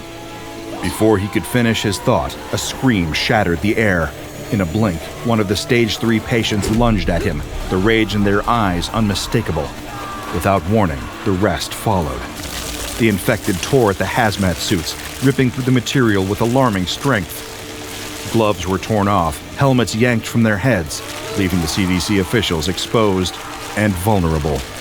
The CDC official had been right. This wasn't a simple pathogen. This was SCP-1121. SCP-1121 is an unknown amoeboid protozoa with a unique mutagenic ability that only activates when exposed to Staphylococcus epidermidis, a usually harmless bacterium found on human skin. When introduced to other organisms, SCP-1121 remains dormant. Its DNA shares genes with several insect species, but also contains genes not found in any known organisms. SCP-1121 does not reproduce naturally and does not require liquid to survive. Once SCP-1121 interacts with S. epidermidis, it mutates the bacteria into SCP-1121-1, a highly dangerous strain, before dying. This marks the beginning of the infection, which affects 100% of those exposed, even though S. epidermidis is normally harmless to healthy humans. SCP-1121-1 is resistant to all known antibiotics, and as of now, no cure exists for infections caused by Staphylococcus epidermidis excitabilis. Infected subjects undergo a series of stages. Stage 1. Within 2 to 5 hours of infection, small white lesions appear on the skin. indistinguishable from a typical S. epidermidis infection, making misdiagnosis likely. Stage 2. About 24 hours after Stage 1, the lesions fade as the infection spreads deeper into the skin. SCP-1121-1 consumes the subcutaneous tissue, turning it into a viscous substance, causing excruciating pain. The skin becomes pale and slouches, resembling extreme weight loss. Stage 3. Patients begin to remove their skin, often using their hands, though some use tools. This process appears painless due to Stage 2 and is not a conscious action. When the underlying substance is exposed, victims become disoriented and hostile to the uninfected, making termination necessary before reaching this stage. SCP-1121-1 spreads quickly during stages 1 and 2, primarily through skin contact, but evidence suggests it can spread without direct contact. Hazmat suits are mandatory when handling any samples. Even after Stage 3, the infection persists in removed skin, with the bacteria remaining active for an unknown period. The danger posed by discarded skin remains an unresolved threat. According to Addendum 1121-A-01, SCP-1121 was unearthed during an archaeological dig in New Mexico. The archaeologist who first came into contact with the meteorite is now considered SCP-1121-1, Patient 0. Within 2 days, the infection spread from Patient 0 to the entire research team and several local residents. Although initial containment was handled by the CDC, the Foundation was contacted for assistance. The meteorite and Patient 0 were transferred to Biological Research Site 13, and a 10-kilometer radius around the dig site was cleared using Mark 77 bombs. The only known colonies of SCP-1121 were recovered from the meteorite. Mass spectrometer analysis, utilizing rubidium-strontium dating, determined the meteorite's age to be approximately 2.5 billion years. Further details on the exact circumstances surrounding the meteorite's arrival and Patient Zero's actions have been redacted. What is it that you want? Not just what you want in this moment. That's fleeting. You get it and move on. Or you don't, and you forget. No. What do you want? What do you yearn for?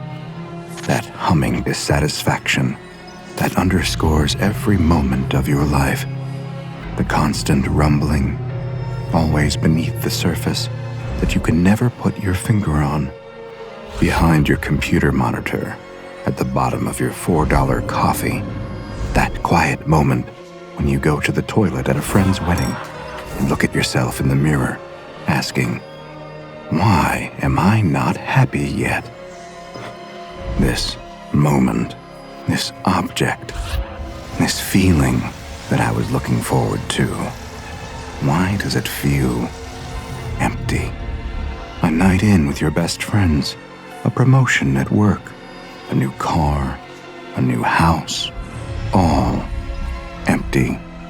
So when I ask you again, I want you to be serious.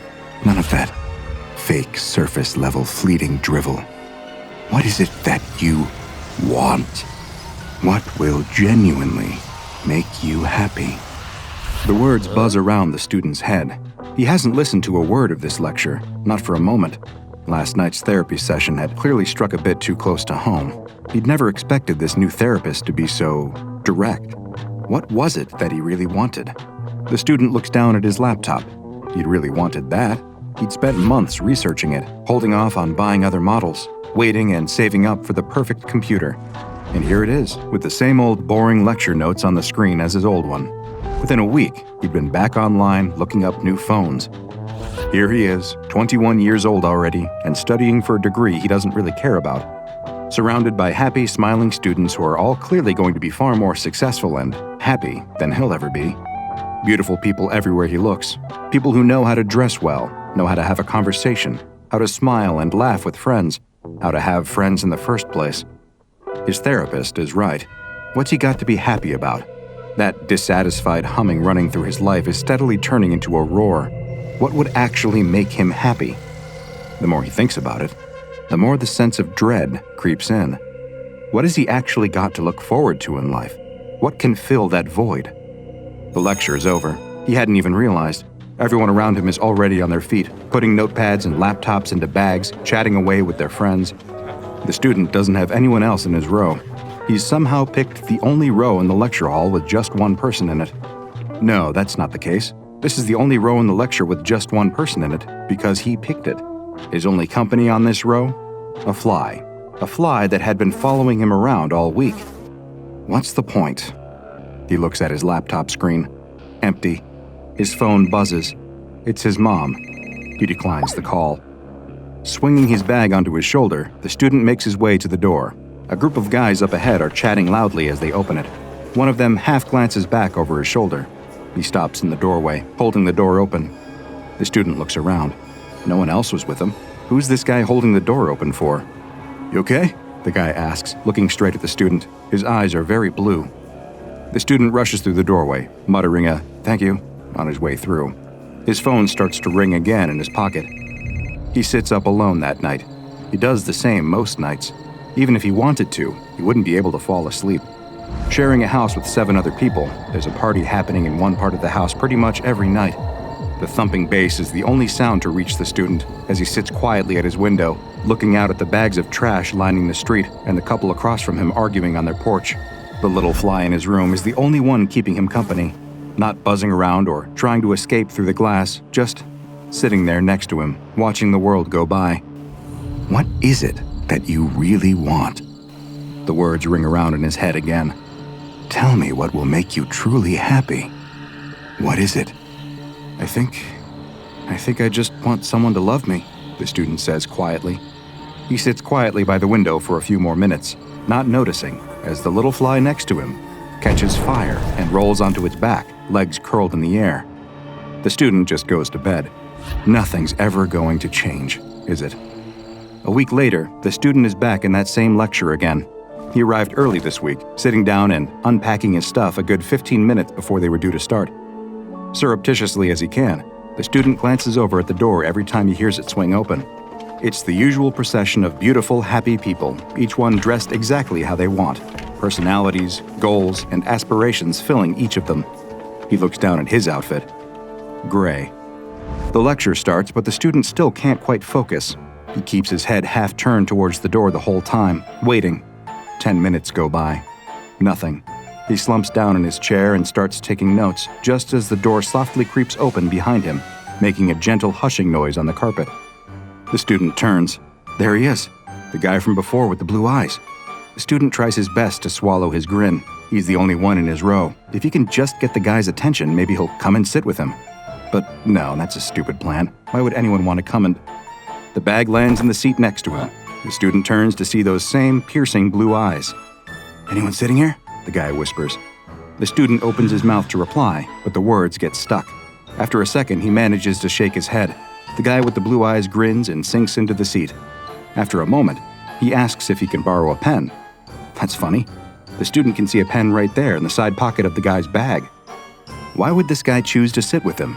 There are plenty of free seats in this lecture hall. They're everywhere. One thing's for sure, the student definitely can't talk to this guy afterwards. No way. He's too weird, it'll be obvious. No one ever wants to have a conversation with him. Everyone he talks to is always sidling their way out of the room after just a couple of minutes. Besides, what if this guy finds out what he's really like? That he's been seeing a therapist. Not just a therapist. That would be pretty normal. Normal people do that. No, what if this guy found out that his therapist was a fly? A fly that had been following him around, that he'd been talking to every night before bed. A fly that had been asking him what his deepest desires were. A fly that he'd woken up to find dead and burnt on his windowsill this morning. Nope, no way is he going to have a conversation with this guy. It would just be a disaster. There's no other option. He has to call his mom. As soon as the lecture is over, he'll call her and deal with whatever it is she has to say. He takes the phone out of his pocket and stealthily gets his mom's contact details up, ready to hit the call button as soon as the lecture finishes. There, the final slide. The student hits dial and immediately turns away from the blue-eyed guy next to him, getting up and putting it to his ear. He shoulders his bag and marches out of the lecture hall, not looking back until he reaches the little square of grass outside where he sits. His heart doesn't stop hammering until he's sitting there. His mom takes a long time to pick up. When she does, it's clear that she's been crying. Not this again. The student swallows and prepares for her to start ranting.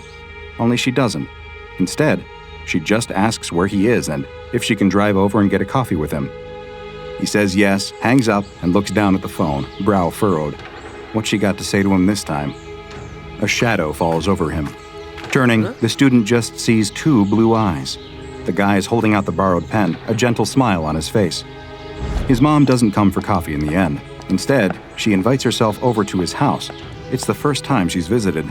As they make their way up all the flights of stairs to his floor, the student holds his breath, waiting for her to start complaining about the cigarette butts, ashtrays, and pizza boxes lining the hallways. But she doesn't. She doesn't say a word. He closes the door to his room behind her, and she lets out a sympathetic little sigh looking around. He probably should have tidied first. Here it comes. He can feel it. She's about to start lecturing him on his dirty clothes, leftover dishes, his unmade bed. But no, she just quietly picks up a sweater and starts folding it. Then another. As she tidies his room, she shoots him a sad little smile. This house really won't do. He explains to her that it's all he can afford at the moment. Well, then let me help you so you can find somewhere better. What's going on here? He doesn't know how to react. This is surely one of her games. Any second she's going to lash out at him. But no, she just gently brushes the dead fly off the windowsill into the trash and turns to him. They stand across the room from each other, the same way they always have, 8 feet between them, plenty of space, not too close. She closes the distance and pulls him in for a tight hug. As his mom buries her head in his chest, he notices for the first time how short she really is. Has she always been that height? Didn't she used to tower over him? Her muffled voice speaks into his chest, right into where his heart is beating. I'm so sorry for how I responded before. I didn't know what to say. You're my son, and I'm proud of you. I always have been. You love who you love. Don't let anyone take that away from you. Even your silly old mother. For a long time, the two of them stand there, crying together. It is a busy week moving everything into his new apartment. It's still a pretty basic place, but at least it's his own. The neighbors are quiet, the street is clean, and there are no flies. By the time the student sits down for his lecture, he's completely exhausted. He barely registers the bag landing on the floor next to him and the guy sitting in the seat. He's so tired, in fact, that the conversation catches him off guard. He hadn't prepared anything to say. But suddenly, they're talking. About the weather at first. It's sunnier now. Then about the class. Then why they chose to study here. Then their teenage years, then their homes and families. The lecture starts, but the two of them keep muttering away to each other in hushed tones. The student cracks a joke, and the guy with blue eyes laughs. Properly laughs. He isn't just being polite, he actually found it funny. So funny that the lecturer tells the pair of them off, which just makes them laugh more. Is this what it's like? To be one of the beautiful, happy people? Days go by, and the student wakes up every morning expecting it to be over. He's going to wake up any minute now, and he'll be back in his old house with a talking fly waiting for him by the window. But he doesn't. It's sunny, day after day, week after week. No flies in sight. He calls his mom. He doesn't just pick up the phone to her, he actually starts to call her. He goes to parties, discovers he likes white wine, and finds out what it's like to have a bit too much of it. He has his first kiss and opens his eyes to see a pair of perfect blue ones staring back at him. He makes friends, more friends than he can count. Friends who text him asking to hang out, who help him move house, then move house again, and who fill up rows and rows of seats the day he gets married to the man he loves. The man who loves him back. Is this what it feels like? Is this happiness? Maybe, just maybe, this is it. Until one day, the man wakes up. Everything's perfect. The sun is still shining. He can hear his daughter's squeals from downstairs. His world is still happy. Except for one thing. His ear hurts. Not that much, but there's a little something. A kind of dull itch deep in his ear canal. The other ear starts to hurt as he makes his morning coffee. He should probably go to the doctor about it. He'll book that this week. But by that night, he knows he probably shouldn't wait any longer. He lies awake deep into the night, feeling his lungs tightening. You're not supposed to feel your lungs, are you? But it's not just his lungs. It's his throat, too, and his bowels. All of a sudden, his stomach starts convulsing. He throws off the sheets and rushes into the bathroom, not quite making it to the toilet. His vomit splatters across the tiles. He must be getting delirious. That can't be right. It looks like his vomit is moving, wriggling, and crawling. His husband appears behind him, switching on the light. The two of them stare in horror at the writhing maggots covering the bathroom floor. The X-rays and MRIs paint a grueling picture. Each progressive scan over the next couple of days looks worse than the last. what had once been healthy flesh and organ tissue steadily has deeper rivets chaotically eaten into it. The maggots work their way through the man's throat, lungs, stomach, sinuses, ears, bowels, and urethra. In some places, they run out of flesh and end up burrowing their way out of the surface of his skin. By the time the maggots mature into flies, the man is on his deathbed. Excessive blood loss, organ failure, and multiple infections have worn his body down to a husk. There's nothing left to be done for him. All that the man's husband, children, mother, and countless friends can do is stand by and watch, as one by one, thousands of flies emerge from the body of the man they'd once loved so dearly. Heartbreaking as it may be, this is the sad reality of what you sign up for when you make a deal with SCP-3063, known informally as the Fly. This SCP on the surface seems like one of the most harmless that the Foundation has encountered, taking the appearance of a common housefly. It has no extraordinary physical properties, nothing apparent to distinguish it from any other fly, and yet, it is one of the most powerful entities with an apparent ability to somehow alter reality itself. It is believed that SCP-3063 only exists in one instance at a time, though this is very difficult to prove given the sheer number of flies that exist around the world. As soon as one instance of SCP-3063 dies, a new one seems to manifest in a random location. Naturally, this makes studying the fly very difficult indeed. As far as the Foundation is aware, the fly communicates with its human target telepathically. It interrogates them, trying to discover what they want most in the world. It will then offer the individual that exact thing. If they refuse, it will make increasingly grand offers, tempting them with greater and greater promises until they accept. When I said this was one of the most powerful known SCPs, I was not exaggerating, because this fly does not make empty promises. Do you want to become a millionaire? You might wake up tomorrow to a number of anonymous bank transfers or a handful of lottery tickets pushed through your letterbox. Do you want to become an opera singer? The next time you sing in the shower, you'll find a whole new voice coming from your chest. Who knows, you may have left the window open and a superstar agent could be strolling by your house at that exact moment. Whatever it is that you tell the fly that you want, it will be granted. The little insect will catch fire and die straight away, appearing somewhere else in the world, ready to start talking to someone else. Your answered wish may not always take the form you expect, but it will be given to you, just like our student finding love everywhere he went for the next 6 years. Or, to be more precise, 2,376 days. You see, as soon as you make a deal with this fly, the clock is ticking. For 2,376 days, you will be free to enjoy your dream coming true, no strings attached. Until one day, you wake up with a little bit of discomfort, like something growing inside of you. Eggs, anything from 5,000 to 20,000 in number, will suddenly appear throughout your body. In your digestive system, respiratory system, and even your muscle fibers, small maggots will be born comprising all known Diptera species. They will steadily eat away at your body, feeding their way out of you and growing into regular adult flies as they emerge. Most individuals die from multiple organ failures during this stage. It can often be difficult to identify the exact cause of death, as the attack on the body's central systems is so absolute, devastating, and swift. If the individual dies before the 2,376th day, then the process is halted and the flies die along with them. Attempts to contain SCP-3063 have all proven unsuccessful. To date, 6 members of SCP Foundation personnel have been targeted by the fly. Each of them have tried to make a different wish to contain the fly, but each has had a loophole exposed. Senior researcher Elizabeth Gao requested the death of SCP-3063, which the fly interpreted as the death of that manifestation, combusted and returned in another instance. Senior researcher David Roberts asked for the permanent containment of SCP-3063. The fly then stood totally still, allowing itself to be taken into secure containment below Site-63. But sure enough, after 2,376 days, the researcher died, and the fly was discovered to still be manifesting around the world. It again had interpreted its containment to refer to just that current instance of its body.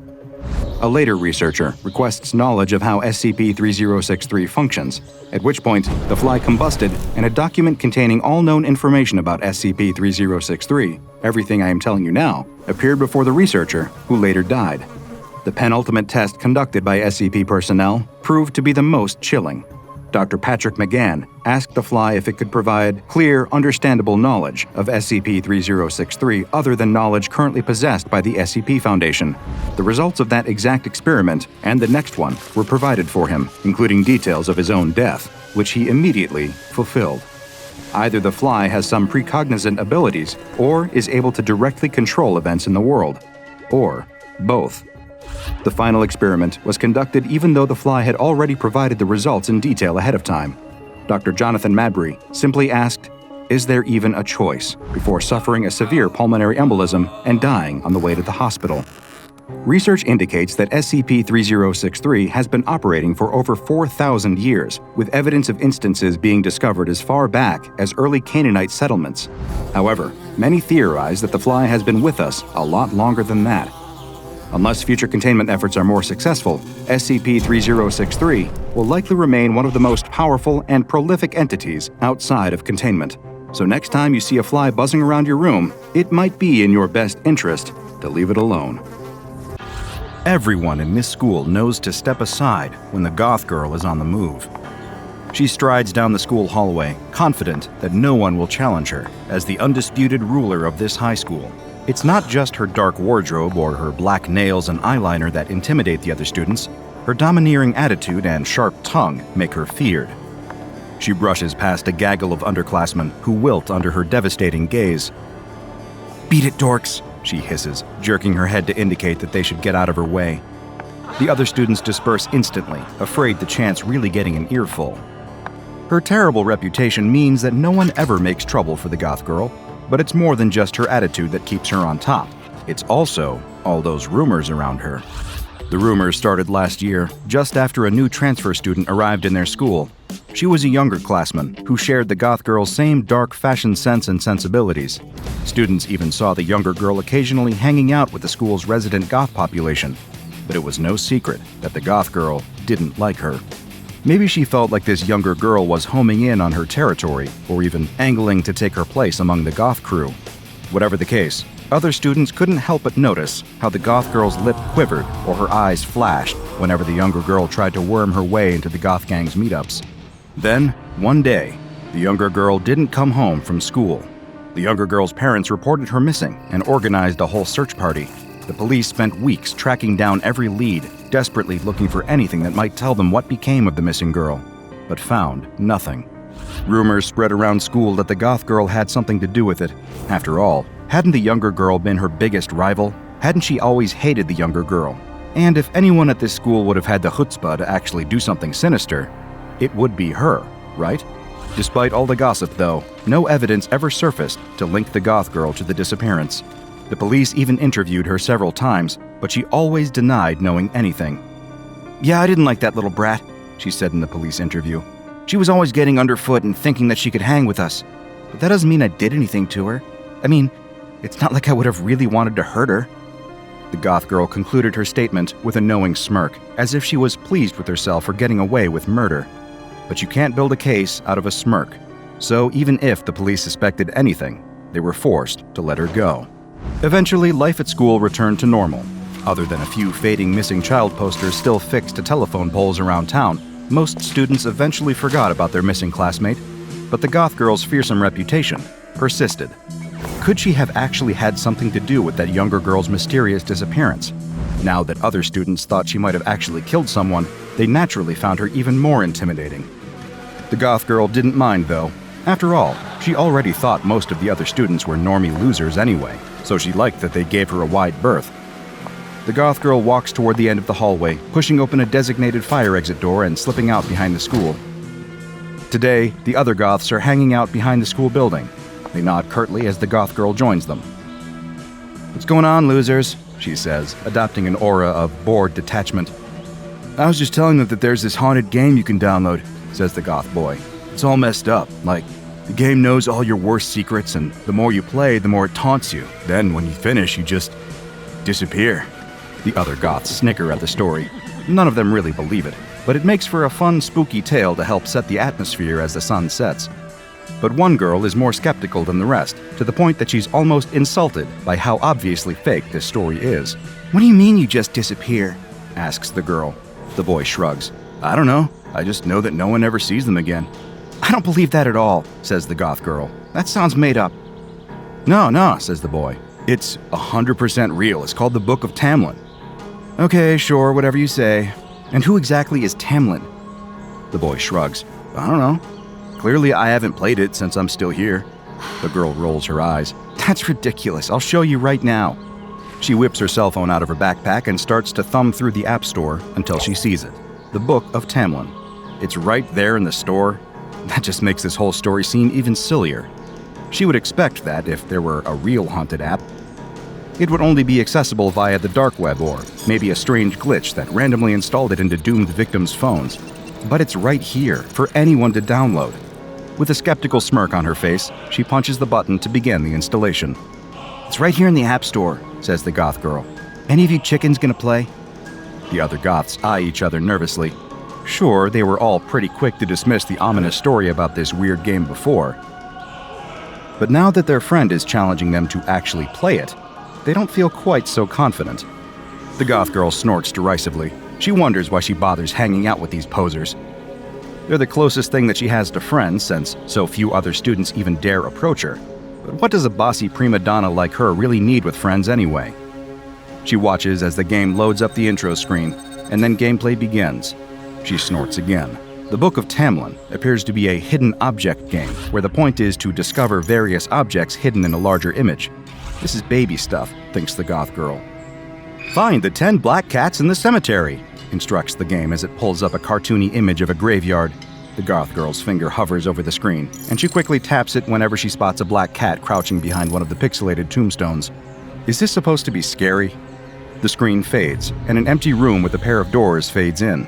The goth girl intuits that she's supposed to pick one to advance to the next screen. Rolling her eyes, she selects the door on the left. The next scene looks familiar. Too familiar. It's a bedroom. Her bedroom, in fact. She recognizes the dark decor and the black clothing thrown on the floor. She narrows her eyes suspiciously. Surely that's just a crazy coincidence, right? She eyes the other goths, but they don't give any indication that they were expecting this twist. Are they playing a trick on her? Find the outfits that make your parents ashamed to be seen with you, says the instructions. She grits her teeth. What's the deal with this stupid program insulting her? She knows that her parents don't exactly approve of her fashion choices, but this stupid game can't know that. It's probably just guessing that any young person who plays a game will probably have had quarrels with their parents about the way they dress. That's pretty normal, right? Again, the empty room with the 2 doors appears. This time, the goth girl chooses the one on the right. The next screen after that is a picture of a pretty garden, and the instructions say to pick out 10 pretty flowers. The next is a barnyard with instructions to find 5 cows. The goth girl starts to relax. That weird screen with her room must have just been a fluke. Otherwise, this game seems pretty mundane. But the next screen makes the goth girl's face go as white as a sheet. Her eyes bug out of her head, and sweat starts to bead on her forehead. No way. There's no way that this next screen could be real. The image that appears is familiar to her. It's a real-life place. She knows, because she's been there. It's an image of a particular ravine deep in the local woods. People sometimes throw old garbage down there, so it's full of old washing machines and wrecked cars. Years ago, an old oak tree fell across the chasm, and now the dead log functions as a makeshift bridge. Sometimes kids dare one another to cross it. The instructions read, "Find the girl who wanted to be a part of your club." The goth girl doesn't need to search the image to know what she'll find. She knows, deep in her heart, that the hidden object that she's being instructed to find will be a broken body lying at the bottom of the ditch, half hidden under old blankets and debris. How could this game know? She was so careful. She remembers last school year when that younger girl kept trying to usurp her place in her clique. It made her so mad. But that younger girl seemed to look up to her, to think of her as the leader of the group, and the one who she needed to impress in order to be accepted. That was good. The goth girl knew she could use that to her advantage. She told the younger girl to meet her in the woods by the old ravine late at night. Of course, it was nothing sinister. It was just for a little initiation test to prove that the younger girl could take her place as part of their gang. The younger girl was only too excited for her test. The goth girl was waiting at the ravine when her younger rival finally arrived. "I came as fast as I could," said the younger girl. "What do you need me to do?" "Listen, I see how you want to hang out with us," said the goth girl, "but you have to prove yourself if you want to be part of our group." But you have to understand, us goths, we embrace the darkness. We're not scared of the void. We only take the coolest and the bravest, the kids who aren't afraid of death. So you have to show me that you're willing to look eternity in the eye. All you have to do to join us is to cross this ravine over that log over there." She pointed at the fallen log. The younger girl looked frightened, but she nodded. The goth girl half expected her to turn tail and run home, but she was surprised to see her rival make her way toward the log. Maybe she wasn't as much of a poser as the goth girl thought. The goth girl didn't mean for anything bad to happen. She really only wanted to scare the younger girl. Maybe she could freak her out enough that she wouldn't want to hang out with them anymore, and then she wouldn't have to deal with that little pest anymore. The younger girl clambers up atop the log and slowly starts walking across the deep gorge, carefully placing one foot in front of the other. But the peeling bark of the old log is more slippery than it looks, and it's hard to keep her footing in the dark. The younger girl makes it almost halfway across the ravine before she loses her footing. With a yelp, she lurches to the side and falls down the slope, tumbling head over heels and landing amongst the garbage with a sickening crunch. The goth girl screamed in shock. She stared down in the ravine, seeing the younger girl lying still at the bottom, her neck bent at an impossible angle. It was obvious that the fall had killed her instantly. The goth girl knew she was in trouble. Or was she? Nobody knew she was out here. Nobody knew that she'd asked the younger girl to meet her here. All she had to do was keep her mouth shut, and nobody could pin this on her. The plan worked. She worked out her alibi and stuck to it during all the police interviews, never deviating, practicing her story until it sounded natural. The cops fell for it, clearing her as a suspect before moving on in their investigation. For a whole year, she had carried this terrible secret.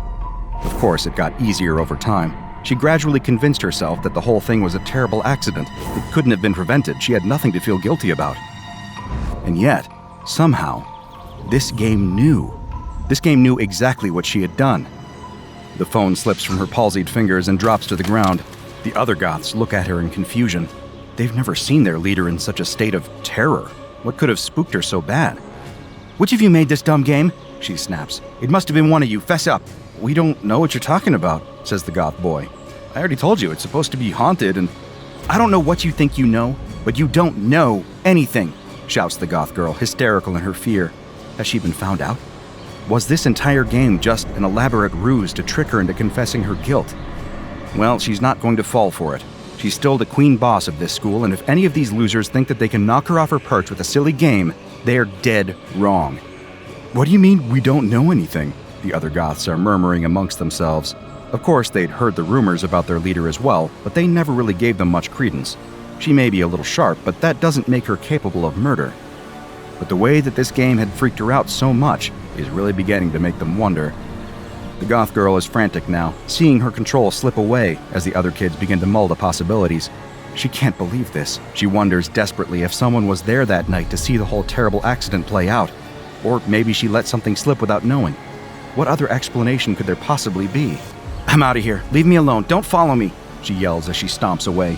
The other goths don't make any move to follow, intimidated by the wrath of their leader. But when the goth girl throws open the door to head back inside the school, she's confronted with an unexpected sight. Instead of the long gray hallway lined with lockers that she expected, she instead sees a single empty room. It couldn't be, but it looks exactly like the empty room from the game, the one that she glimpsed between levels. "This isn't supposed to be here," she cries. Behind her, the other goths stare in confusion. They too recognize the room from the game, but they can't figure out for the life of them how it's managed to appear in real life. What's going on? Is her guilty mind playing tricks on her? No, that can't be. The reaction of the other goths shows that they see it too. She doesn't think she can trust her senses, but she also feels an overwhelming urge to step into that empty room. "Don't go in," calls the goth boy, but it's too late. Internally, her rational mind is screaming at her to stay out, but she can't control her feet. She steps inside, and the door swings closed behind her. The goth boy runs to the door and yanks it open, hoping to help his terrified friend. But beyond the door, he sees nothing but the ordinary hallway that's always been there. The mysterious empty room is nowhere to be seen, and the goth girl has completely vanished with it. Not many people would say that SCP-1590, better known as the Book of Tamlin, is any fun. SCP-1590 is a downloadable app that has been designated as Euclid, and 7 copies of the game are currently held by the Foundation in a containment locker for experimentation purposes. Whenever the Foundation discovers new instances of SCP-1590, information technicians initiate an immediate DDoS attack on the hosting server, and an MTF is to be sent in to appropriate all hardware. Any systems that were able to download copies of the game before the DDoS attack should be infected with the COM-AMA computer virus to prevent unwitting innocents from playing the game. SCP-1590 is a 1 kilobyte program or application designed for use with touchscreen hardware such as tablets. Attempts to view SCP-1590's coding reveal only the numbers 1 through 66,666 in numerical order, but on the front end, SCP-1590 plays as a mostly ordinary video game in the hidden object puzzle genre. Like other hidden object puzzle games, the player is given a list of objects that they must find in a scene within an allotted amount of time. What makes SCP-1590 unusual, though, is that as the game progresses, the scenes and hidden objects become more personal to the player, often referencing traumatic or unsettling events from the player's life.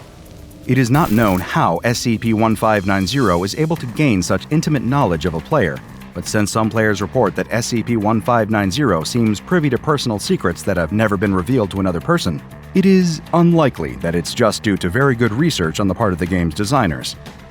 The game always begins with the same dedication screen, containing the message, "To Joey, who taught me how to be cool." The dedication continues, listing another name who almost made it out. The second name changes with every playthrough, but is always the name of the previous person to play the game.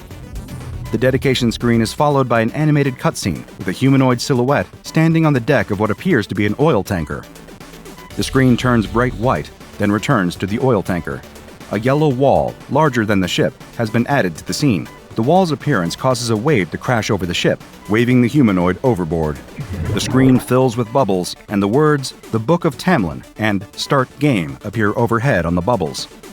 The significance of this animated sequence, as well as the title, "The Book of Tamlin," if any, is currently unknown. When a player chooses Start Game, the title screen fades into an image of a cluttered room. The user is presented with a series of tasks, directing them to find objects hidden in the room image. The allotted time to find every object in a scene ranges from 1 to 12 minutes. Once the user finds every object in a scene, a set of doors appear on screen, and the player must choose one to progress in the game. The game continues through a random number of screens, labeled from 7 to 43. Eventually, if the user fails to find all objects in a scene within the time limit, the next scene will be an empty room. The words, "You've found out everything there is to find about the house. Now all you have left to find is the way out," appear on the screen. At this point, the game ends and cannot be replayed by the same user. The actual length of the game appears to vary from player to player, but even players who appear to win the game, always finding all hidden objects within the time limit, will eventually be shown the same end screen and receive the same message. As strange as the game is, what happens next is even stranger. Within 72 hours of completing the game, whether a player has ostensibly won or lost, the player will encounter the final room from the game in real life. They will find that some ordinary door, possibly in their home or workplace, no longer leads to the room it should lead to, but instead leads to the empty room from the end of the game. If someone other than the player attempts to pass through the door, they will find themselves not in the empty room from the game, but instead in the room that the door normally leads to. If the player passes through the door, though, they disappear into the empty room. Any tracking devices cease to transmit after the user passes through the doorway. The Foundation currently has no idea who or what is behind SCP-1590, or how the game manages to access users' memories. It's also not clear what purpose the game solves, whether it's intended as a therapy device to help subjects work through hidden trauma, or as an instrument of justice to punish wrongdoing. Either way, you might want to make sure you have a clean conscience before you download any new mysterious games for your phone. You never know when you might find yourself confronting the Book of Tamlin. The boy and his father have spent the entire morning cleaning out the basement of the boy's grandfather, and the boy is absolutely exhausted. After yet another trip up those rickety cellar steps, the boy collapses onto the old living room couch. He can still hear his father puttering around downstairs, yelping and gasping in surprise every time he finds some memento of his childhood stashed among the debris. The boy sighs in annoyance. He doesn't really know his grandfather, so he doesn't feel any sense of loss as they tear through the boxes and bags in the basement. His father, however, insisted that the boy come along. It'll be good for us to spend some time together, he said, and the boy suspects that his father is trying to deal with his own guilt about his strained relationship with the boy's grandfather. Perhaps he hopes that a day of father-son bonding is just what they need to make sure that they don't grow apart as his father did with his grandfather. The boy, however, doesn't think that cleaning out a musty old basement should qualify as effective father-son bonding. It's super boring. Worse, it turns out that the boy's deceased grandfather was an absolute hoarder who couldn't throw anything away, so the house is filled with all sorts of worthless garbage. The boy groans. His feet ache from traipsing all those stairs, and his back aches from carrying boxes. He thinks that he deserves a little break. He pulls the small handheld gaming console from the pocket of his hoodie and turns it on. I'll just play for a couple minutes, he thinks to himself. Then I'll go and help Dad some more. You won't mind if I take a short break to recover? The boy is sitting on the battered couch in the living room, playing the latest game on his handheld game console, when his father lurches into the room, carrying a gigantic white plastic box in his arms. "Check it out, sport," says his dad, a wide grin on his face. "Look what I just found in the basement." The boy briefly looks up from his game, resisting the temptation to roll his eyes at his father's annoying enthusiasm. His father is always getting excited for the dumbest things. As for that white box, the boy's never seen anything like it. "It's a Sega Dreamcast," the father says as he sets the white box on the living room floor and starts to untangle the massive wires protruding from the back of the object. "This was my favorite video game system when I was a kid. I guess your grandfather just couldn't throw it away." "What else is new?" mutters the boy under his breath, but he bites his tongue as he watches his father studiously pick apart the knots in the tangled wires. Obviously, this hunk of junk has big sentimental value for his dad. Reluctantly, he slides off the couch and takes a seat next to his father on the floor, and together, the two of them set up the Dreamcast. "This had all the best games," continues his father. "Soul Calibur, Sega vs. Capcom. Oh, you're gonna love these." After a few minutes, his father has the wires plugged into the television, and the hand controller's ready. He nudges his son in the side with his elbow. "What do you say, champ? You ready to go mano a mano against your old man with some real video games? I'm about to school you in what real games are like, none of this silly, what's it called, Among Us junk like you played today." "It's not called Among Us, Dad," mutters the boy under his breath, but his father is already distracted pulling out old games. His father holds up a CD clamshell and pries it open, revealing a stack of silvery discs. "And look at this, all my old games, too." The boy tries to contain his boredom as his father rattles off a list of his favorite old video games, none of which are familiar to the boy. But eventually, his father reaches one disc that isn't familiar. "Eurythmics?" he says, squinting at the title embossed across the disc. "I don't remember this one. I wonder if your grandfather got it after I moved out." The father pauses as if overcome with emotion. The boy can imagine what his father is thinking. Did his grandfather buy this disc knowing how much his father loved his Dreamcast video games and hoping that maybe it could serve as a reconciliation present between them? That's exactly the sort of dopey, sentimental thing that his dad would think after spending all morning going through his grandfather's junk and reminiscing about what could have been. It looks like it's some sort of dance game?" prompts the boy, hoping to get his father to focus more on the game than his feelings of nostalgia and loss. "Oh, right, says the father. "I wonder why Grandpa had this when he didn't have a dance mat to connect. Maybe you just have to hit the control buttons in rhythm? He holds it up, the reflective disc shining brightly in the light of the overhead lamp, and the boy stares at the silvery disc in confusion. He's seen pictures of CD-ROM discs before, in old catalogs or even movies, but he's never seen one in real life. Who even uses discs like that anymore? Everything's just downloadable from the internet these days. "What is that anyway?" asks the boy. "A CD?" "This is not a CD," says his father, a slight edge of annoyance in his voice. The boy rolls his eyes. His father is always acting like he should be familiar with the outdated dinosaur technology of his father's youth. When will his dad learn? Just because this junk was important to his father when he was growing up doesn't mean that it's still important to the next generation. The boy holds his tongue, knowing that his father will probably start to sulk if he's reminded that time marches on, and that he's no longer as hip and with it as he likes to think he is. "It's a GD-ROM," says his father, as if those words are supposed to mean anything to the boy. "It stands for Gigabyte Disk Read-Only Memory."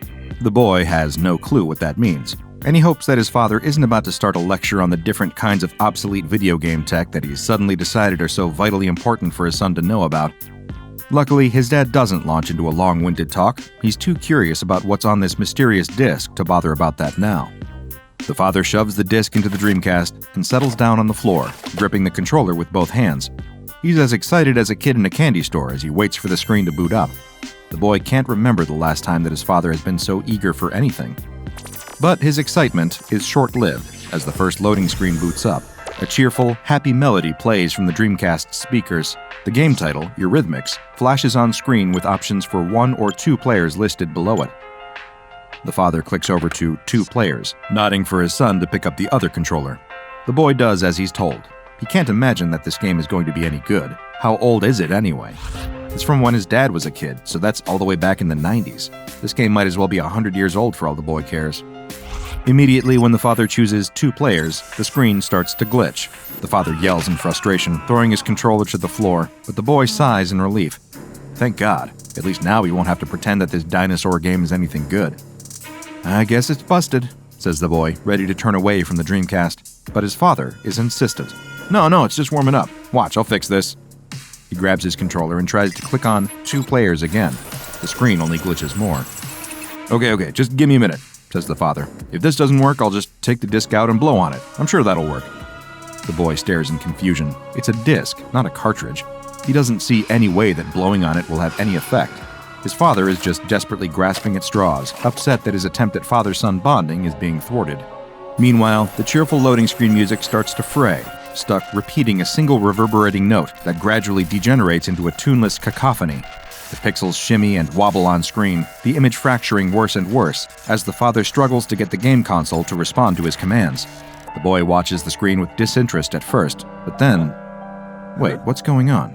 The more he stares at the screen, the more the random noises and broken graphics seem to form into something strange, something unknowable, but also something vaguely coherent? He blinks in confusion, his jaw dropping. He wants to call his father's attention to the bizarre formations on screen, but his father is too busy wrestling with the controller to notice the effect that he's having. Dad, look at the screen, says the boy, grabbing his father's shoulder and pointing. Huh? What is it? Did it work? What the... The father furrows his brow in confusion as he notices the wildly oscillating image on the TV screen for the first time. That doesn't look like a Dreamcast game at all. It's all broken, I think. The colors swirl around the screen in hypnotic, psychedelic patterns, and both father and son find themselves mesmerized, unable to look away. The boy is only vaguely aware of what computer graphics in the late 90s would have looked like, but he's reasonably sure that no underpowered 90s console could produce something this wild. The boy feels himself getting groggy, his brain fogging over as he stares at the wildly oscillating shapes on the screen. He feels like he could almost make sense of them if he just tried hard enough. It's like looking at one of those old-fashioned magic eye pictures, where the image only collapses into sense if you cross your eyes just right. But these strange swirls of color are something far beyond that. The swirls spiral into distinct vortex patterns, to the point that the boy might almost believe that he's looking at eyes. Yes, that's it, he's sure of it. He wants to panic as he becomes aware of the sensation of being watched.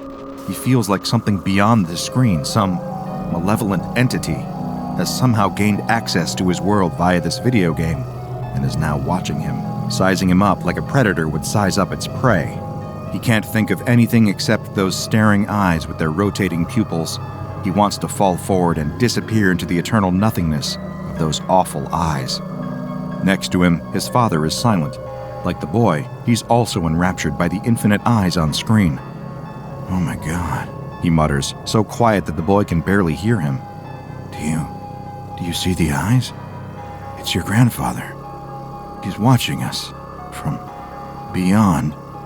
I know that's him.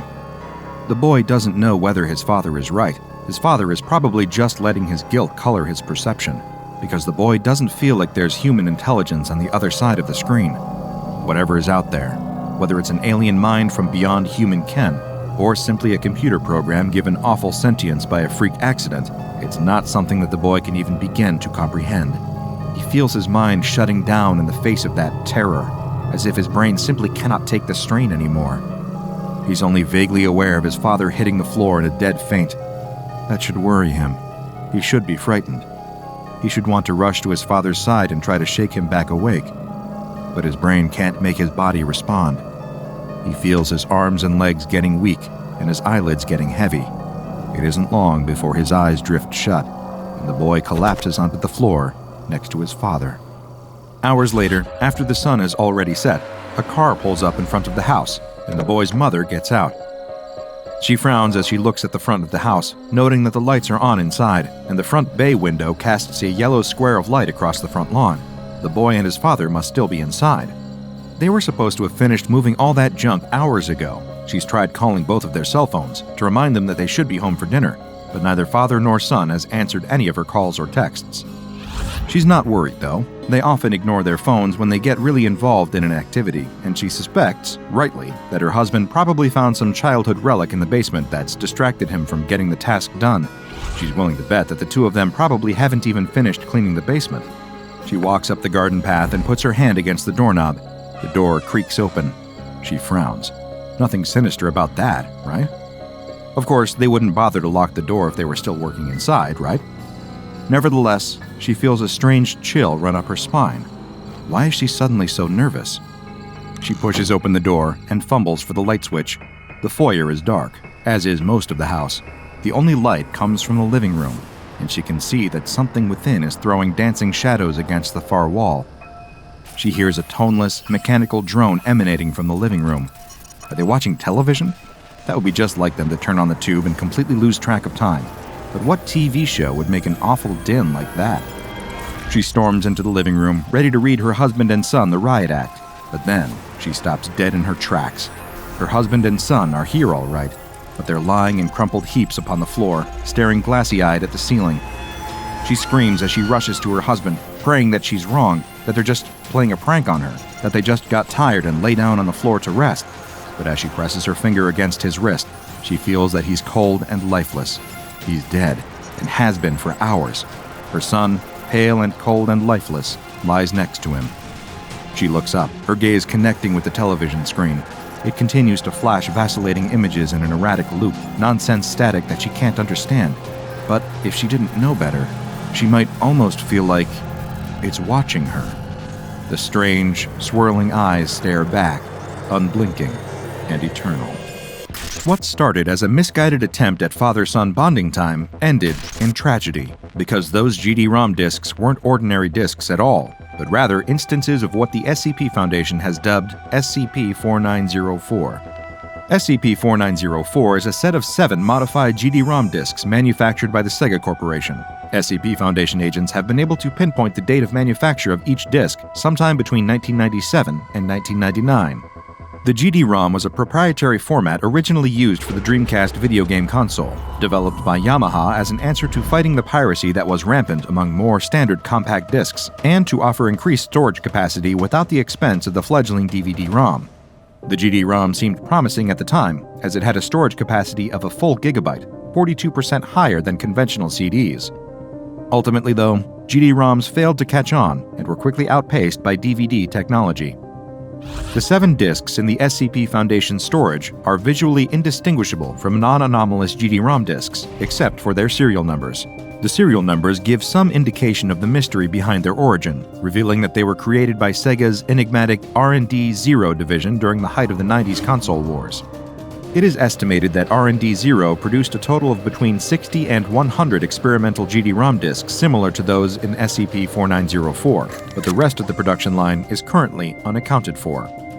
Each SCP-4904 GD-ROM contains one Sega video game, including Sonic Adventure, Sega Rally Championship 2, House of the Dead 2, Sega Bass Fishing, Godzilla Generations, Virtua Fighter 3 TB, and an unreleased 3D rhythm game by the name of Eurythmics. But the result when anyone tries to play any of these different games is always the same. When an instance of SCP-4904 is fed into a Dreamcast console, it causes the optical disk drive's reader to move in unpredictable ways, accessing disk data seemingly at random. At first, the game boots up as expected and seems perfectly ordinary, but when a player progresses past the loading screen, the game very quickly becomes illegible. Sprites and assets blend into each other in asymmetrical chunks, maps recursively render onto other maps, and soundtracks transform within seconds into incessant, oscillating noise. A perfunctory glance at the results seems like absolute chaos, but eventually, observers will start to notice patterns within the noise. These eventually coalesce into complex renderings of landscapes and figures wildly inconsistent with the content of the original games, and computationally impossible for 1990s-era video game hardware to render. Repeated tests by SCP Foundation agents have turned up a recurring motif in the images shown by SCP-4904, spinning discs that resemble malevolent eyes. SCP agents hope that research into R&D-0 and the man responsible for the disc's creation might help to explain the reason or the purpose of SCP-4904. R&D-0's former lead hardware programmer Ken Matsuya has said on record that the team encountered numerous problems in implementing the disk's anti-piracy encryption measures. The result was unplayable. Frustrated by this failure, Sega ordered that the encryption project be abandoned and the prototype disks quietly destroyed. However, it does not appear that Sega's orders were carried out to the letter. Matsuya himself rescued 7 of the disks, hoping to learn more about the issue on his own time, and it's possible that other disks not currently known to the Foundation also survived. With the help of improvised Sega hardware, Matsuya spent the next 4 years trying to understand the cause behind the disk's erratic behavior. Notebooks recovered from his apartment contain numerous sketches of the disk-generated visuals, depicting fractal combinations of landscape and figures seemingly drawn from places outside of the game data themselves, and stylized spinning discs in the shape of eyes. Matsuya himself met a strange and untimely end when he was found dead from a heart attack in his apartment in August 2003. Stranger still, an autopsy revealed that large portions of his brainstem and limbic system were missing. His death puzzled authorities since there was no evidence of any human, or even non-human, intrusion. Matsuya had apparently loaded one of the SCP-4904 instances in his possession into his home Dreamcast before his death, because the distinctive psychedelic visuals were playing on his television screen at the time that his body was discovered. Foundation agents suspected that the visuals might have some connection with Matsuya's death, leading to the disk's subsequent classification and containment, but intensive tests on SCP-4904 by Foundation personnel have failed to shed any light on the situation. Both the disk's strange behavior and Matsuya's death remain complete mysteries. Is SCP-4904 a gateway into some other dimension, and its bizarre images a signal from another world? Could it be a message from beyond the veil? Or is it all just due to a simple computer glitch and Matsuya's death just a freak coincidence? Whatever the case, the Foundation is doing its best to uncover the truth. SCP-4904 has been given the Object Class Safe, but should be stored in conditions comparable to those needed to keep non-anomalous disks viable.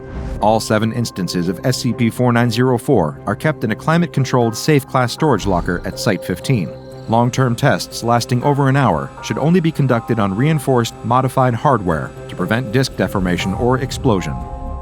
Seeing that shadowy figure coming towards him makes the worker turn and run. He hasn't had the time nor the luxury of freezing on the spot, or waiting for it to get closer so he could get a clearer view. He just runs. With every pace, every hurried, horrified step, comes the mental image of the strange figure gaining on him. In his head, every movement he catches in the corner of his eye, every shuffling sound he detects, the thing was right behind him, inches away and ready to strike. So he just keeps on running. Only seconds ago, it was just standing under a streetlight, a ways ahead of the worker, barely moving. He calls out to it, assuming it's a person, somebody maybe lost or in need of help. But then, it steps into the light, and it's not a person at all. The head of the suit isn't on properly. It droops at an angle, like it hasn't been affixed, or is barely hanging on. The crude, lazy-eyed face is haphazardly drooping. That too isn't on right, as the entire head sways unnervingly with each approaching step. Maybe underneath the suit, hiding beneath all that dirty orange fur, still coated in grime despite the rain. Perhaps there's a person in there, whose arm hefts an old baseball bat as they plod closer and closer to the worker. But all he sees is the monster. The filthy costume might be clumsily made, but the worker instantly recognizes the all-too-familiar resemblance of an orange cat from a popular comic strip. It's what starts him running.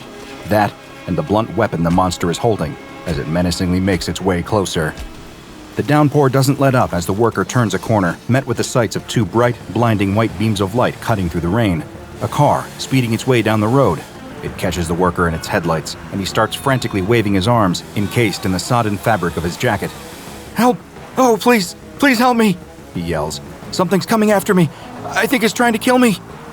The driver doesn't stop, instead simply cruising past. The worker can just about see through the passenger side window, the vehicle's sole occupant giving him a strange look from inside the safety of his car. Almost as quickly as it appears, the car has driven off, its headlights already fading from view thanks to the rain.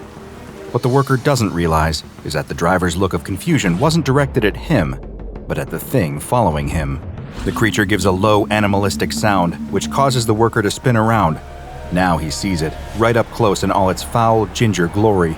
A tail dangles lazily from the lower portion of the suit, trailing in puddles laden with muck, the water making the fur even dirtier than it already is. It's so close that the awful, pungent stench of the thing hits the worker's nostrils, a sickening smell that somehow seems to fit with the grim, gross costume and its wearer. Seeing the wet, fur-coated suit so close, he realizes that it isn't covered in the soft, plush synthetic coat that he expects a costume like that to be made of. It looks real, like actual cat hair on a huge humanoid shape with the legs and arms of a man. Arms that were midway through swinging a baseball bat right at the worker's head. He ducks just in time, the dull wooden bat glancing off the bricks of a nearby building, narrowly missing the worker's head. As it bounces off the wall, the blunt weapon slips from the soggy gloves of the suit and clatters to the ground. The second he hears the wooden bat land on the ground, the worker turns his heel and runs again, taking advantage of those precious few seconds to get further distance between him and his attacker. It's only exactly as he turns his back that he wishes he'd reached for the bat himself to fight back. Rushing further down the rain-swept street, the worker can hear the heavy slumping footsteps of the suited attacker giving chase.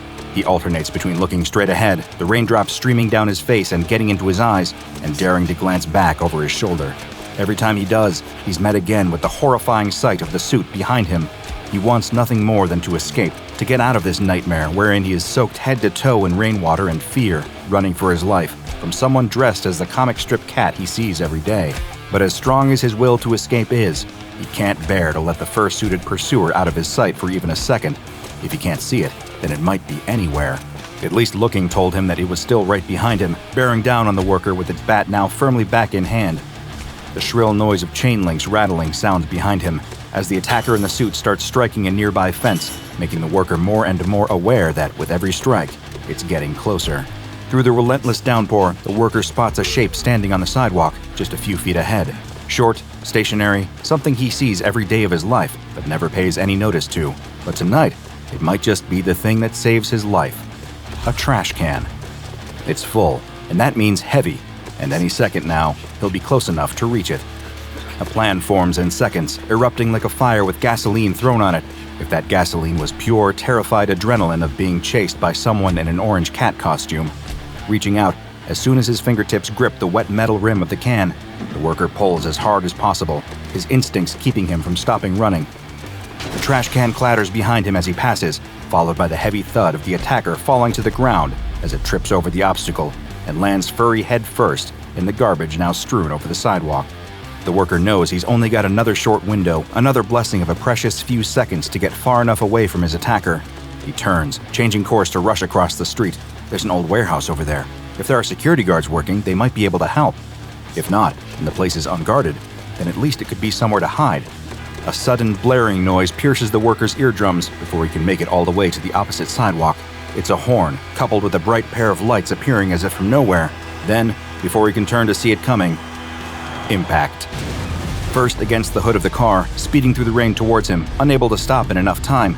Next, the pain of hitting the jagged blacktop of the road. The second impact, as the worker lands a few feet away, spots of rain still pattering against his face, as everything goes from dark to pitch black for a few seconds. His head floods with scenes from earlier that day, as if his life was about to start flashing before his eyes, only in reverse. The news of the comic strip doing poorly arrives at the Paws Inc. office, and with it, the knowledge that, if there are going to be layoffs, then he'll be first. He's the new hire after all. It didn't matter that the once beloved comic of a cartoon cat is losing its popularity, going stale after so many years in print. It upset the investors, and the worker has been worrying all day if he'd be the one fired to appease them, until he suddenly remembers what's coming after him. Fighting back and clawing his way back to consciousness, he struggles back to his feet, screaming with pain. He's injured, that much he can certainly tell, even if he doesn't know how badly. Hey, mister! The driver calls, stopping his car and starting to climb out of the vehicle. It's a different driver and car this time, and unlike the first, he makes the effort to stop, a mistake that is about to cost him greatly. He sees the worker getting back up, ignoring his calls. He raises his voice to cut through the noise of the pouring rain. Hey, you okay? I'm so sorry, I didn't see you. My lights were on low, wipers are going. It wasn't until you rushed out across the street that... Anyway, look, let me at least get you to a hospital. We can exchange our insurance information once they get you all patched up. The worker wasn't listening. He hears the driver's words but pays him no mind. He's still so intent on getting away that it takes him a second to realize. The car. It's a way out. And then, the worker makes the same mistake as the driver. He stops. And when he does, he sees what has clambered back to its fur-coated feet and is now shuffling towards the driver. "Look out!" the worker yells. The driver turns, just in time to see. "What the hell?" he exclaims. "Wait a minute, why are you dressed in a Garfield costume?" Whack! The sound of the bat being swung at the driver makes the worker feel sick. He turns his back and moves as quickly as he can towards the warehouse, despite the pain and the horrified screams coming from behind. Beneath the rain, there's something else, a twisted, vile squelching noise that quickly snuffs out the driver's dying cries. The worker doesn't dare to look back this time. He doesn't want to see what's happening. Lifting a heavy metal shutter and pulling it shut behind him, he finds himself in the warehouse. It's completely deserted. There isn't a single sign of life anywhere. The only sound is the pattering of rainwater against the hard concrete floor, dripping through a hole in the ceiling. Guided by the low, glowing light of the street lamps outside that bleeds through the warehouse windows, the worker starts fumbling around for a place to hide. Just as he crawls underneath a large pallet rack, he hears a metallic rattling as the fur-suited monstrosity lifts up the shutter. It's inside. With heavy, plodding steps mid-suit, it paces up and down the aisles of discarded shelving. The worker clamps his soaked hands against his mouth, trying to mask his panicked breathing, only to let out a scream as he feels something grab his ankle and pull. With ease, the thing dressed as a disheveled Garfield pulls him out of his hiding place. Instinctively, the worker thrashes his legs, landing a solid kick to the creature. As his foot connects, he notices it doesn't feel like a person underneath the suit. There's no body, no familiar outline of a human being beneath all the soggy fur and stench. It's just a slimy mass. Nonetheless, the kick knocks the garish Garfield back, only a few paces, but better than nothing. He scrabbles to his feet, standing and running as fast as he can in the opposite direction, only to hit a wall at the far side of the warehouse. The shutter is the only way out, and right now it's wide open. But Garfield stands between the worker and freedom. He turns to dart down the next aisle, between the rows of shelves, keeping his eyes on the attacker as he passes underneath the hole in the ceiling. The rain is still coming down through it, leaving a puddle on the floor. The worker's focus is locked on the beast. He suddenly feels his foot slipping out from under him, that awful lurch of his heart as he falls. The puddle. He slipped on it and come crashing down to the ground. The force of the concrete striking his back knocks all the breath from his lungs. Everything is spinning in a nauseating mix of pain, disorientation, and terror. Above, through the unrepaired ceiling, drops of rain come pouring down on him. Then, a low, agonized meow from somewhere nearby. The monster, Garfield, brings its bat swinging down and sharply connecting with the worker lying on the ground. A new surge of pain racks his body, right at the hip where the baseball bat just landed in an unforgiving blow. The worker can do nothing but scream in pain and fear. A horrible sound, like something wet tearing, fills his ears over his own cries. He remembers the sickening feeling of a slimy mass being aggressively pushed into his face. It's disgusting, rancid, but even under all the horror and the repulsive taste, he can detect familiar hints. Pasta, beef, tomato sauce, cheese, all of it moldy and rotten, but still recognizable. The monstrous SCP-3166 forces further fistfuls of lasagna down the worker's throat until the screaming stops. He'd always hated Mondays. Uncle S is the worst. Always has been. Every time the two of them go over to his house, he just sits in his room all day on his computer. He doesn't talk to them, just grunts occasionally, and never cooks them any food. The siblings have learned at this point to tell their mom to pack them lunch. Worst of all, though, Uncle S is just a little strange. He has all these posters up all over his house, some of them with underdressed ladies on them. The brother's little sister always covers his eyes to stop him from looking. But there are other posters too, weirder ones, with these symbols on them and quotes written underneath. Neither of the kids can really read enough to know what the quotes mean, but their mom always gets very tense whenever they ask about them. She says they are something to do with politics, whatever that means. You know someone's weird when even their mom agrees. Uncle S is just weird. But there is a big upside to being at his house. The two of them can just sit downstairs in the lounge playing video games. He's got a big TV and a bunch of different game consoles, most of which are older than the two of them. This week, he's even got a new box next to the TV. It's full of old wires, controllers, and games. And when they say old, they mean old. It all smells of dust. The brother reaches inside and pulls out a big gray box. The top half of it is lighter gray, and the bottom darker. There's some red writing along the front of it. He carefully spells it out in his head before saying the words out loud. He doesn't want his little sister to know that he struggles with long words. Nintendo Entertainment System. His little sister huffs and sits on the sofa. She doesn't want to play that stupid thing. It looks old, and the dust is making her sneeze. This whole house is dirty and gross. The TV and games consoles are the only nice thing in here. Why would she want to play with the gross one? The brother ignores her and tries to plug it into the TV. Wait, where's the HDMI on the back of this thing? He gives up pretty quickly. On the sofa, his sister switches on the TV and grabs the Xbox controller. The familiar Cuphead music fills the room.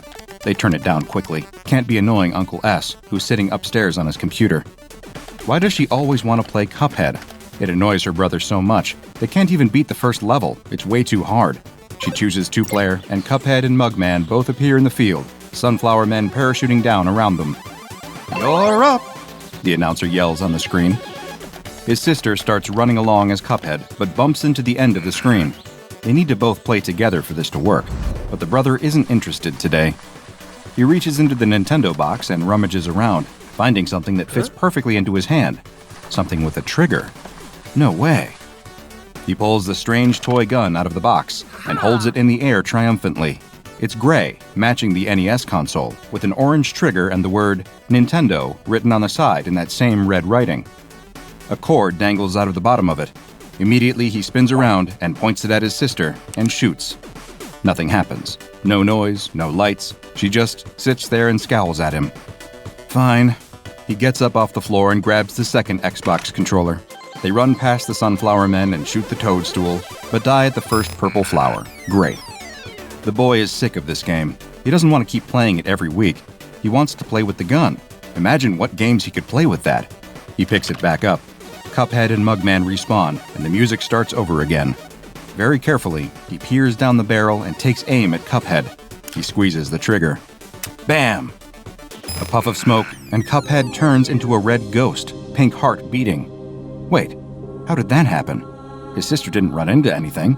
She yells at him. That wasn't fair. The brother is very confused. He looks back down at the gun. It wasn't even plugged in, and it wasn't an Xbox gun. So, how come it worked? He points it at Mugman and shoots. Bam! Another puff of smoke, and Mugman's ghost floats off the screen. The menu pops up, and the brother hits retry. The level starts again. The music kicks off, and the announcer yells, but Cuphead and Mugman aren't there. His sister wiggles the stick a few times. Nothing. The characters don't appear. What are you doing? Keep playing, she yells at him. But the brother can't see any characters left on the screen. Why is she pretending to see them still? Footsteps creak the floorboards above their heads. Uh-oh, now they've done it. Uncle S appears on the stairs, scowling at them both. Immediately, each sibling points at the other one and blames them. Uncle S doesn't say a word. Instead, he glares at them as he walks over and snatches away their controllers. He turns and goes back upstairs. No more video games. No fair. The two of them slump on the couch, arms crossed, not saying anything. The NES zapper sits between them. Looks like they'll just have to watch TV instead. It's the brother's turn to choose something. He goes on Netflix and puts on Avatar: The Last Airbender, her least favorite show. The opening credits roll, telling them all about the Fire Nation's attack. His sister snatches the gun up from the seat and points it at the screen, aiming at all the characters that pop up. Her brother ignores her. She's just being silly again. The episode starts. Aang is in a city in the Earth Nation, walking around a market surrounded by...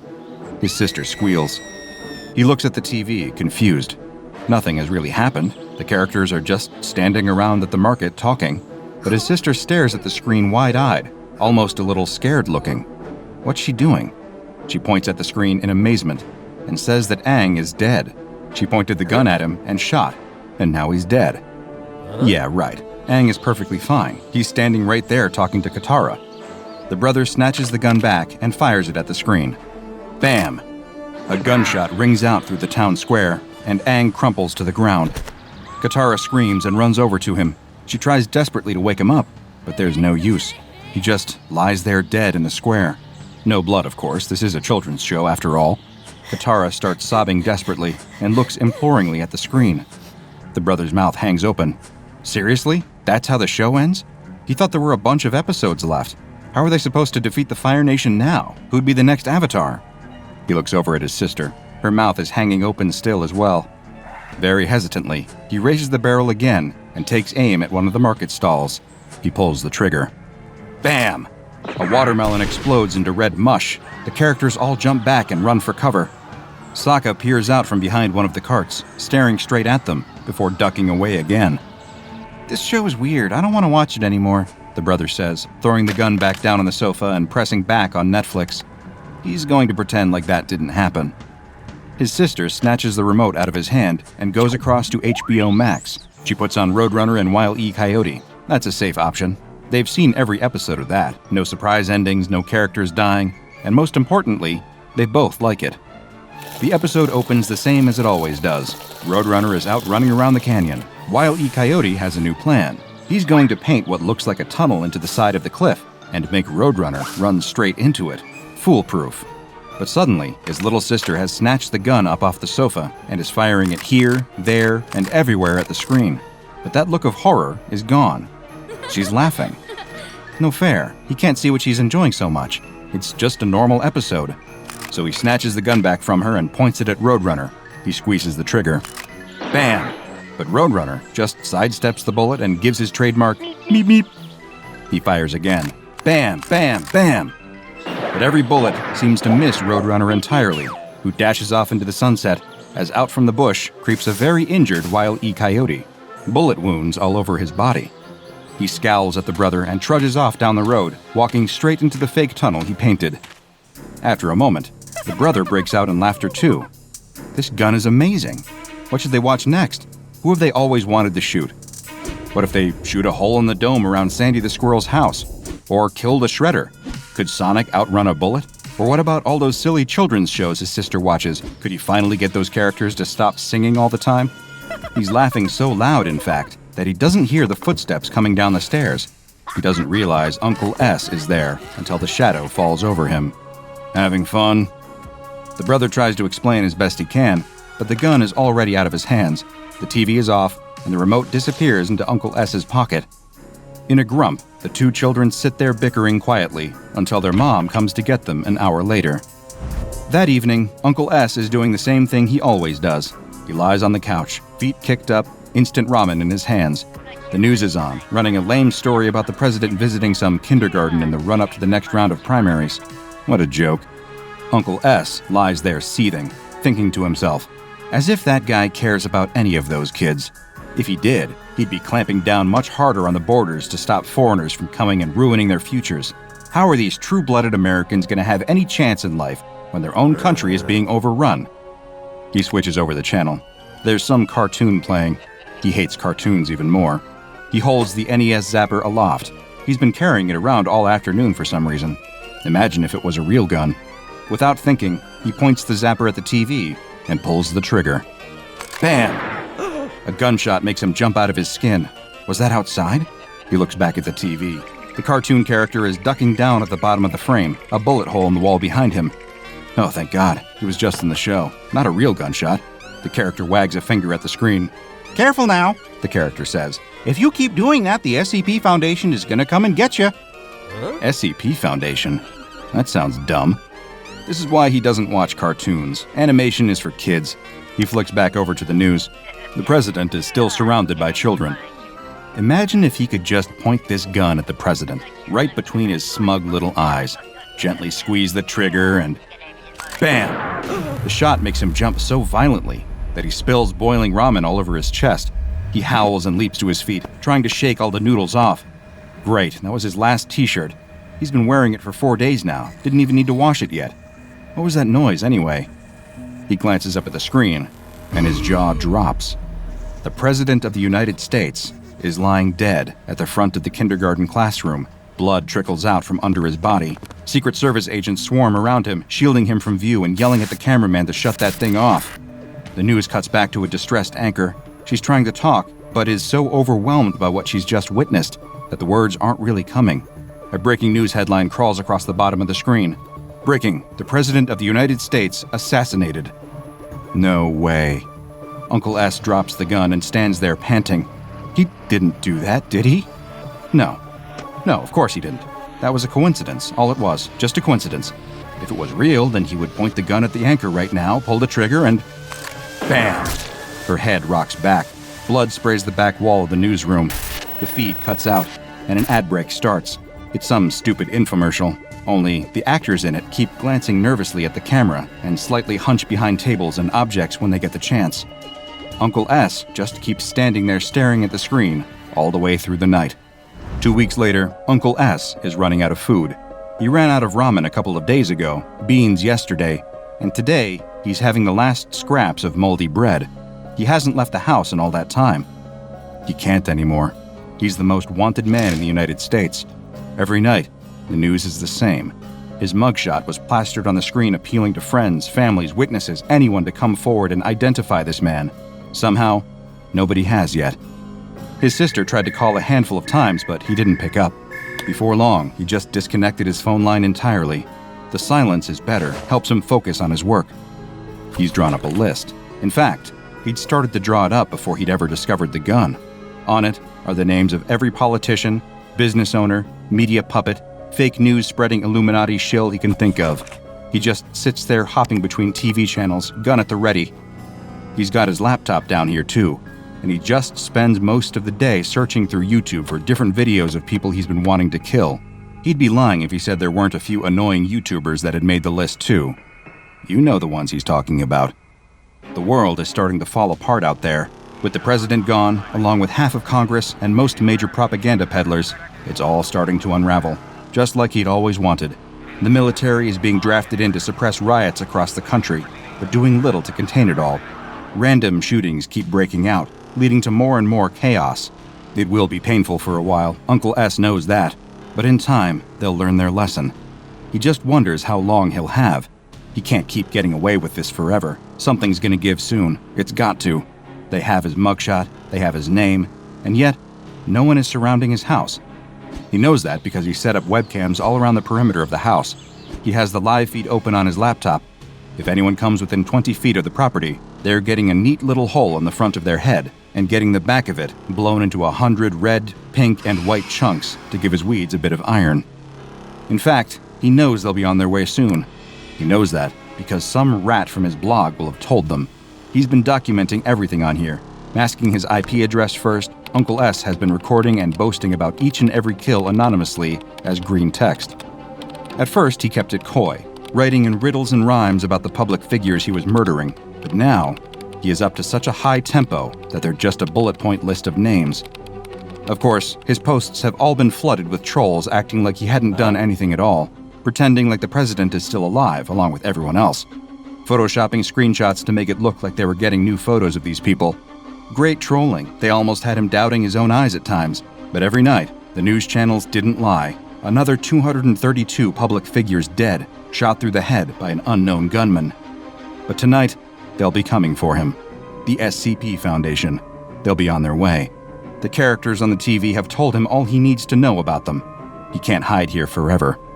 He almost wants them to come, really. He very explicitly made a threat tonight. A threat about a deadly surprise under the stadium at the Super Bowl. They're not going to ignore that. Any moment now. He's ready for the shootout. He has his webcam set up to cover every inch of his surrounding yards. Any SWAT team or SCP agent that gets close will get gunned down immediately. Their only option would be to hit him with a drone strike, and what a way to go that would be. No one would ever forget him. He'd be a martyr for the cause. They'd build statues in his honor. He licks his lips and stares at the feed. Nothing. For almost 45 minutes. Nothing. There, a shadow crosses the corner of the frame. Then another. A gun points into the shot. They're here. A team of them by the looks of things. He can see their shadows lining up along the sidewalk out by the front of his house. He'll wait. He's gonna wait for them to all line up nicely in the shot, then open fire. He's been practicing so much that his aim's gotten pretty good. Clean shot to the head, one by one. Now! Bam! Bam! Bam, bam, bam. The gunshots ring out one after the other as he fires at the laptop screen. He catches each of the SCP agents cleanly through the head, one after the other. A couple break for cover, but there's no hope. Bam, bam, bam. He picks each of them off. He makes sure to shoot the last man in the leg and sits quietly for a moment, watching him crawl across the lawn. Uncle S raises the barrel and points it at the man's head. He squeezes the trigger. Crash! The front door flies open and Foundation field agents flood his house. But how can that be possible? He just killed all of them outside the front door. He watched them die. How are they still here? He looks incredulously out of the front door into the yard. No blood, no bodies, no evidence of what had just happened. The SCP agents swarm around him, guns raised and barking orders. He snaps back to reality and panics, throwing his arms in the air and letting the toy gun drop limply to the floor. I did it. I killed the President of the United States. It was me. He starts crying as they handcuff him and press his face into the carpet. The agents question him, confused. What is he talking about? The president is alive and well. He's in the middle of his next election campaign, doing better than ever in the polls. I killed them. I killed them all. It was me. Again, the agents are perplexed. As the uniformed men drag him outside and throw him into the back of the van, he can't help but wonder why everything seems so peaceful out here. Where has his apocalypse gone? The doors slam shut. In this moment, I am very much hoping that no one viewing this video is in possession of SCP-674, or an equivalent weapon currently unknown to the Foundation. You see, while SCP-674, otherwise known as the Exposition Gun, poses no threat to me in the real world, it could have a nasty effect on your perception of reality. The Exposition Gun appears to be an entirely normal Nintendo Entertainment System zapper. As far as the Foundation can tell, it matches up perfectly with other models released in North America from around 1985. You can take the zapper apart, examine each plastic and electronic component individually, reassemble it, and you will fail to see anything out of the ordinary for this video game peripheral. And yet, if you were to hold this gun up to your screen right now, pointed at me, and fire, you would hear a gunshot ring out and watch me collapse in my chair, dead. For the rest of the duration of the video, you would watch me sit here in silence. Videos would continue to upload to this channel, but each of them would probably just show my corpse as it slowly rots away in this chair. To anyone else, however, it would be business as usual as I uncover more horrifying, unnerving, fascinating, and bizarre tales from the SCP Foundation. The Exposition Gun only works on its user, forever altering the reality they perceive through whichever digital screen they fire at. If they shoot the president, as Mr. S did, then in the continuity of any news program they watch, the president will forever be dead. The same applies to fictional shows as well. If the main character dies off, a sidekick steps in to take their place, and the story changes accordingly. It is to be noted that each show or movie follows its own internal logic, however. The children were unable to shoot Roadrunner because he always gets away, but in classic cartoon fashion, all of their missed bullets ended up hitting a very forlorn Wile E. Coyote. In this context, however, the gun was proved not to be fatal, as in the universe of that show, explosions, electrocutions, falls from cliffs, and drownings can never kill the coyote, so of course a gunshot would be no different. What is most interesting, however, is the gun's apparent awareness of the SCP Foundation. Users who fire the gun into the camera frequently will find characters soon breaking the fourth wall and warning them to stop it soon, for fear of being caught by the Foundation. Perhaps most chilling and still unexplained to this day was Mr. S's ultimate demise. Between rounds of questioning, he was locked in a cell with a lone security camera watching him. Mr. S was observed conversing with the camera frequently, apparently hearing replies, though none could be heard in any of the recordings. Over time, these debates grew more and more aggressive until, all of a sudden, he was shot down in his cell. Researchers and agents rushed in, but were too late. 3 .38 caliber bullets were lodged in his chest, with no evidence of a shooter in sight. The man died on the scene, and researchers have since been wary about experimenting too much with the Exposition Gun.